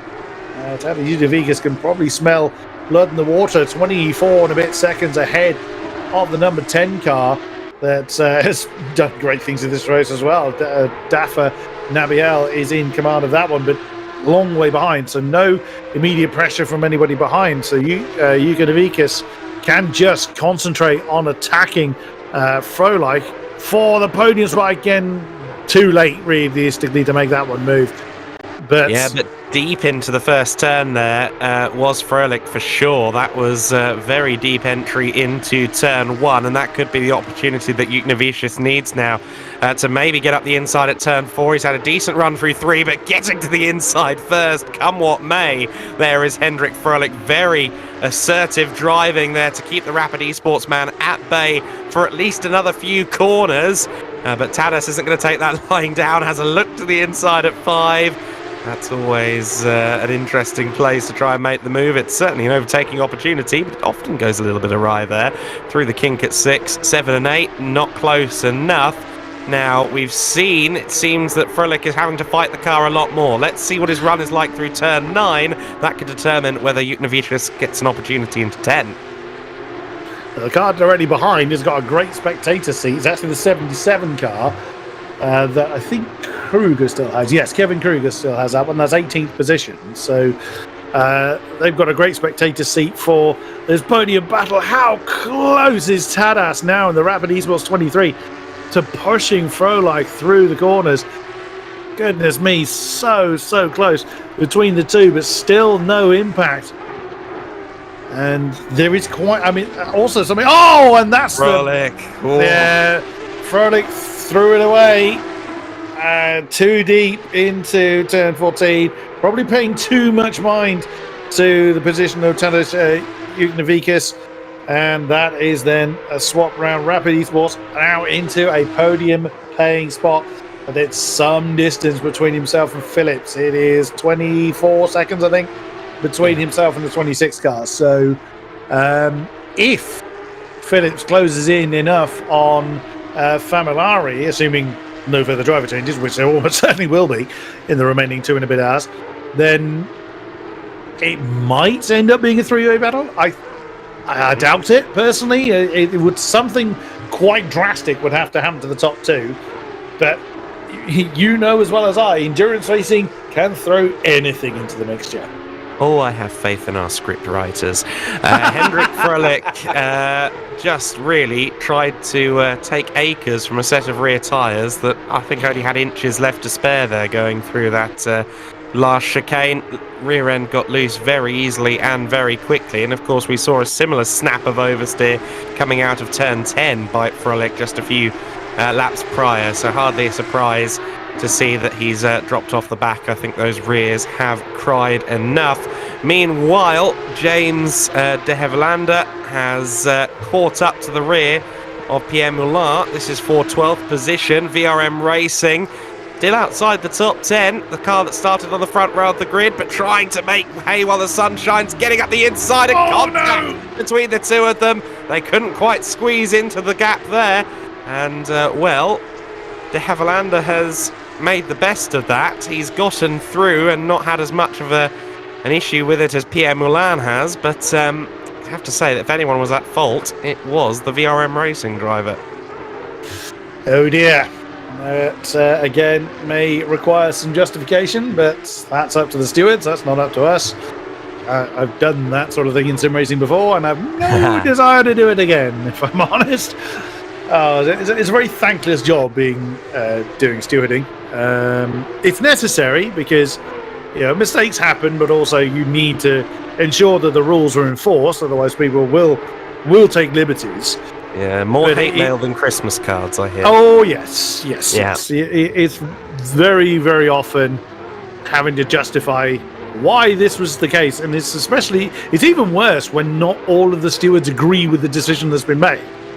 So in some instances, it is, say a 75% vote that must go that way. Sometimes it's by, a dictatorial system where a lead steward would make the decision, something like that. But I've been in a position where I've had to explain to a driver why they've had a penalty when I myself didn't agree with it, and that's not fun. Yes, I have had experience of another harrowing aspect of the sim racing world, again within Gran Turismo, so whether you want to use sim racing or not, I don't know, that depends on your desire on the vernacular. That's the kind of words I'm not going near. Exactly, I'm neutral, I don't mind what your opinion is, but I was tasked with doing a balance of performance process for a Group A series on Gran Turismo Sport. Now, the maximum power you can get out of an E30 M3 on GT Sport is 394 brake horsepower, and it's a lot lighter than the Nissan GTR. The R32, of course, I mean. Mm-hmm. What I eventually had to do was make the GTR some 1,425 kilos, and the M3 1,200 kilos, which meant quite a difference. Very different things, but of course rear-wheel drive versus four-wheel drive, different power as well, resulted in the fact that they were never more than 2/10 apart at any circuit you put them at. However, they made their time in very different ways. So the BMW was 2 or 3 miles an hour down on, say, Conrod Straight at Bathurst, relative to the GTR.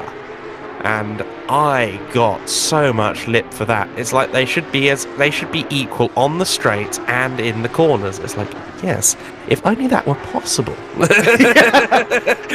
You have a go then. You've given me 6 wildly different cars in a game where there's no opportunity to really fiddle.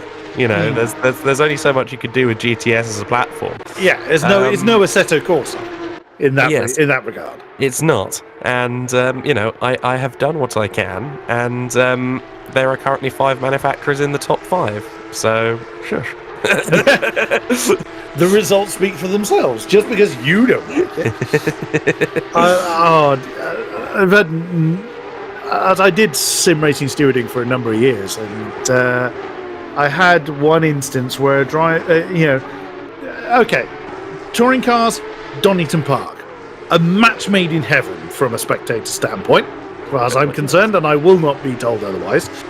And I had a driver try and justify to me that I should be taking an action that happened at Redgate into consideration for an incident that took place. The actual crash itself happened at the old hairpin.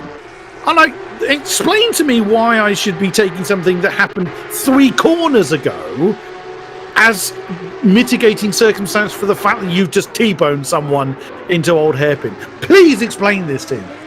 And you can tell by that we got nowhere in that particular discussion.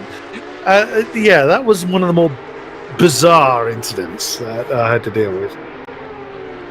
Yes. Why are you late today? It's Friday morning. You need to be here on time. Well, it's because I had Greg's on a Tuesday.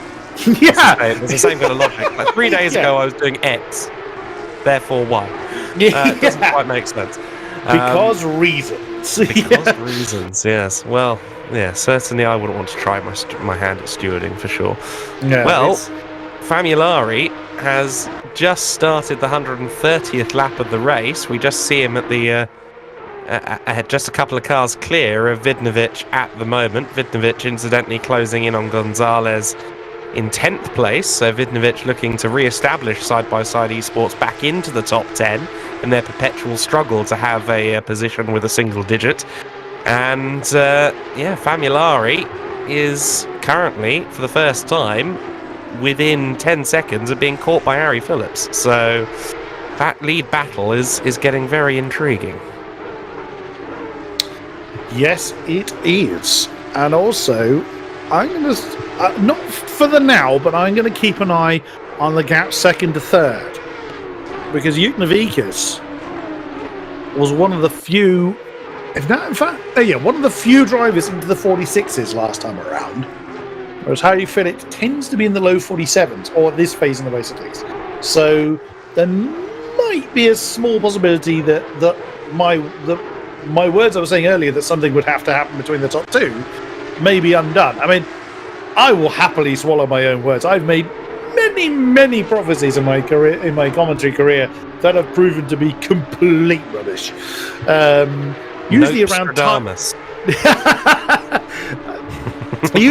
tyre strategies. The tyre and pit strategies are my favourites for getting wrong. Other than the almost obligatory muddling up of syllables, as I've done several times in this particular broadcast.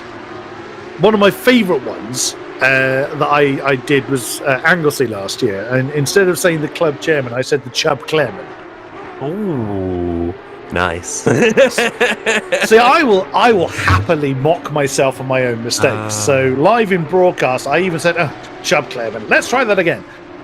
Well, I mean, it was a live broadcast. What are you going to do? But I have no problems in self-mockery. Final lap of the GT Masters at Zandvoort this year. We had a car in 3rd place that was going to take over the lead of the championship with that result. I was talking up those mathematical implications for most of the lap, and then 2 corners from home, the engine cried enough. Bang! Oh no! They got to the end in 8th, which incidentally left the championship standings tied going into summer break. But yes, to say that the text I received from one of the drivers who watched the English feed because they're not German was it wasn't derogatory or mean-spirited in any way. But it was something to the effect of, could you not have waited before pointing that out? Just with a few more expletives. Yes. A less, not a broadcast friendly response, I dare say. Yes. Think an NWA radio edit And that's about what I can tell you about that message. Enough said. Oh, goodness me. Okay, so coming back to the racing then for a moment. So what we've just seen there is Fumilari, our race leader, who is that one at the top of the shot, getting just as squiddly as these guys fighting behind. So now Vidanovic is shaping up Gonzalez for 10th place. Right behind him, De Hillevander trying to keep up with the pace, along with Mulan as well. So this is a 4-car fight for 10th place as Vidanovic commits to the inside line of turn 1, does manage to wrestle 10th from Gonzalez, and then De Hillevander looking to try and follow suit, and then goes too deep, and it's all going to shake up again. So Vidanovic currently 10th, 3 wide coming down into turn 4. Oh, De Hillevander, can he get it done? 2 positions in 2 corners. Not quite. Vidanovic just like, hang on, I did the hard work here. Side by side, 2 side by sides going through turn 5. Now through 6, which is flat out in pretty much anything, unless it's wet, which obviously it isn't here. And Vidanovic just manages to fend off the advances of De Hillevander, but right behind them, Gonzalez and Mulan are arguing for what is now 12th place. Wow, did that get lively? And I don't think it's going to end there. Julian Gonzalez put up a really good attempt at defending there in the first couple of corners of the lap up against this man Vidanovic, but once those two tried to go side by side through turn 3, all bets were off, and it allowed De Hillevander through into 11th place and almost into 10th. What great side by side racing we saw, not just between De Hillevander and Vidanovic, but also Gonzalez and Mulan behind. Some great racing between these 3, and Vidanovic has finally got the side-by-side esports car back into 10th, and Gonzalez clearly running a few millimetres of tread too few because he is into the pit lane, but so just ahead of him is Vidanovic. So Vidanovic put up all that effort and has now gone into the pits. As our race leader, with the gap coming down to somewhere around. Now, I'm not sure whether the timing line took the gap at 6.5 seconds as he was coming into the pit lane, but Harry Phillips now has a wonderful opportunity to build a bit of a lead. But does Familari hand that car over? We won't know until they come over the timing line again. So it could be that the final 2 hours will be taken over by Miato. We don't know the driver lineup for the Wild Things Racing number 26 either. So, but that gap had really, really disintegrated before this particular stop had happened for the 73 car. So the lead not looking so firmly set in 73's hands. There's Nico Shatsky, who was up into podium positions in the earlier part of the race, if you recall, in the Stifton Reifen test. Number 47 now on the back of the number 9. That is Marcel Chico, that is fending off the advances of the 47 car. So that is another German team entrant that Chico's fending off. Goodness me. 2/3 of the race down and still plenty of battling. Oh, that's wide for Chico. This is a great opportunity for Shatsky. And Chico bowed out of that, I reckon. Yeah, he wasn't going to contest it. He realized he wasn't going to be able to hang on to that. So he let Shatsky go. And as we said, Shatsky was right up at the sharp end. And early on in the race, you know who you're fighting with. And if you're a midfield team and you're suddenly presented with someone that was in the podium spots, it might be wise to just let them go. The 73 car has changed hands, I can see. It is in the hands of Umberto Principi. So what can the Italian do at this point? So Andrea Miato's had a go. And now we're going to see Principi. Whose pace is he going to be able to maintain? Is he on Miato's pace in this Porsche? We don't know. They're usually in an Audi, so we will see whose pace he's on board with when he gets going. Yeah, now I'm interested to know exactly what happened with the previous stint for this 47 car. Nico Shatzka at the wheel now, of course, but Roman Tisch, we saw him getting involved in a couple of moments during his stint, so I wonder if it continued to be suboptimal, let's say. I suspect that might be the case. But nonetheless, they are a little further down than we'd expect. Yes, they have already made their stop of this window, but still they're further back than you would think for the team that was at one point running in second place. Of course, another interesting factor in this lead battle that we have currently is the next man in the 26, who I believe should be Patrick Surdekat, who we've not seen at the wheels so far. And again, how's he going to stack up in the Porsche up against the pace that we saw off Harry Phillips, who was very impressive indeed.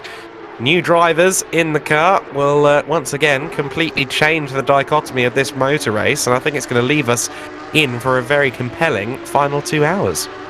It is indeed. Patrick Surdekat, the German driver, taking over the Wild Things number 26, and he's 5 seconds behind the 73, now in the hands of Principi. As Shatsky is back on the case of Rantanen, who's been in that number 11 car a while now. So he might be wanting to hand that over. But that is the top of the 4th hour. Less than 2 of them to go now. And as we keep saying, it's been such a thrilling race leading up to this point. It's showing no signs of dissipating. As with the pit stops now going on, there's our favourite melon in the background. I mean the colour, not making a character assassination there. Is Shatsky going to get a move on the inside? Sam Fleety now has the cracked racing number 71. No, it goes Shatsky! Oh, I thought he was... and that was our leader at the time. My goodness me, yeah, that's Yukinovikas that he's arguing with. I mean, like we said, you can unlap yourself, and that's exactly what he's done. That's Shatsky that has just unlapped himself from Yukinovikas in the 23 car. Now, what is the Rapid Esports car going to do? I mean, the argument could be made that realistically they're not leading the race, and strictly speaking, well, it really depends how you take that argument.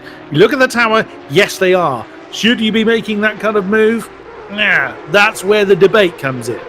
I think Yukinovikas is smart enough to just let that one lie. It doesn't look like he's imminently going to lodge an appeal with his car, at least, on Shatska in the 47.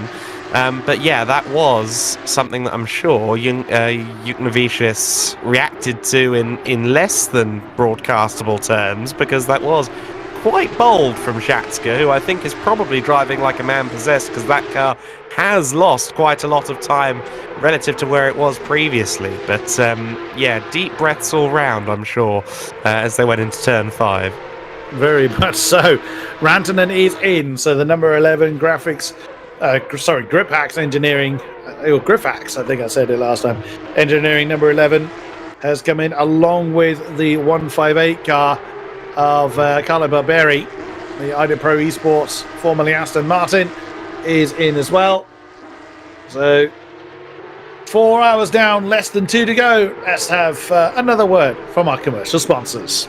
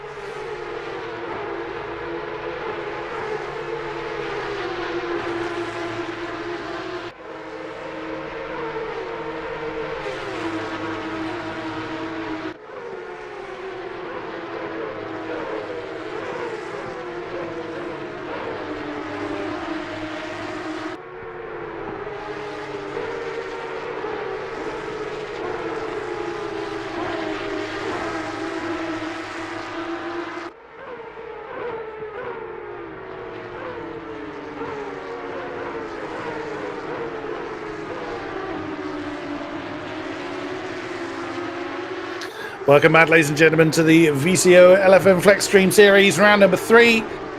In the final third of the race now, we are catching up with Alejandro Aviles in the 999 car, hustling Moldovan in the 120 car for 11th place. Right behind them is Jevremovic. Oh, that is trying to make an impression. Look at Alejandro. Oh, my goodness me. Really hustling hard to try and get that 11th place from Moldovan. And Jevremovic is ready to pick up the pieces if needs be. And then a car right behind them. Not sure who that is at this point.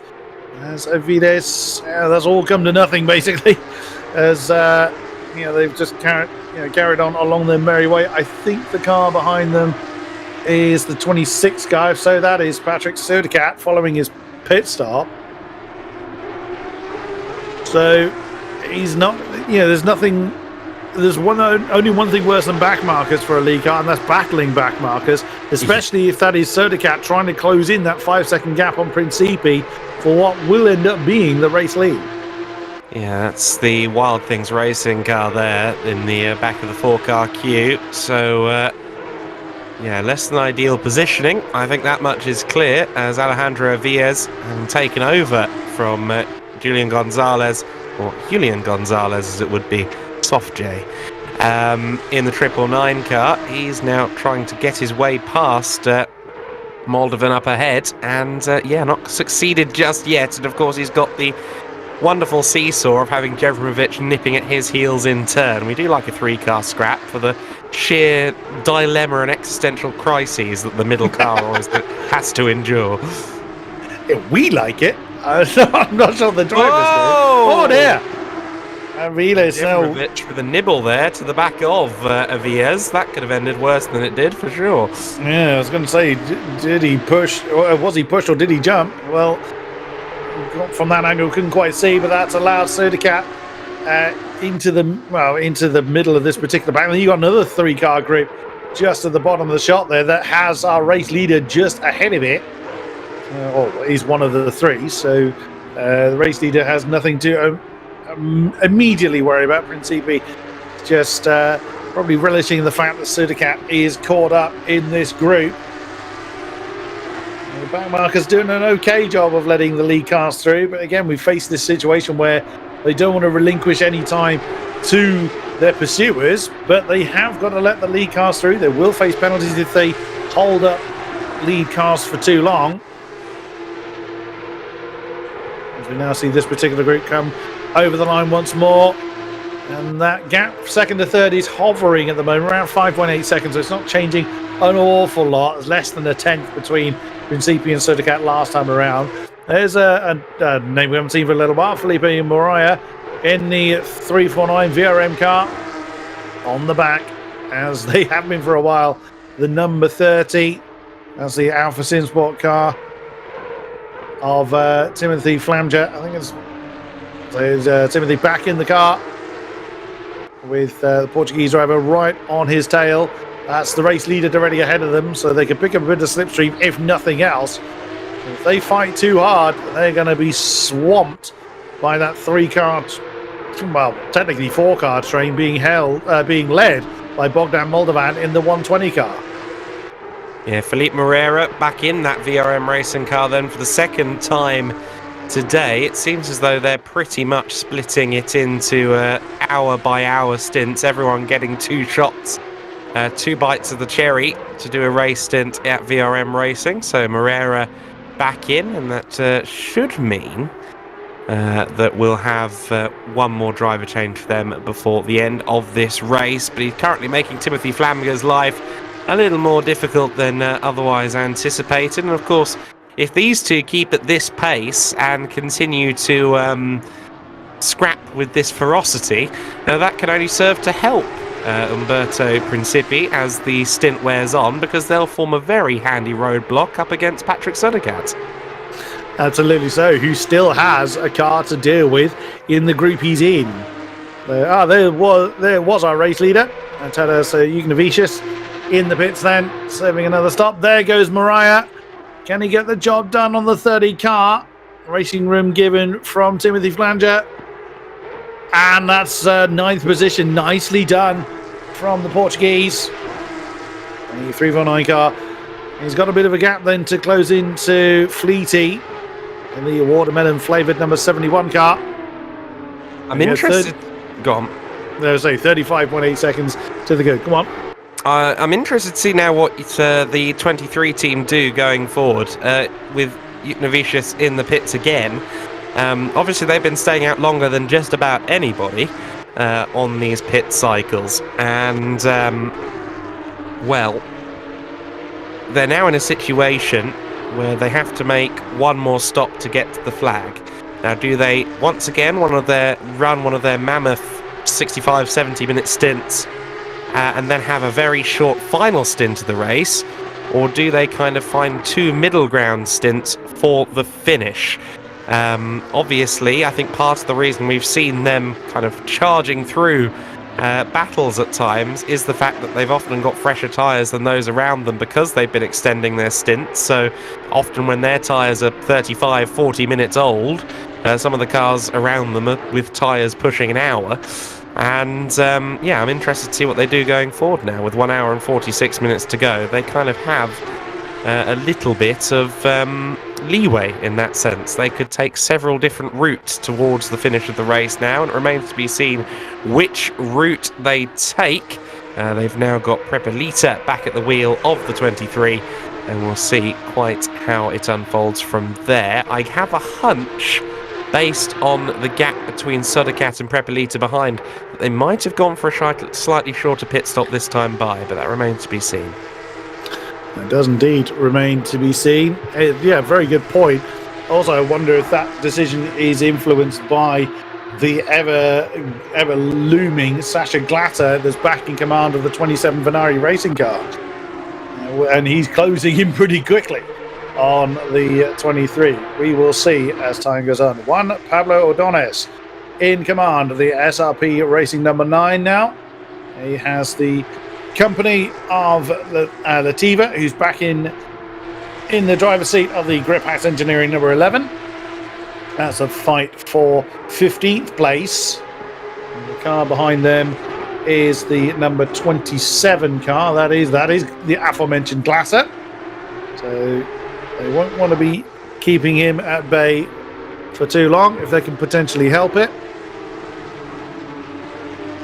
We will see. It's far easier said than done to let a leader through and keep hold of the guy you're battling, as we've mentioned a few times already. But this is exactly what Prepelita would like, as he's just settling back into the car.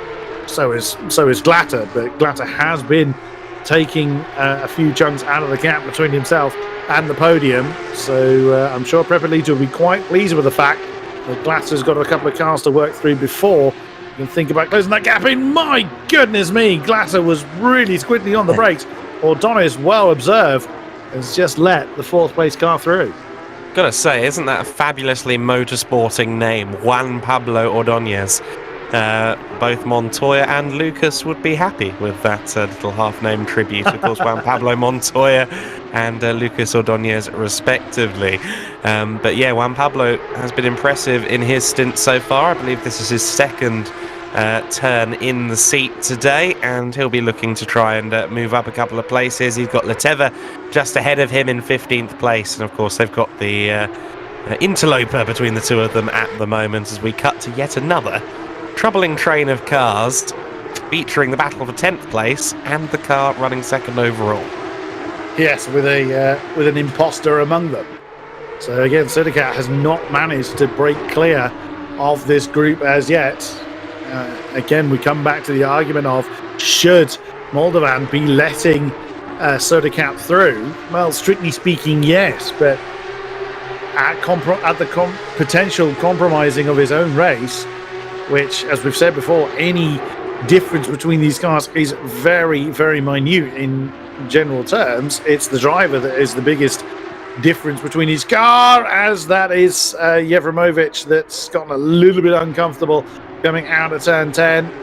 Nothing too bad. Just as I say that, he looks like he did now. Did he hit the wall, or did he keep the car away? We'll have to see. Does he come into shot?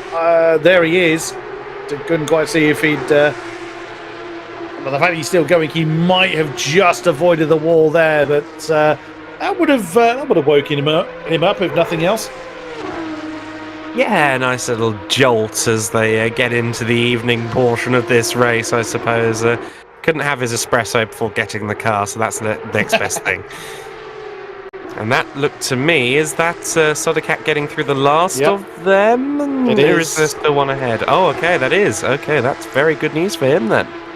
Yes, the pink accented Wild Things Racing Porsche now clear of back markers. Moldovan possibly a little bit late with letting him through, but did so in the braking zone of turn 1. That's mitigating any loss that he may have had against Aviles, who is looking on the inside of turn 5. We've seen quite a few moments through that particular turn. Yevremovic now out following that part spin is 3 seconds back. We'll see if his lap time drop off dramatically. That would indicate via the wall. Oh, Bogdan Moldovan getting all kinds of out of shape through 7 and 8, but does manage to keep the car just about on the straight and narrow. But then Aviles pushed that tiny bit too hard as well, coming through turn 9 himself. So, but just lost that little bit of momentum he could have utilised to challenge. And now that Sodercat is clear of back markers, that gap is starting to come down again. Is Principi, does he have a face full of traffic? He's got one directly ahead. It's the 349. It's the VRM racing car that's directly ahead of him. And one directly behind the number 30 car, the Alpha Sport entry as well. So could be that Principi was held up a little bit. 47-0 for the 73 car last time. Sodercat was a 46.5, but again, you can't read too much into that as both cars seemingly had traffic. But what we can read into is what Sodercat can do now, because he's got a bit of clear road ahead of him before he hits the number 30 car, which is the one car directly behind the race leader on the road. So following that amazing effort from Andrea Miato early on, that lead is now down very, very considerably to where the opening driver had got the car to. So we will have a fight, at this rate at least, for the lead before the checkered flag falls. I think we might have a checkered flag before you could get a decent meal down here, to be honest with you. I think give it 10 or 15 minutes, and if Sodercat keeps it straight and narrow, I think he might be there with Principi, but let's wait and see how the deltas evolve. Certainly Principi seems to be about equal as Sodercat when they're not in traffic, but I just wonder if Sodercat might be slightly better at picking his way through said traffic. We'll wait and see how this one evolves, but certainly this has been a treat so far. I think there was one point where both you and I, Chris, thought, yeah, well, the rest of the race is very exciting, but we know who's going to win. And, well, it's rather gone away from Clash Racing a little bit, hasn't it? But still, they are in the pound seat. They are still in the lead, but a much closer affair than we were anticipating. Guilty as charged. I did think, well, that's done. But yeah, potentially not proving to be the case, as O'Donis has got to defend against Pastori in the Y58 car, making a challenge into turn 10 for that 16th place.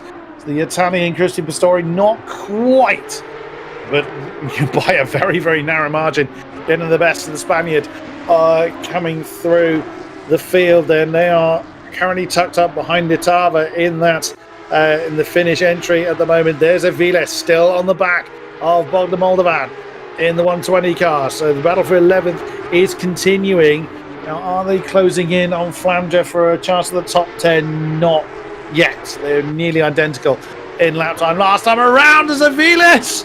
Wild exit from turn 4. Inside line of 5. Squiggly exit. Now, has Moldovan got anything he can counter with? Not at the moment. That is 11th for Aviles. Wow, talk about a bit of Mediterranean flair on that one. Yeah, no, that was up there in the Brave department from what we've seen so far today. The XPD MRL Racing Porsche Alejandro Viez doing them proud there. Of course, last time out they were in a Ferrari, if my memory serves me correctly. And it does seem as though Viez in particular adjusting to this Porsche very nicely indeed. But then again, he was their star driver at Monza as well. So some things don't change even when the car does. You'd be correct. The XPD Emerald racing car normally is a Ferrari. Oi! That was a sudden surprise from Ordonez then as the number 11 Latifa got... Oh, wow! Got turn 9 wrong. And then as Latifa tried to counterattack way too deep into 10 and has lost the position to Pistori as well. Got 9 wrong and then got 10 a very different type of wrong. I was going to say, Martin Hoyer's in there as well. So that's 3 positions lost in 2 corners well, no, the number 11 car. Hoyer's in 17th, look, so... oh, yeah, no, sorry, yes, no, I'm giving Latifa too much credit. I thought he was further up the order than he was. So, yeah, no, that's quite a significant loss for one little error, or 2 little errors in quick succession, isn't it? Oh, dear. Oh, dear, indeed. So, that's what we said before. One mistake, even at this kind of later stage, is still very costly because we still got these clumps of cars battling for position. You don't normally have this in an endurance race. This far into it, usually everybody has figured out where they are, but yeah, this is absolutely fine by me. As Lindner in the 991 car is in. What is Bastian Lindner going to hand the car over? We will see, but that was from within the top 5 of the 991 car. We'll see what he does as Martin Hoyer is still keeping Pistori company. Is Latifa can he get back into the rhythm, or is there not enough pace left in the tyres or in the car to maintain the gap to this group? Again, I'm really liking the strategy from the Team 991 crew here. I think the fact that they've fully committed to the fact that, you know, we're not getting 5 pit stops done. We're going to need 6. And the fact that they've been shortening every single stint to the point where they're now going to have 2 stints of just over 45 minutes to get to the flag, with 1 more pit stop left to go. That could see them being a podium contender by the end of this. If the traffic goes in their favour, so on and so forth, I wouldn't mind betting that they'll be somewhere towards the podium by the end. I think they've been very canny. I fully agree. It's playing the alternate strategy may well be the defining factor for them. It's only time. For a majority of the next 90 minutes, they're going to have fresher rubber. There's not going to be that long where they're on older rubber than the rest of the pack. So, theoretically, job's a good one. yeah, and because they made their stint shorter, they're not having to manage anything or manage less.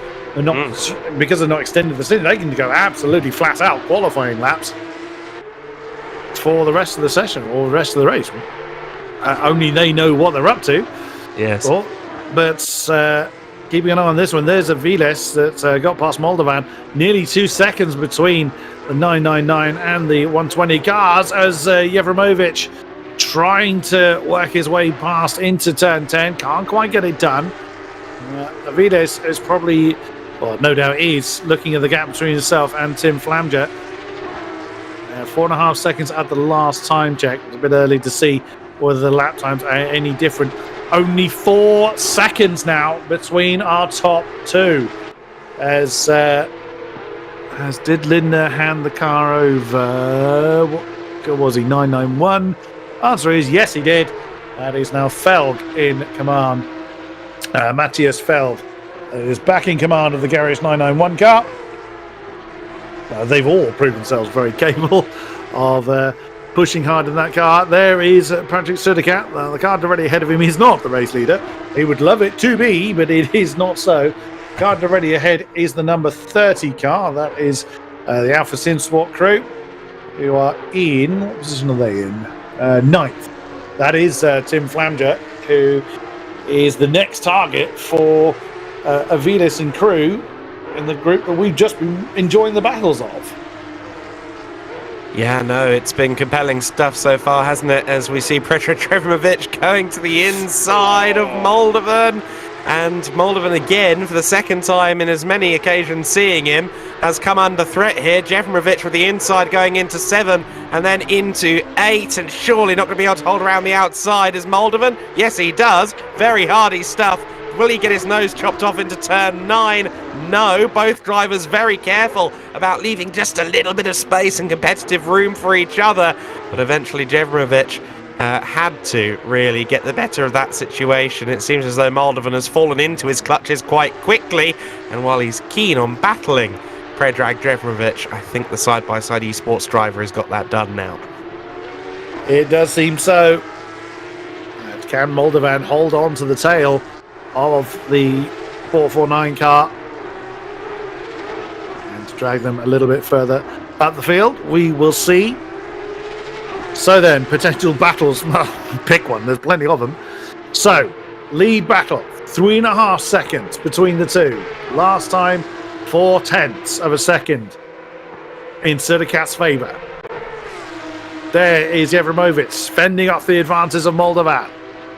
So the 120 car was superseded to 11 last time around the outside. Oh, there was a touch. Oh, I would assume there was a touch between the two, and Moldovan trying to defend the onslaught from Jevimovic, and just about does so. I suspect there might be a few words said about that if there was contact between the two. Then here's Matthias Felg, that is very much now set to join in this particular party, and not far behind. Not far behind him is the 368 car, Kevin Chartier, of the Rolling Gold squad. So another 4 car. How many times have we had 4 or 5 car trains going on? Again, no complaint, I promise you. But it looks like we potentially have another one forming, currently being led by Moldovan. So clearly no train strikes in Barcelona, huh? Bravo, sir. 2.6 seconds now up top between Principi and Sodakat. Also, the battle for third, the last step of the podium, is under threat. Prepelita is being caught by Glatter and has been for a number of laps. Not at a huge amount each lap, but it's been by a few tenths here and there. Just 2.3 seconds last time around between Prepelita and Glatter. Let's see what the next update is. 1.9. Wow. A big chunk of time taken out of that gap. So oh, that's deep from Jevimovic. That's left the door open for Felg. Yeah, he bowed out of that one. Realised it would have been unsafe, or probably much slower, to try and retake the racing line. And Matthias Felg was there. So Jevimovic bowed out of that one. There is Umberto Principi for Clash. The car directly behind, 2.8 seconds behind him, no less, is the car number 26 of Patrick Sudakat that has been closing him down since they both took over their respective cars at the last pit stop. Now, another 2 tenths gone and the last time check. Now here's a question for you, and it's maybe slightly jumping the gun here. But if things continue to trend in this direction, and you were involved with Clash Sim Racing, would you be inclined to get Andrea Miato back into that car for the final stint? Absolutely. Absolutely. No disrespect meant to Principi, because, again, looking at his lap times, they are still very, very good. But if it's a toss-up between short-stinting one of your drivers and putting in someone that's already proven that they can do an absolute god stint in this car, you'd be silly not to consider it. And yeah, as much as Principi may not be too happy, if Miato is that much quicker, you'd have to concede that it would be the sensible decision, as Principi just manages to hold onto the tail of the number 73 car on the way down to 13. Yeah, no, that was very much edge of the knife stuff for Umberto Principi there. He's just about held on to it in that instance. Also tempting the outside of the gravel trap there at the final corner as well. Got quite close to the edge of the drivable surface, and Sudakat now just over 2 seconds, just under 2 seconds back, as a matter of fact, 1.925 on the timing screen as they completed lap 150 of the race. The final 50 or so, I think, are going to make for very compelling viewing, and I think within the next 5 of that 50, we're going to have a battle for the leads. I think you're right there, Adam. But who's going to be in the driver's seat on the last stint? That's what this is going to boil down to. Less than 2 seconds between the top two now. Less than a second between third and fourth. Prepelita and Glatter are very close together as well. So there's a great potential there for a good fight. Felg and Moldovan look like they're having an argument. There is Bogdan Moldovan, who's taken to the grass. So he's had a bit of an incident in the 120 car and lost the position to Felg. Just closes Jevremovic off. Only just, though. So it's not been a great race for Bogdan Moldovan. He's proven himself very, very handy in these parts before, but perhaps this Porsche not quite to his liking. Quite possible. Yeah, no, again, the Porsche, very much a car that some thrive in and others, no, not so much. And I think Moldovan is struggling. Jevremovic now looking to the inside of him again. And whoa, that was a bit of a moment between the two of them. Eager spectator in the form of Kevin Chartier just behind, of course, in 14th place. We now have a 3-car scrap for position. And Jevremovic is going to want to make short work of Moldovan up ahead. Indeed so. As we continue to watch this great battle for 12th ensuing. Glatter's lost a little bit of time with Prepelita, so the number 23 car does hold on to that podium position for now. But 1.5 hours still to go, or just under. It will feel like a very long period of time when you're under that much pressure. But what can Jevremovic do here? Can he keep the pressure on Bogdan Moldovan, or is he going to have to start to really pay attention to what Kevin Chartier behind him is doing? As the Frenchman is now very much in attacking position on the 449 car. There is Sodacat, and there is your race leader. Less than a second, as is the gap between third and fourth now. It is all to play for. None of the podium positions are secure, and I would think Principi is probably willing this stint to end so he can get the car back in, either for a driver change or at least tyre change for the 73 squad. If you're wondering whether or not it's actually legal for Alessio to take the wheel again in theory, or rather not for Alessio, Andrea to take the wheel again in theory. Was it Alessio? Miato. Miato to take the wheel again. Yes, it is, because the maximum a driver can do in these 6-hour races is 195 minutes, which is 3 stints exactly.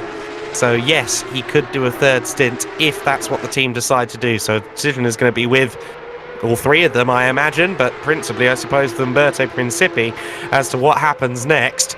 That, of course, is in terms of what happens next in his stint. What happens next on the circuit is going to be a collaboration between him and Patrick Sodacat. There's pretty much line astern as they go into the first corner, and I think Principi ever so slightly overshot that first corner there. That's compromised his run through 1, 2, and to an extent 3 as well. Sodacat, like a shark in the water right now. Yeah, he smells blood and is ready to pounce. But again, the Wild Things guard won't want to just sit there and wait for an opportunity. They all want to get past Principi on the, assuming that we will see Andrea Miato back in the car and the outstanding pace we saw from him earlier on. You'd want to cover that off because no one had an answer to the incredible pace that he was able to put on. The fastest lap has not been beaten that Andrea Miato put on in lap 30 or 40 or somewhere in the first couple of stints of the race. It was certainly in the first quarter of the race, assuming a 200 lap race, as Sodacat then commits to the outside line of 10. The defensive posture of Principi shows it all. He's really feeling the pressure, but he's going to make the 26 car work very, very hard to take the lead. But does Principi realistically have an answer?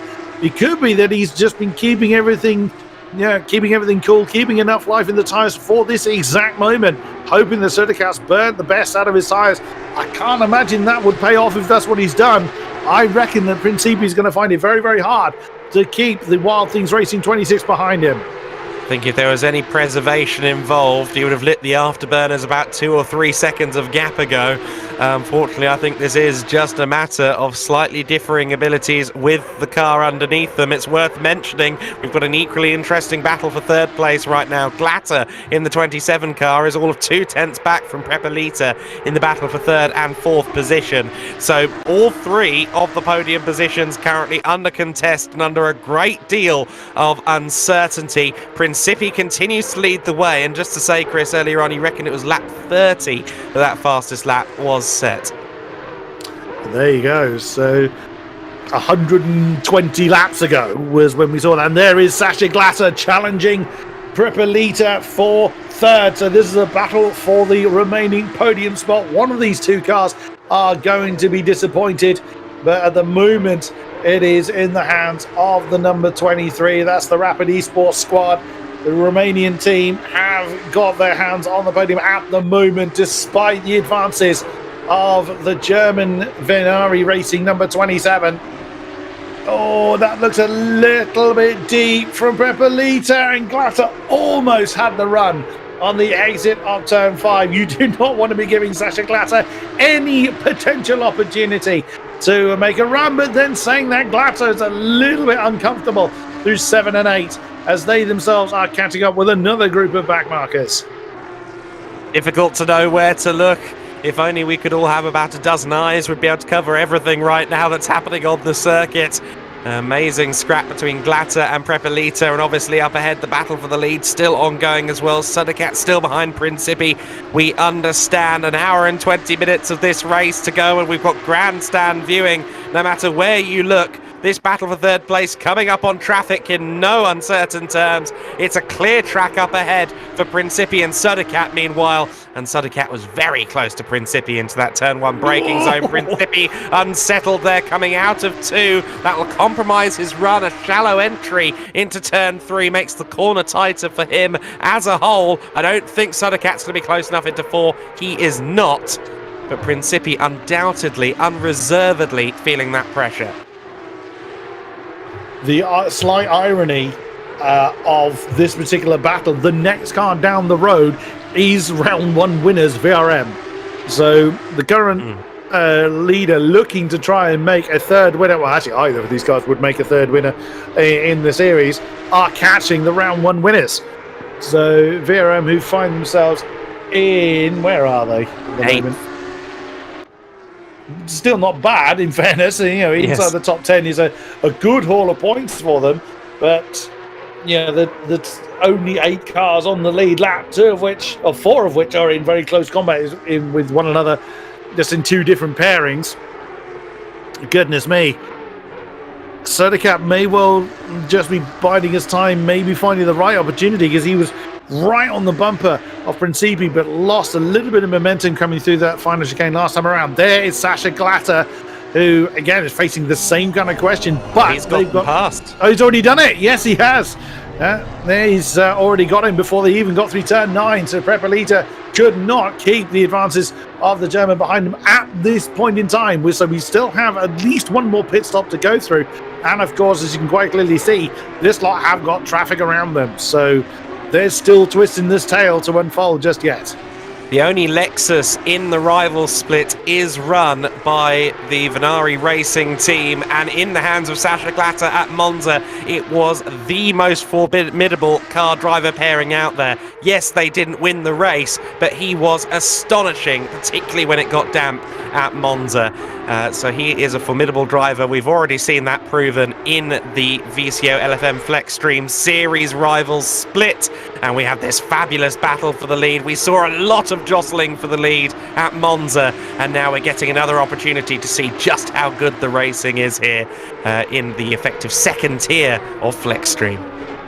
Christian Horner's leg would be absolutely vibrating enough for an earthquake were he the team manager of either, well, certainly of the race leading number 73. If he was the class sim racing leader, I'd imagine he would be causing quite a stir with his bouncing leg right now.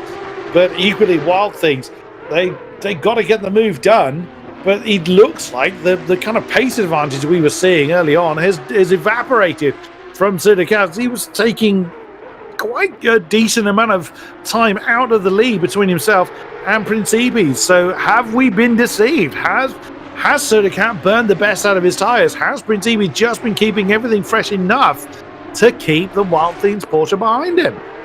I think it's more a matter, even though these cars are less aero-dependent, there is still a factor of the dirty air here and there, and it affects you in a few places, and one of them is that last corner. Yes, we have seen a lot of overtakes that involve coming down this main straight, getting your nose ahead before you get to turn 1, getting a bit later on the brakes and making the move stick there. But doing so is quite difficult because you do get a bit of wash from the car ahead of you, and another corner where you struggle with that is here, turn 3, big long sweeper. If you've got something cutting and disturbing the air ahead of you, that is going to affect you.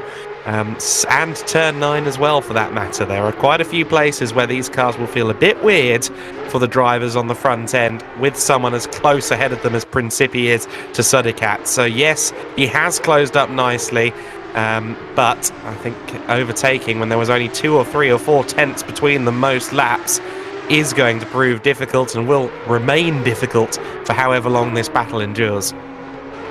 Also not taking away from the great battle for 9th, that's actually right behind them. That is Tim Flanger and Alejandro Aviles that are arguing for 9th position right behind them, although there's nearly a second between them now. They've been very, very close together. Well, here we go. Sodercat got a run as Principi went defensive coming out of turn 9. But Sodercat could not close the gap in. Oh, as he forced the Clash car to go deep. Is this an opportunity for Wild Things? Not quite. Principi by the skin of the car, nothing more, by the wrap on the car, by the width of one of the decals, just holds on to the lead. But he's really feeling the pressure now. Patrick Sodercat, can he just find that extra bit? And again, a bit of a compromised exit from that final turn. I don't think it was defensive driving out of turn 9 from Principi. I think he might have had to catch a slide or something like that just ultimately, by the time he got the car straight, there was no point peeling over to his right. I think that might have been what happened there, but nonetheless, Principi struggling again, looking a bit deep into the first corner there. Again, compromises his run through 1 and 2. Sodercat certainly with the more confidence underneath him, possibly the better tyres underneath him. We're into the final quarter of their penultimate stint here before they will get fresh rubber on the car. So certainly he who has kept the car least squirrely is going to be the one with a slight advantage right now, and I think we've seen a lot more hairy moments from Principi than we have from Sodercat as he again goes deep into turn 5.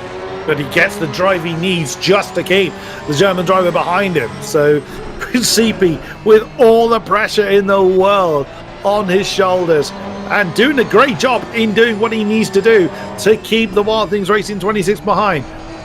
Into turn 9, both cars keeping fairly steady, and down towards turn 10, obviously not being pressured by by anybody behind them, and they still have a fair amount of decent track ahead. That's really, really deep from Principi. Surely now that has got to be it, but he manages just somehow to get the car back in the position to defend before they get to turn 12. How on earth did he do that?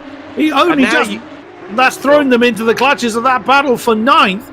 And now that's a really unfortunate position for Tim Flanger to be in, because he could actually find himself to be quicker than the 2 ahead because of the amount of fighting they're doing. But he's got Aviles right on his tail.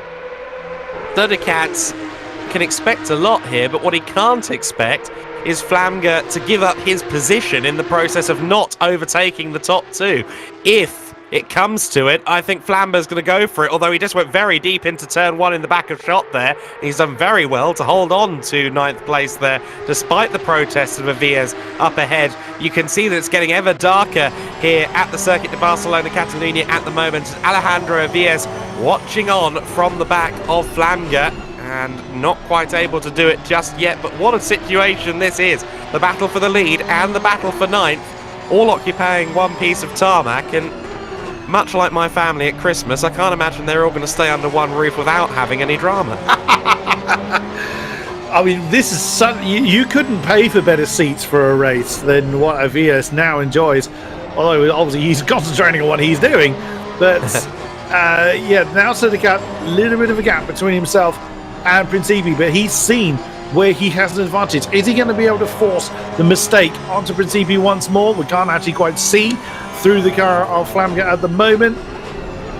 No, it looked a bit more sensible this time from Principi, although VS almost got his nose alongside Flamga there, but no dice this time around. Oh my goodness me, I'd love to know what the team principals are thinking at this point. One, we probably couldn't broadcast it, and the amount of nerves and pressure being felt by everybody, not just the drivers on track, must be absolutely excruciating. Yeah, no, this is the very much tension you couldn't cut with a knife phase of the race right now. We're on lap 160 of the race now, having just completed 159, and this is showing no signs of relenting at all. It's been a very exciting 4 hours and 50 minutes so far, 4 hours and 50 minutes of racing. Oh, and there goes Flamga. Flamga there, just exited stage left, tried too hard to get the power down out of turn 2. And, well, ultimately, Aviez had it done for him. He didn't have to make the move. Flamga inadvertently opening the door, and frankly, he did quite well to keep it out the barriers. That he did, yeah. It was well caught at the crucial time, and that gives Sodicat at least a less of a distraction in his mirrors. He no doubt would have noticed two sets of headlights buzzing around behind him. It's difficult to completely ignore them, but what can he do now? It does seem that he's had to back off a little bit. Maybe he has pushed the tyres a little bit too hard, especially at this late stage in the stint. Oh, there's so many ifs and buts and maybes, just no idea how to call it. No, exactly. This one is going to go down to the wire. That much is painfully obvious as Patrick Sodicat continues to measure up the back of Umberto Principi here. That 73 car, again, seemed like the dominant force, especially in the hands of its first custodian. TBC, whether we see that driver back at the wheel again before the end of this one. We are, of course, referring to Matteo getting my vowels and stuff mixed up. Miato at the wheel of the 73 car. I get the sneaking suspicion the executive decision may be made to get him back at the wheel of the 73 for that closing stint. That's all to come out in the wash before the end. Patrick Sodicat, I think, will be hoping that he gets to have this sparring partner for the rest of the race. If it is him and Principi through to the end, this could be a hugely dramatic final hour. Absolutely so, but if it is these two drivers, judging by the gap that Sodicat closed in, you gotta say that the advantage is with the Wild Things car, but with fresh rubber on both of them, who knows? There may well just be that one mistake that is the difference. It could be from either driver. We will see. We've seen, Principi a bit wild in a few places, but has managed to have the discipline to get the car back in position, and again a defensive posture coming down into turn 6 to make sure he's making a statement of intent to Sodicat. I don't think Sodicat's in any doubt of how difficult Principi is to get past at this point, but yeah, that was a very defensive stance there from Principi, probably unnecessarily so. Sodicat, you're too far back to make a move from there, sir, and both drivers know it. No, I don't know. This is what we love, isn't it, about racing? When you're in this position, two fierce competitors, and you genuinely have no idea where it's going to go. That's what we love about motor racing. A few certainties we can bring you is that the final stint of the race will be available. The final pit stop should be made from the 1 hour and 5 minute to go mark onwards, because it's a 65-minute maximum on the stint. So if you want to reach the flag, you should avoid pitting for at least another 3 minutes and 18 seconds. Both these cars will probably go a little way beyond that. And if Principi is to continue on in that leading car, I think what he needs to do is pit first. He needs to be the one that makes the stop first, I reckon, because getting onto the fresher tyres would be invaluable for him, at least in the short term, and then he'd at least have the track position if things remain as they are. That, however, is a very big if, because I think both of these cars probably have another 10 minutes or so, another 8 minutes or so before they pit again. And a lot can happen between then and now. Oh, don't be looking away too long, because I think in the blink of an eye is when something's going to happen, and it is really going to change the outlook of this race. I think we are in for. I have a gut feeling we have a major upset still to come. What that is, I've not a clue. But yeah, we will see. Looking down through the field, the rest of the battles that we were looking at have very much sorted themselves out. Sasha Glatter, 5.3 seconds ahead of Prepalita. We saw that position change take place. Shatsker and Cruz were close together, but the number 47 car, the Stiftung Reifen Test car, has got a 2.6 second lead over the number 10, the Phantom car. And another 3 seconds back is Fleety in the 71. So pretty much the rest of the field, it's taken to now for the rest of the field to kind of figure out where they're going to be. I mean, we still have a couple of battles going on. Tim Rule in the 77 car has got Matthias Wass in the 79 for company, but we dare not look away. Is this an opportunity for Sodercat? He's closing in. Oh, he didn't commit to. He wasn't alongside enough, and Principi was confident enough to stick to the racing line, but that has compromised his exit from 2, and Sodercat just doesn't have the space to capitalize on it. Amazing stuff. And while all of this is going on, Glatter is closing on both of them. So don't rule the 27 crew out just yet. Sasha Glatter has got that gap down within 20 seconds. And if this kind of thing keeps going and they keep knocking 6 shades of stuffing out of one another, then this could get very intriguing in terms of a 3-car battle. They've got a spoiler in the works as well with Alejandro Vies right behind them. Good run out of turn 5 from Sodercat there, but I don't think he's going to be brave enough to do it into 7. That was rather an instruction as well as a hope, I must admit, for Sodercat. And thankfully he bides on this occasion. They come towards turn 9 now. Can Sodercat do anything for the run towards the sharp turn 10? Let's see. Both cars getting pretty much identical exits. Sodercat not positioning himself for attack, but Principi definitely positioning himself for defense. Has he overcooked that run into turn 10? Oh, he just manages to shut the door. Yeah, this puts Vies in an interesting position. Has he got the pace to get past the squabbling pair for the lead?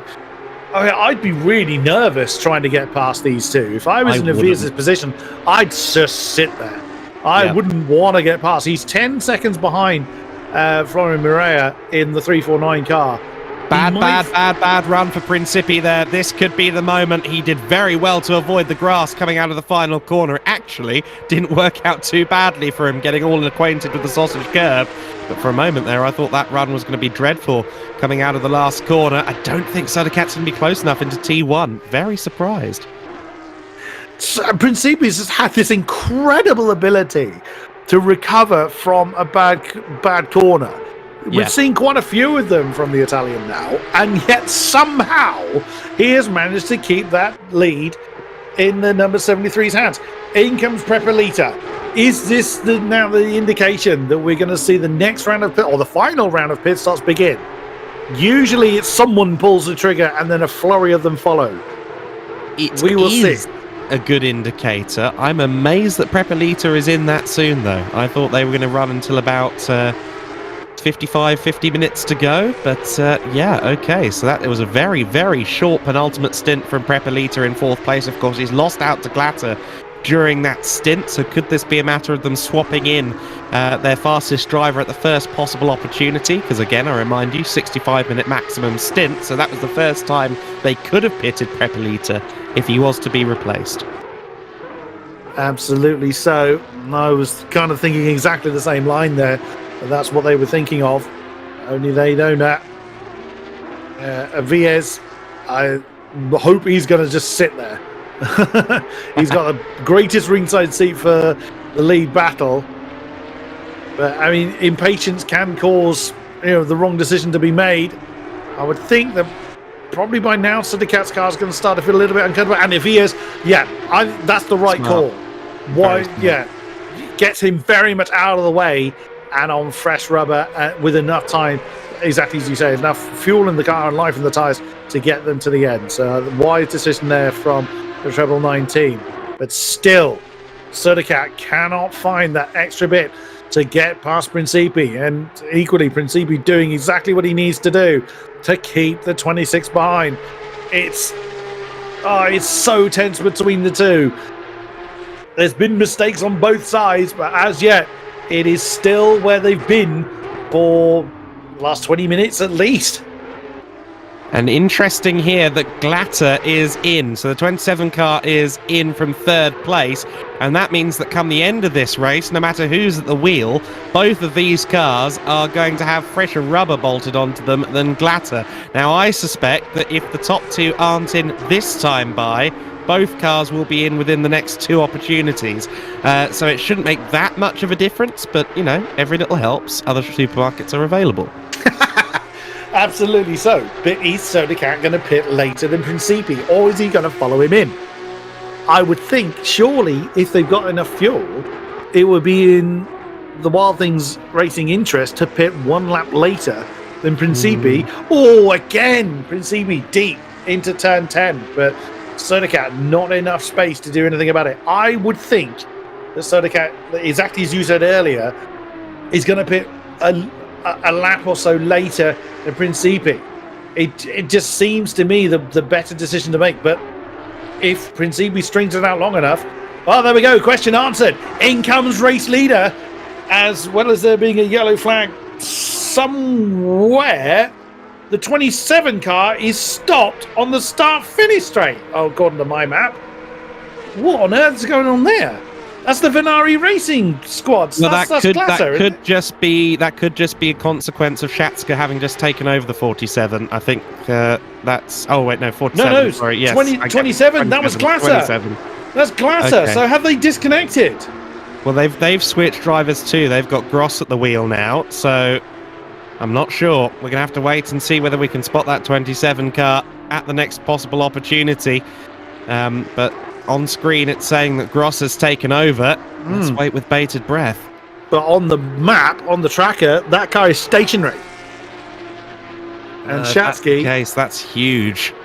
Well, the Shatsky is just about to pass where apparently on the map that car is. I think it's disconnected because it's...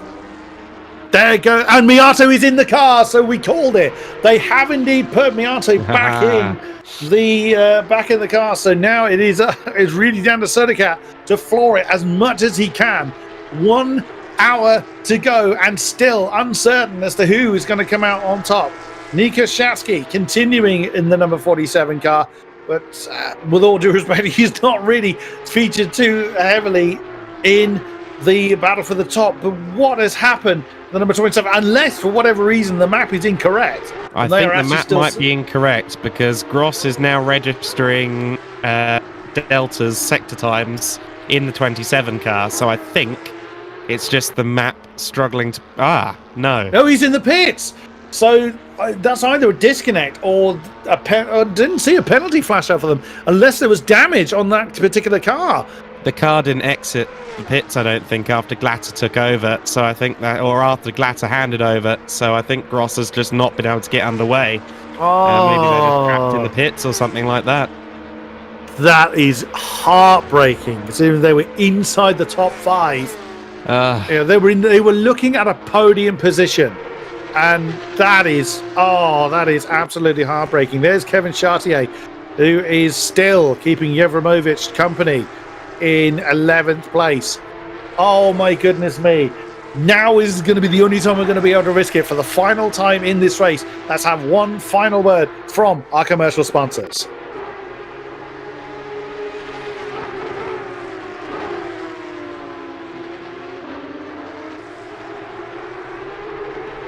Not able to queue it up. Never mind. We'll carry on as we are, because there's plenty to talk about. There's plenty of battles going on. Fleety is in. Fleety was up for third in the watermelon. Fair enough. The fastest watermelon you'll ever see. Now, okay, so biggest question is, when is Sodercat going to pit? Also, the 73 car, now in the hands of Miato, does not have traffic. So, it will eventually, but it doesn't have any for a while. So the next question is, when will Sodercat come in? Where is the 26 car? It is just coming through turn 13. As we continue to look at Chartier's progress against Yevremovic. Go on. I would be struggling between schools of thought right now if I were involved with the 26 car, because every lap the Soda Cat's going around on old tyres, obviously the supremely fast Miato is gaining with abundance. They're in. And they're in. Okay, so that answers my question. The alternative scenario was they stretch it as far as they can, so they got fresher tyres at the end, but they've maybe stretched it as far as it can go anyway, and Soda Cat has pitted. And surely Miato should resume the lead that was with Principi prior. Let's wait and see. Indeed, well, Shatsky will need to pit again. The car cannot go long enough to get to the end of the race. This much we know. So Shatsky will rule himself out of this mixture. There is Andrea Miato, who set that storming 145.2 what felt like an eternity ago, 137 laps ago, in his, what would have been his first stint in the car. So, through 14, 15,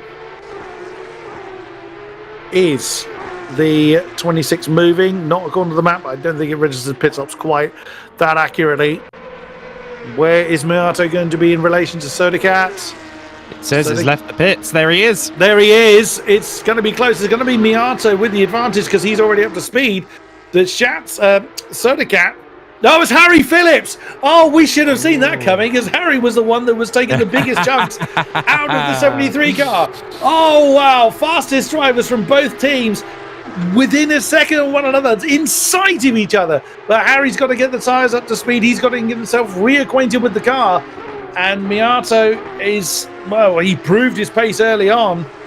Those yellow flags still out there. I'm again assuming it is for the 27 cars. So I think we can pretty much ignore them for this period of time. Shatsky is in.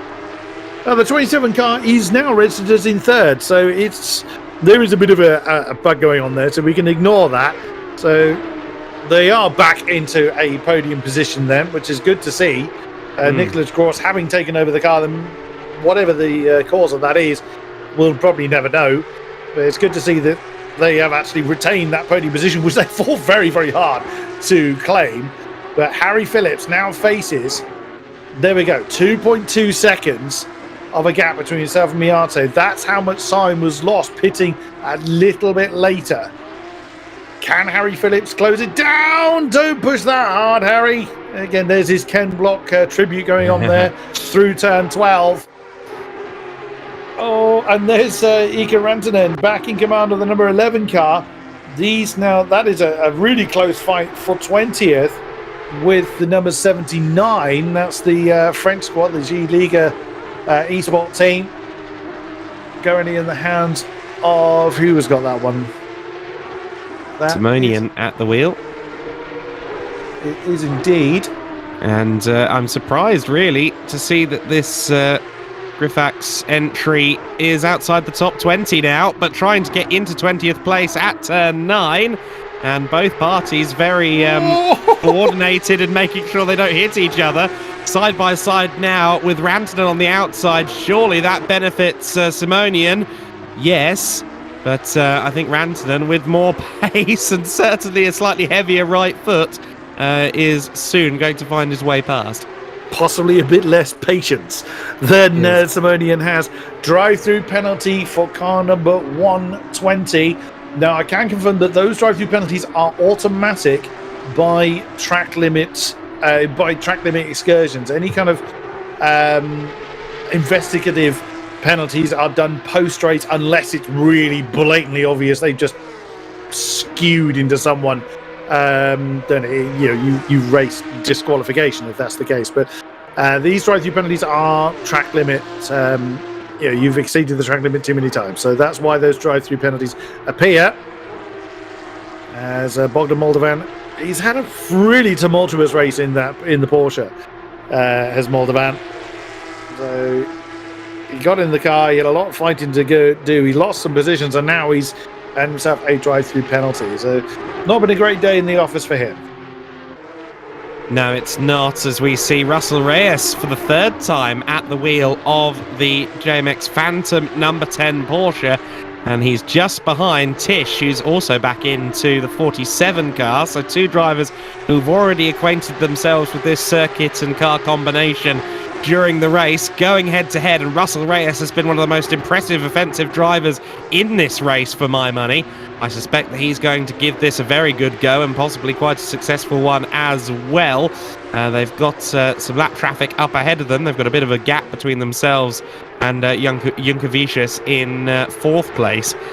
So I think that the fifth place is going to be the peak for either one of these two cars, but Russell Reyes making life very difficult right now for Tish in fifth place. Although at the end of the last lap it was Reyes ahead of Tish, so Tish has actually got past Russell Reyes, and now Reyes is trying to retaliate. Absolutely. So I think the car directly ahead of them is the 808, which will be Pavel Ciesla. If that is the case, side by side coming down into turn one, who's going to win out on this one? Russell Reyes to the outside line for one, inside for two, forced onto the green, but Tish fairly comprehensively defended that one and keeps the number 10 in sixth position. That gap up front is rather what we thought he would do. Miata now starting to rebuild the lead that he had earned for the team. Now 3 seconds between yourself and Harry Phillips, but still 51 minutes to go. That could still change in a heartbeat. We'll see, but Reyes is he's going to have to work quite hard to try and dethrone Roman Tish from that fifth place. Yeah, no, I think these are two drivers that are very evenly matched. You've come across each other on the same piece of tarmac in a battle for a very significant position, and that always adds up to some very interesting viewing. So if the lead battle hasn't already got you popping popcorn, then this one should help you on that way as well. Now Gross is listed as in the pit lane again, the car that was third place, the car that we were expecting to have lost for a little while, that was then registered in third again. It now seems that Gross is in a bit of trouble. Yeah, and would seem to be so. I've just refreshed the map, and now it is properly showing us in the pit lane and agreed with on the tower. So that is definitely trouble for the number 27 car. Russell Reyes again sizing up Roman Tish on the way down towards turn one. How's it going to play out this time? They had a go at it last lap around. Roman Tish then takes that defensive posture right in the middle of the road. Russell Reyes thought about trying to go inside of the inside, but opted not to do so.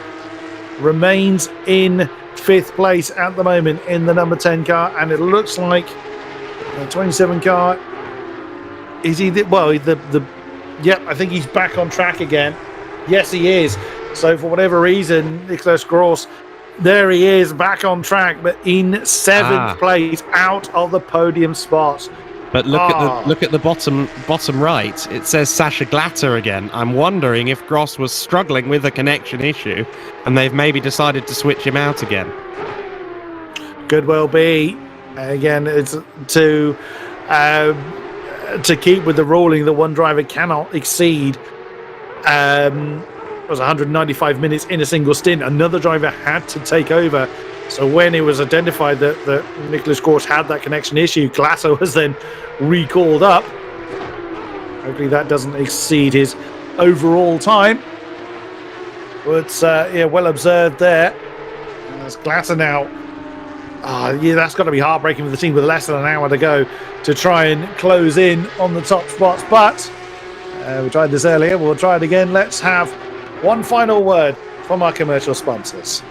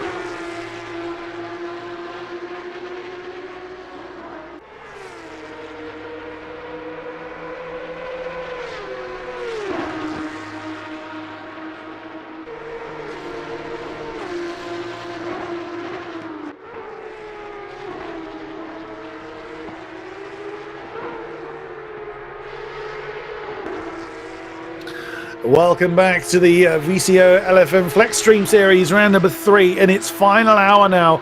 And what a crazy race we have had leading up to this point. Adam Weller and myself, Chris Buxton, taking you through the final twos and fro's of the race. We are looking at Javier Cifuentes chasing down Chris Warner for 9th place. Oh my goodness, Adam, how are we going to... Whoa, never mind, we got another battle to talk about.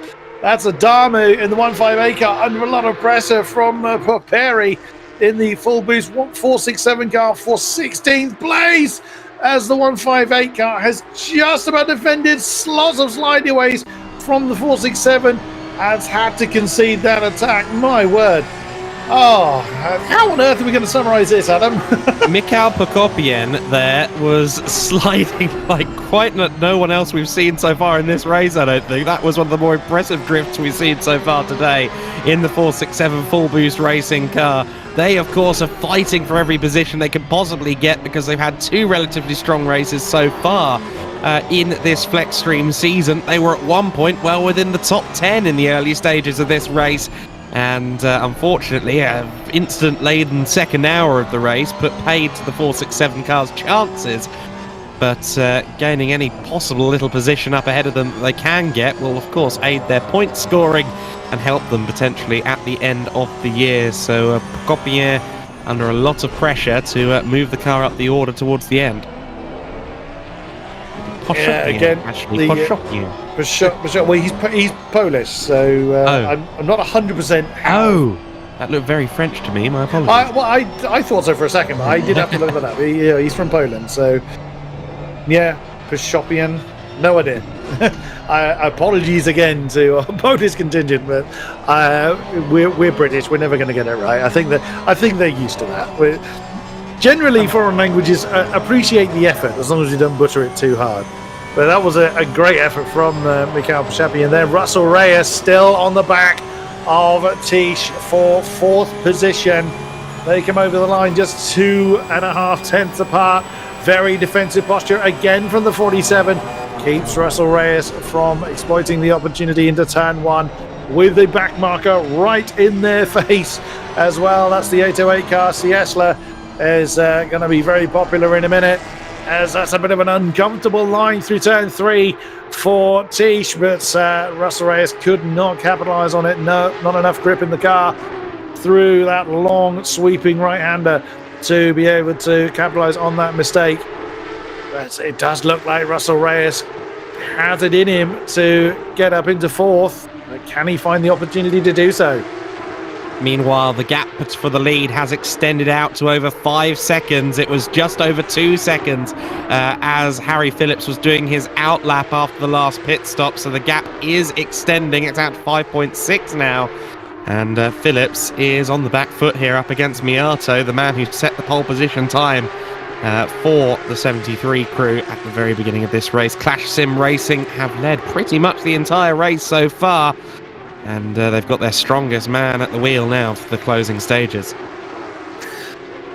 Miata has been the only man to get anything in the 45s for quite some time. I'm not sure he's the only driver to get in the 45s, but certainly in this end of the race, he is the only driver to get in the 45s, and it's mid 45s as well. So he's not just getting sub 46, he's getting well under 146 every single time.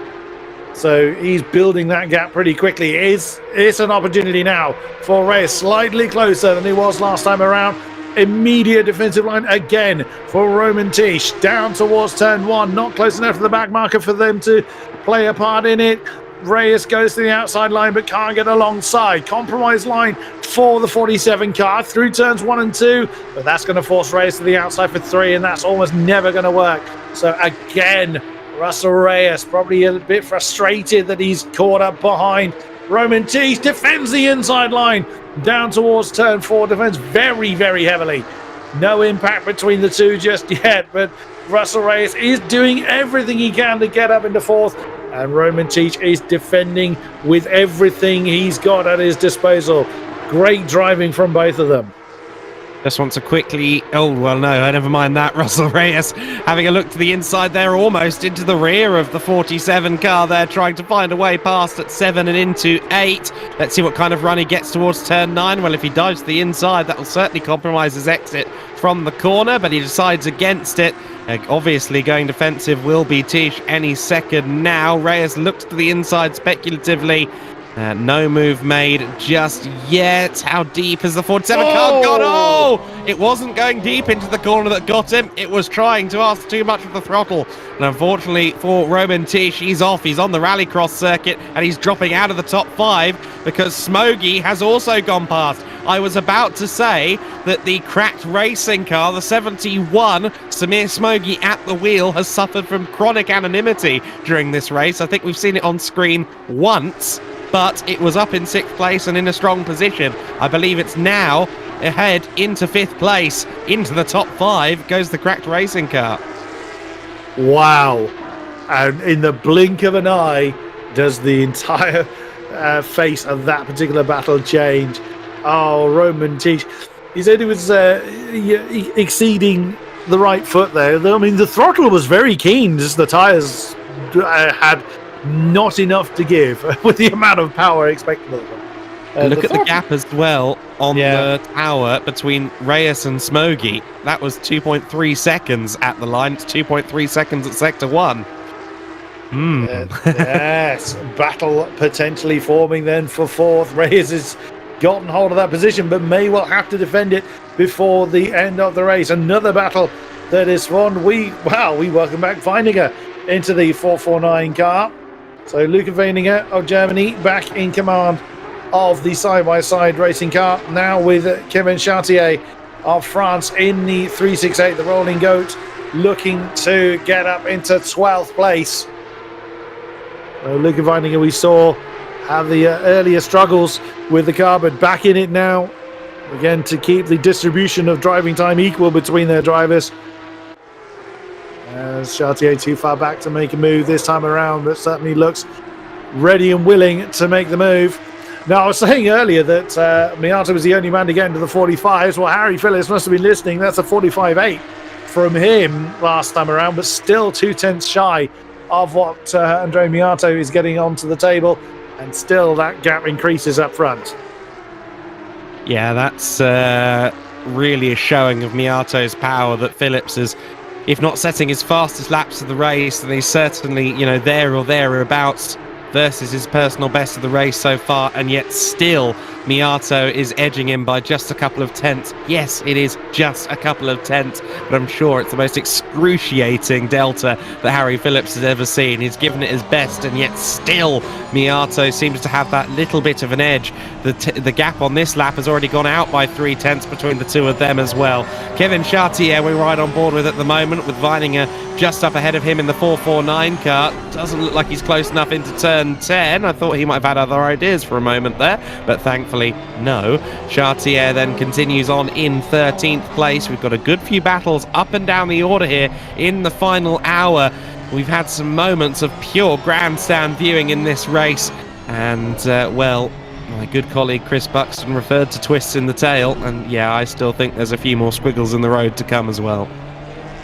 It's easier to count the times when it's actually been comparatively quiet than times we haven't had grandstand action going on. Struth, it has been absolutely full on from lights to, well, potentially lights to flag, with less than 40 minutes to go. As you can see on the counter at the top, we now hit 8:30 p.m.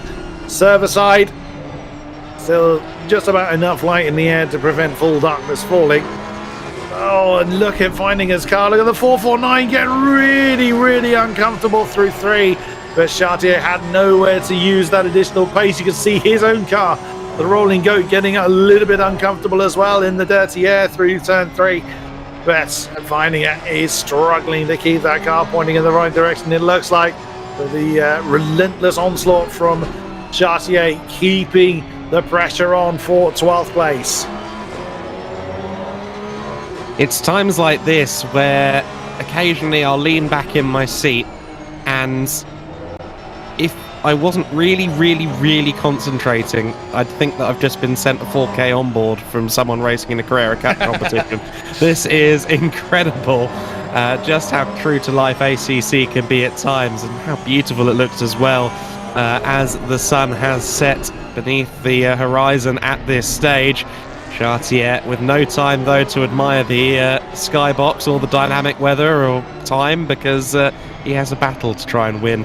Weininger, I think, with a point to prove, of course. We had him right up at the sharp end in the early stages of the race and drop through the top 10 and indeed the top 15 like an anvil in the first stint, and he would very much like to get the elbows out successfully in this last stint. Another man with a target on his back is Reyes. Russell Reyes has got Smokey very much in his mirrors, on board with the German for Crack Racing. This was the car that we affectionately called the Watermelon because of his colour scheme earlier on, and now finds himself, oh no, beg your pardon, that's not the Watermelon. Well, it's partly watermelon, it is bright green after all. Oh no, it was the Watermelon, yeah, it does have that big flash on the back. It's only watermelony from the rear. Yeah, it's, now that we've fallen into darkness, the colour scheme's not quite so actuated, but Samir Smokey in the 71 cars just wrecked the gap between himself and Russell Reyes. It was several seconds only a few laps ago, and very clearly less than that now, with a back marker directly ahead of them. Who is that they are closing in on? That's the 808 car. Every time I try, I'll say every time, the last few times I've looked up on who a back marker is, it's been the same one each time. It's the 808 car. Again, it's the Silver Racing team effort, and still in the hands of Pavel Ciesla. He's just happened to have been in the action that we've been paying attention to. So nothing else is getting some airtime for the Silver Racing team. But right now, he's not wanting to get involved in this battle for fourth, and I'm sure Russell Reyes is not really wanting to get on with it either. But either way, he's got someone to defend against. He managed to get Roman Teach into a mistake, and that gap has increased as well. Now 13 seconds between Smokey and Teach. It was around about 10 seconds or so when the 47 car was back on the road. But Smokey is now very much ready to do battle for the number 10 car with less than 35 minutes to wrestle that fourth position. Sasha Glatter also looking to try and perform a salvage job, just 1.3 seconds behind Roman Teach now. So in 7th place, Sasha Glatter making his way towards the rear of Teach in the 47. Of course, Glatter looked on for a 3rd place, or at least the car looked on for a 3rd place, but what looked to be some slight connection issues for Nico Gross has rather put them down the order, but recovering to a top 6 would at least be something for the team heading into round 4 in a couple of weeks' time. Reyes tucked into the slipstream of Ciesla right ahead of them. The Polish driver not, well, I was just about to say not relinquishing the position, but he's just done so. But that actually puts Smokey at a bit of a disadvantage. There is Glatter on the back of Teach now. So can the Venari Racing number 27 salvage 6th from what was looking like a podium position until the unfortunate connection issues, or we think was a connection issue for Nicolas Gross? What can Glatter do at this point? Well, he can certainly hustle hard. Roman Teach for 6th. How much defense has Roman got left in him following that big spin that we saw him have earlier on? Only time will tell. It will be the longest 33 minutes if he does choose to try and defend against Sasha Glatter. I mean, we know how fast he is. Is most certainly podium material. Is there enough in the 47 car to keep him out of 6th place? Given the rate of catch-up, I would be somewhere between impressed and gobsmacked if Teach can hold off Glatter in this battle here, but it is one thing to close in and another thing to pass, of course, while we're ticking off the old motorsport adages in this broadcast. And Glatter just keeping a watching brief as they turn into T10. Slightly wider entry into the corner grants him a slightly better run out of the corner.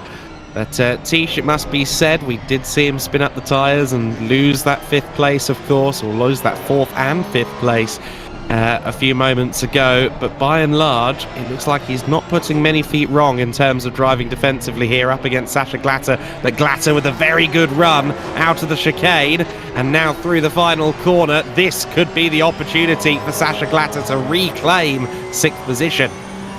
Can Roman Teach get any slipstream off of the back marker ahead of him? I don't think he can.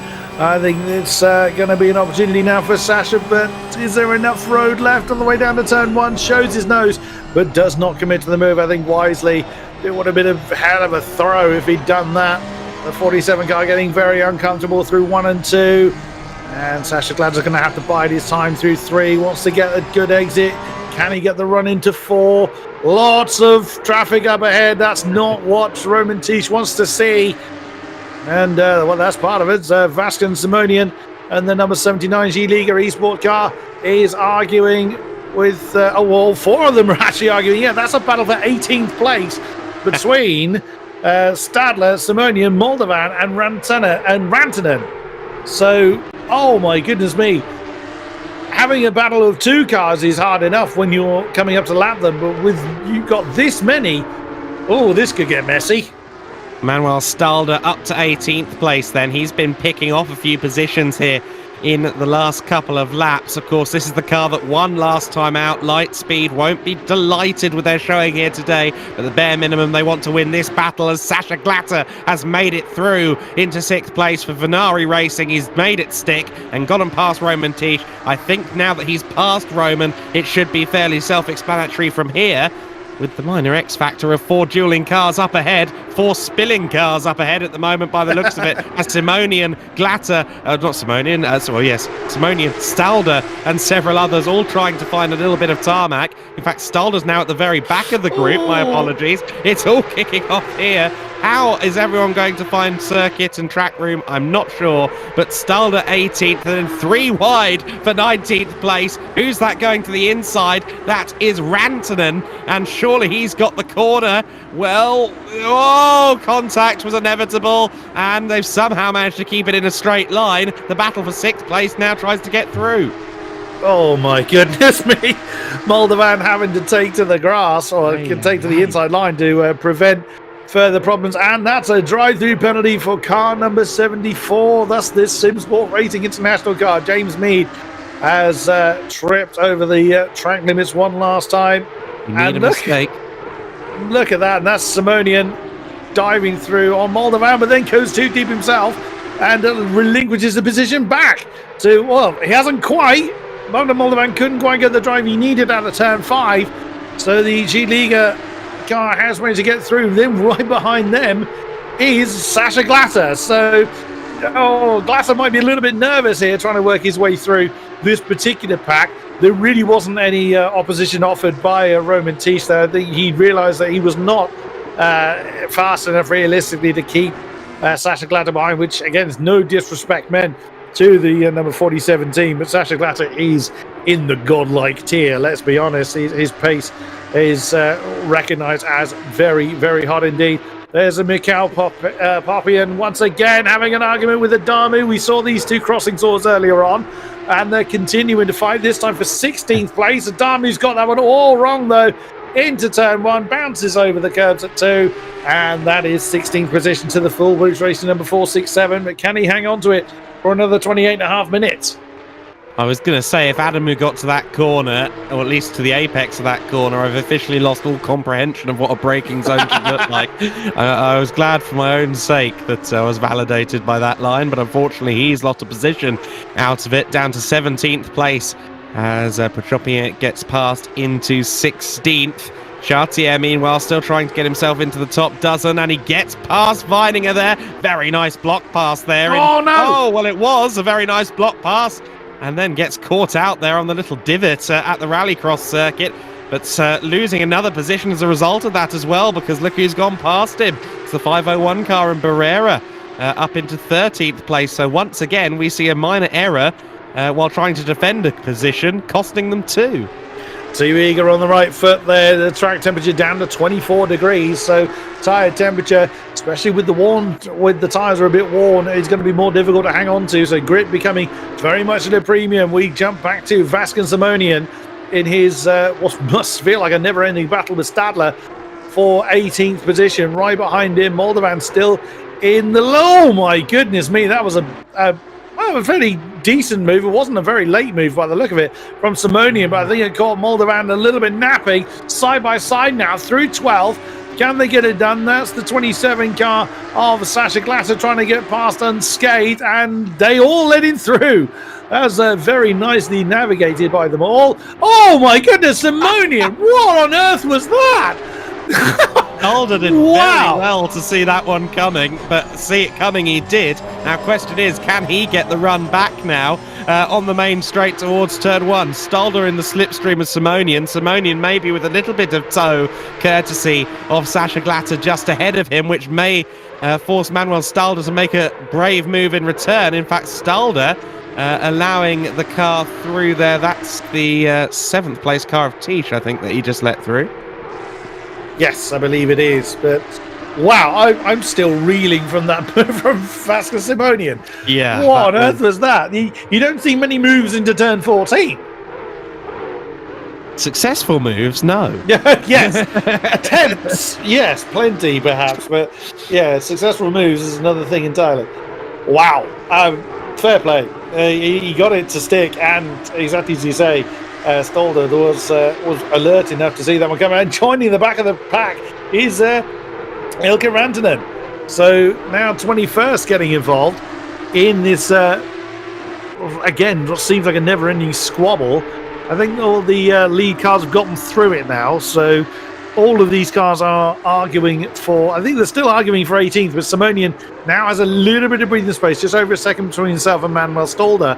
So it's now realistically a battle for 19th position, but still just as long as it was before, as James Mead now serves the drive-through penalty for the SSRI number 74. Yeah, and I noticed there going into turn 10 that Simonian came under quite a bit of pressure from Tish as well. Tish trying to get past him to go and pursue Sasha Glatter. I don't think that anyone in the 47 crew has quite given up on that P6 yet.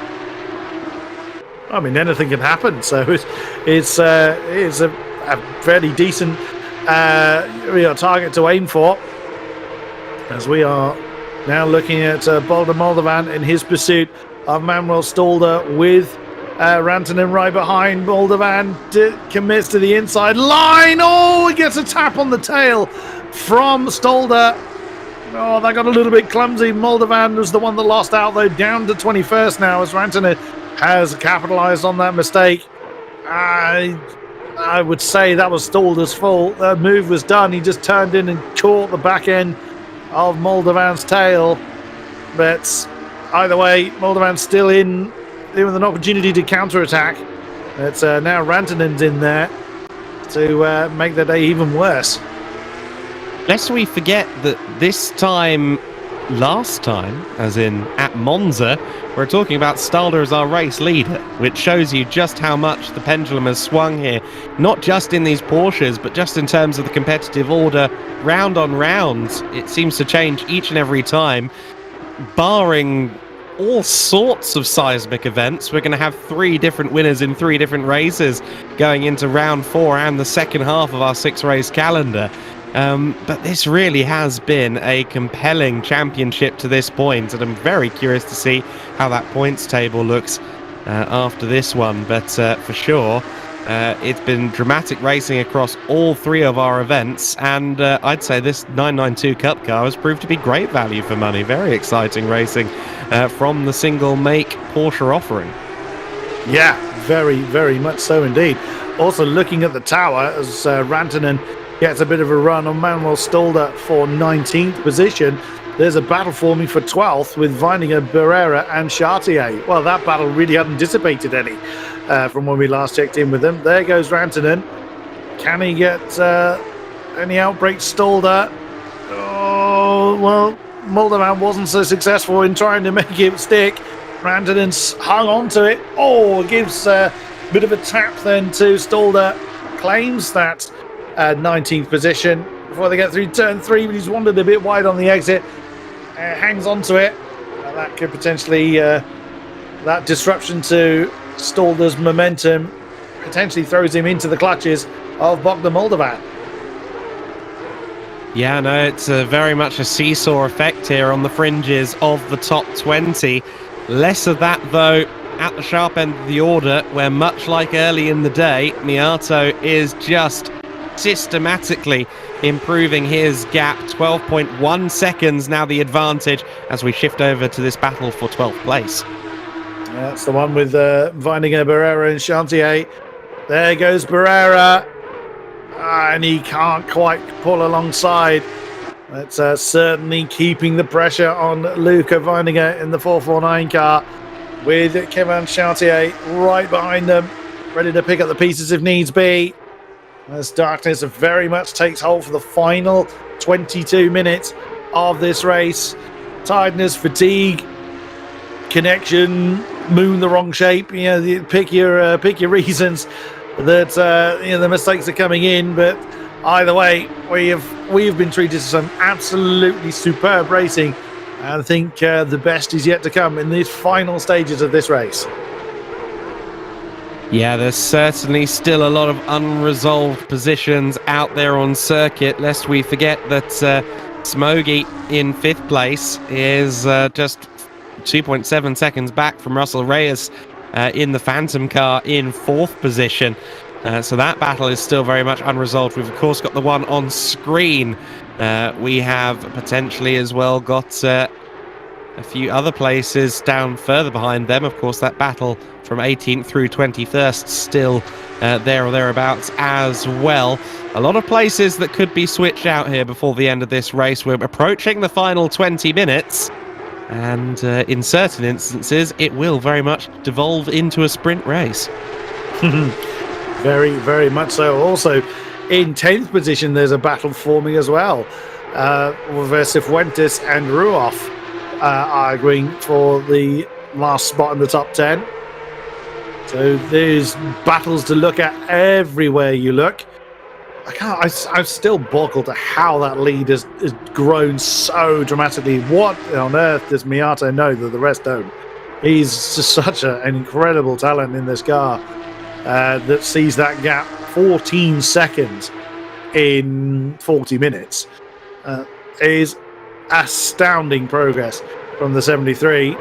That kind of reaffirms their position up top.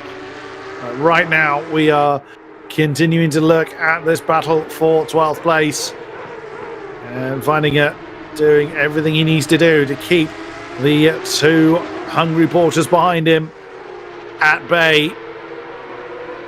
It's Barrera again thinking about it. I was about to say it's not a common overtaking spot, but we've seen plenty of other moments that aren't common overtaking spots where people have managed to make it work. We have seen turn 7 and 8 used a few times. Barrera certainly seems ready to take the position. He's being sensible about it. Especially in this late stage, I would say that is absolutely the right thing to do. As the track temperature continues to fall now, 23 degrees, some 10 degrees down from when the sun was fully out. So these things will be getting really slippery now. Oh yeah, absolutely. The temperatures working against them. Of course, it's a bit of a double-edged sword, really, because in theory, with the track temps down, the tyre temp should go down too, but with a lack of grip comes the potential to slide more and the tyre temps go up. So where does that leave you? I guess that depends on quite how smooth you are or are not at the wheel, and certainly smoothness has been key to some of those longer stints we've seen. No stints longer than those that we've seen out of the 3rd place 23 car. We haven't mentioned them lately. Tadas Junkevicius at the wheel for the final stint of the race in the 23 Porsche, and running a very comfortable 16 seconds off of Harry Phillips, actually slightly gaining on Phillips, I believe, over the course of the stint, but unlikely to move any further up.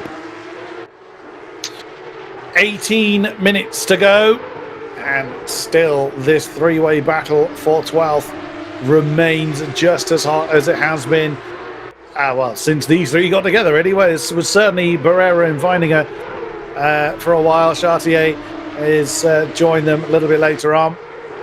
Still they press on.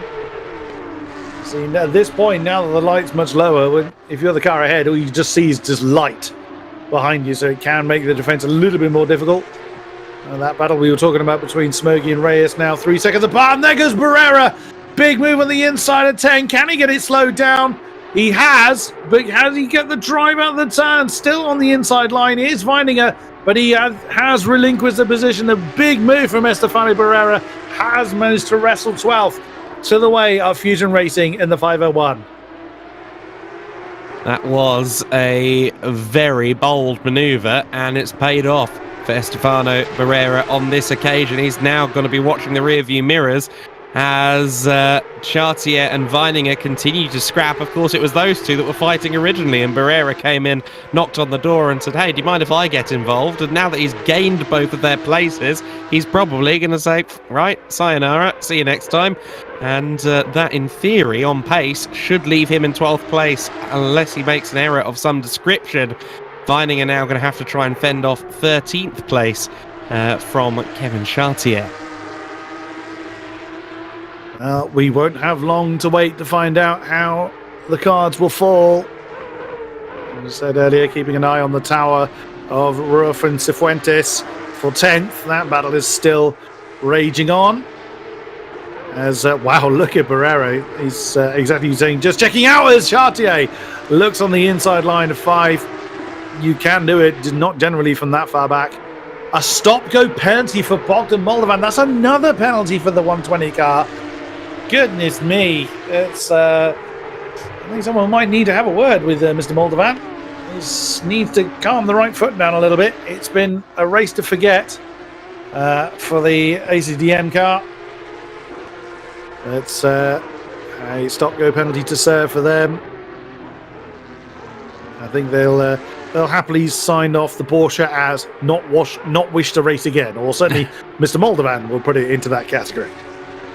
It's such fine margins, I think, when it comes to the track limits. I mean, you see how far they're pushing it at that corner, especially going into turn 1 and turn 4. You can really see just how far they're willing to go as Chartier taps the rear of Weininger there. He does very well to kind of self-address there and not make the position up. Even though he could have powered by, he waited and allowed Weininger to retain 13th place. That little bit of contact could have proven very costly indeed. I've also got to worry because in 15th place you've got Gala just behind them in the number 9 car. So Daniel Gala in 15th place is 1.7 seconds off of Weininger and Chartier. He was the set of headlights we saw just behind them. That's going to be a 3-car scrap before long. Again. So there's just a revolving door of cars as that's Yannick Ruoff trying to make the move on Cifuentes, but doesn't quite come off. Now these two have been close together for a while, and this is a battle for the last of the top 10 spots. Who is going to hang on to it? Is it going to be Spain or is it going to be Germany? Now, both of them working very, very hard. The 991 car has been pretty much everywhere in the tower all race long, but currently is staring at a potential top 10. Then, well, the next car position-wise is Barrera. So we've just seen him claim 12th, but I think they are some distance behind on track. The car that's directly behind them, I did see one in the background of the shot, is the 69 car, which is the Limitless Speed Drivers squad. They're a lap down. Daniel Krebs in command of that. So nothing to worry about as far as pressure behind is concerned. But has Cifuentes got enough to defend or continue to defend the relentless onslaught from the German driver of Yannick Ruoff? No, one defensive move. You need to be careful with that, Cifuentes. Yeah, it's a little bit borderline there, I thought. But either way, if that's going to be raised to the stewards, that will happen post-race anyway. But looked a little bit uncomfortable for Ruoff there. That might have cost him a little bit of a 10th. But yeah, coming back to what you were saying earlier, Adam, about fine margins of track limits. But again, a single spec series, you've got to maximize any potential advantage you can from your competitors because you're all in the same machinery. Yes, setup difference, driver talent will be the main differentiating factors, but if you don't use every single pixel of the track, you're essentially giving away time. Well, that's the case no matter what cars we're in, and you can guarantee that teams have been spending hours. If they aren't familiar already with exactly where the track limits warnings kick in, they'll have been spending hours performing trial and error to see exactly how far they can and can't push it corner to corner. The track knowledge firmly with all of these drivers, I'm sure. And for the most part, I think they've all been pretty good about avoiding any issues and penalties. Moldovan perhaps being a slight exception. Well, that's the only stop-go penalty I've seen on the tower all race long. So that's a pretty impressive feat in itself. A handful of drive-throughs leading up to the stage. Yeah, you're absolutely right, Adam. That's the drivers have been very, very good. Now, as we look at Cifuentes defending for all he's worth on home soil, that's the back camera looking at the headlights have been boring his way into Cifuentes' soul. And there again, that to me is two defensive moves from Cifuentes. I'm sure there's an argument of breaking the toe, but that to me looked like two defensive postures for the Trouble 9 car. He could well get in trouble for that. That's up to the stewards to deliberate that one. Less than 11 and a half minutes to go then. That's going to be 7-ish laps. And again, Cifuentes having to go to the defensive position coming into turn 4. Very, very close then from Yannick Ruoff. Can't quite overcome the Spanish squad. Is he going to look on the inside of 4? No, again, that door closed right in his face by Cifuentes. My goodness me, they're using every available trick they've got. And it is giving us, yet again, some brilliant racing between the two. Yeah, Ruoff really struggling for a way by. It could come here, surely not on the outside though. Cifuentes trying his best to minimise the risk of losing the position there. He's being very canny with where he's positioning the car there, coming out of 9 and into 10. Ruoff is going to have to go the long way around on the outside. He's a bit later on the brakes by the looks of it than Cifuentes, who goes deep, and that could be the opportunity for Ruoff, but not quite, because somehow Cifuentes just about had the momentum coming out of T10. They panel bash, hip check once again, and Cifuentes just about stays ahead, but it's the finest of margins determining this one right now. Cifuentes once again going to need to rely on a good run out of turns 14 and 15 here to try and ensure another lap in 10th place. Goodness me, that is so close. The margin's so fine between these two cars. Again, Cifuentes goes to the right-hand side. He stays on that defensive line this time. Ruoff in the slipstream, jumps to the outside line. And is he going to be able to maintain it? Oh, a slight tap between the doors of the two. Can Cifuentes slow it down just about, but then gets quickly on the exit. Impact again between the two, but neither of them flying off the road. They have managed to keep themselves in place. Yannick Ruoff not happy about that. I can understand his frustration in what's going on now. The car directly behind them, I don't think is Barrera, because there was 10 odd seconds when they come over the line, and I don't think they lost that much going on. No, they haven't. So that's not for position. The car behind, side by side again, coming down at the turn 5, and again it's still advantage Spain. Is it going to be on the exit though? Oh, Yannick Ruoff has the door again slammed in his face from Cifuentes. Oh, he's getting a bit up close and personal yet again, coming through 7 and 8. Still side by side on the outside line of 9. Cuts back underneath Cifuentes again. He's trying to force Cifuentes into an uncomfortable position to compromise his move, and this time he's got it done. Yannick Ruoff on the exit at turn 9. Can he slow it down for 10? Yes, he's finally managed to wrestle 10th place. Almost loses it on the exit at 10 though.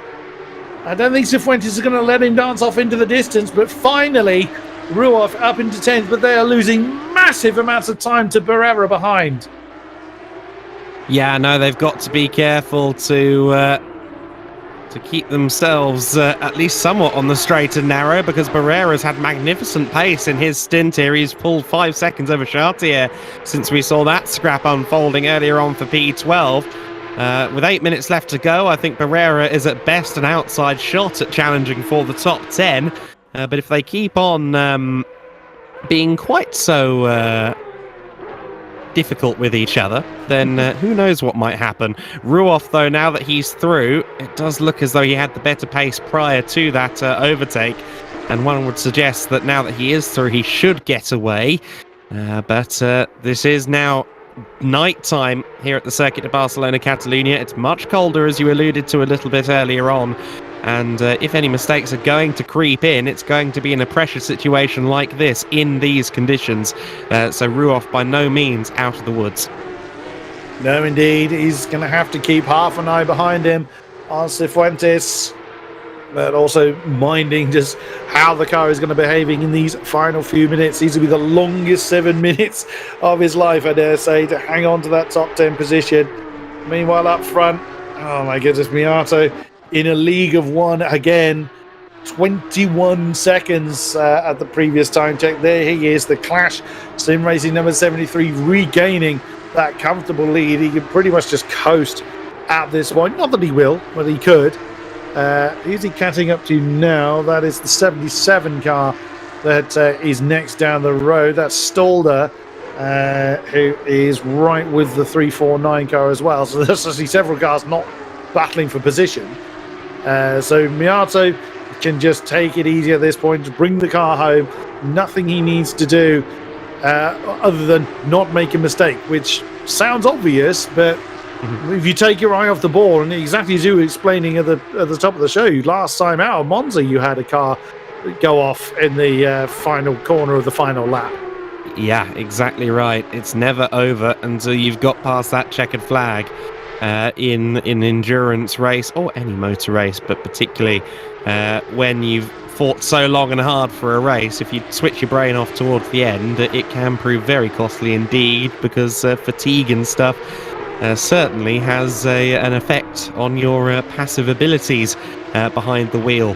Harry Phillips in second place, now 10 seconds, less than 10 seconds clear of Juknavicius in third place. I just want to shout out to Juknavicius again for his efforts in this stint. He's shrunk that gap by over 10 seconds since the start of these final stints. So even though it's probably not going to be consequential for position, he has performed magnificently. Fair play, and exactly as you were explaining earlier, Adam, that to have such a pace difference in single spec cars is almost unheard of. So, yeah, absolutely fair play to the number 23 car.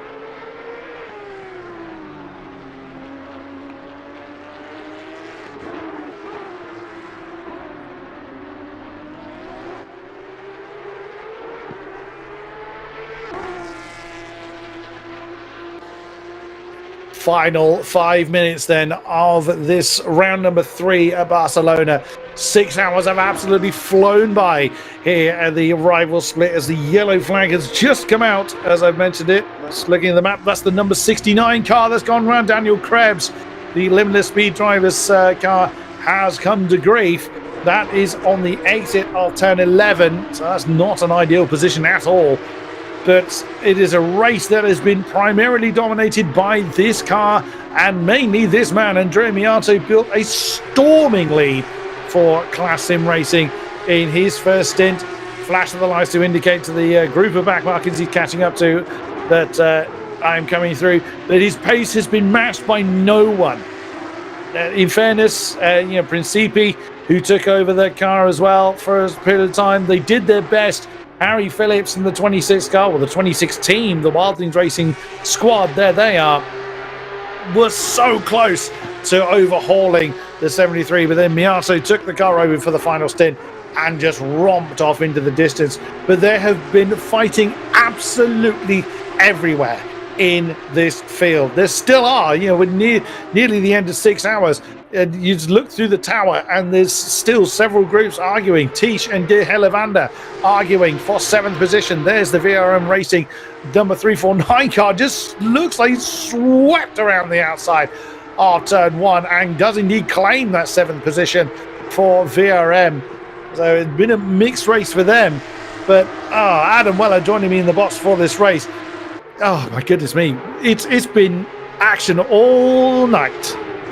Yes, it has. And if you were just paying attention to the very sharp end of the order on a lap chart, you might not think so. Andrea Miato, who was our pole sitter for this race in the 73 car, was absolutely dominant in the first 2 hours of the race. He took the first 2 stints of the race, disappeared up the road, helped in no small part by issues for round 1 winners VRM Racing. Just 2 corners into the race, VRM Racing found themselves into the barriers on the entry to turn 3, dropped right down to the rear of the order, but have fought back admirably into the top 10, now sitting in 7th place. That was the car on the front row of the grid with Miato in the 73. So right away, their primary contenders were missing, but Miato capitalised on every opportunity he got in the first 2 hours, built a gap in approaching a minute, well over 30 seconds at the time of handing the car over. But at various points, that car has been under threat and duress from the likes of Harry Phillips in the number 26 that sits in second, and this man, Tadeusz Juknevicius, in the Rapid Esports car, to name but a couple of those who have contended but not quite ascended to the throne of this race so far. It's been dramatic, as you were saying, all the way through. We've had so many cars have slight issues, fight their way back through the order, and we've had plenty of tussling at every single corner of this pack so far. It's been a measured performance, though, it must be said, from the 73 crew. Miato back in the car for the final stint, which is something we anticipated after his teammates didn't quite show the same affinity with his Porsche 992 Cup car. I don't want to talk about fortune when he's still in amongst the traffic and the checkered flag hasn't flown, but they really have made their own luck so far today. Absolutely so. And here is another battle, the final minute of the race. Weininger, who does seem to have struggled in this car, started very high up the field, but sadly early trouble for the 449 team has sent them down the side-by-side car, usually in an Audi. Oh, as Daniel Gala goes too deep into turn 13, but does just about manage to keep Mikhail Prokopian behind him for the full boost squad. And you can see how the cars are squiggling around. They're obviously right at the end of the tyre life, over to the defensive posture for Weininger for potentially the final time of this race. And the checker flag will not come quick enough for some drivers, and Weininger, I think, will be quite glad to see the checker flag in this race. As Gala has banzaied the inside of turn 1, can't quite slow it down on the inside of turn 2, and loses out to Prokopian as a result. Inside line, and a punch to the face for the number 9 car. That's going to potentially cost him another one, as another car's coming through. Checker flag is being readied for Miato, who is just coming over the line. So your winner here in Barcelona is Class Sim Racing, the number 73 car. Andrea Miato brings it home. An absolutely dominant performance from him. And in second position, there's the fireworks fly here in Spain. Harry Phillips gives it plenty of beans on the exit of turn 14 and 15. Harry Phillips brings home the Wild Things Racing number 26 car for second. A huge shout out to them, but an even more impressive position for the 23 Tadeusz Juknevicius in Rapid Esports. Has done a brilliant job to get that car up towards the top end of the field, securing the podium for 23. Russell Reyes, a superb performance for the JMX Phantom squad. They missed the first round at Circuit of the Americas and really sealed the deal well. They had trouble last time out of Monza, but are going to be coming home in a very, very strong 4th place for them, and Smoggy will be rounding up the top 5. So thank you very much to all of our grids, the cash split as well. It has been an incredible race to commentate on here for VCO LFM FLExTREME. Thank you very much, and wow, thank you to those that have been with us throughout the stream.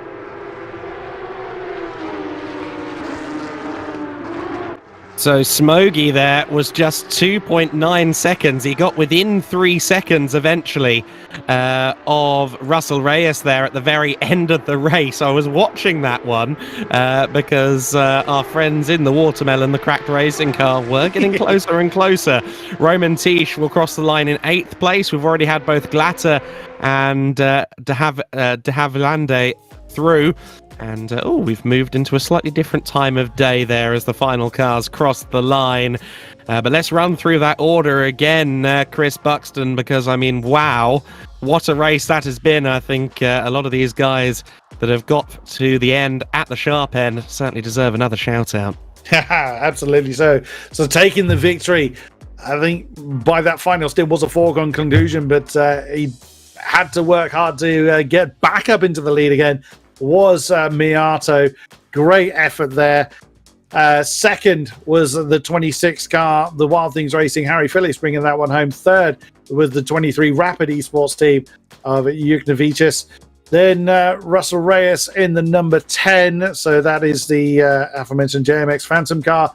And rounding out the top 5, Samir Smokey has brought that one home for the last of the top 5. My goodness me, it's just been non-stop action from lights to flag, and it has been a great pleasure to commentate on this particular race. In no short supply, being alongside your wonderful self, Mr. Weller. Thank you very much, Adam, for joining me in the commentary box for this round, good sir. Well, no, thank you very much, Chris. It's been great to share a commentary box with you again on this day, and we've had 6 hours of great racing to contend with, and I'm sure a race that is going to enhance, expand, and create more intrigue in the title battle heading in to round 4 in the Rivals split. 3 different winners in 3 races, and I wonder if we can add to that tally next time out. I dare say. So the next round will be in 2 weeks' time for race number 4. We really hope you will join us for that. Thank you very much to our production team in the background for giving us the amazing images. Of course, thank you to our drivers for putting on a fantastic show for all of our drivers, all of our teams. It's been a great pleasure to chat about them. Thank you very much to those that have been with us throughout the stream, live or post-event. We very much enjoy your company. And, of course, to our commercial sponsors for making it happen. Until we see you in 2 weeks' time, thank you very much and good night.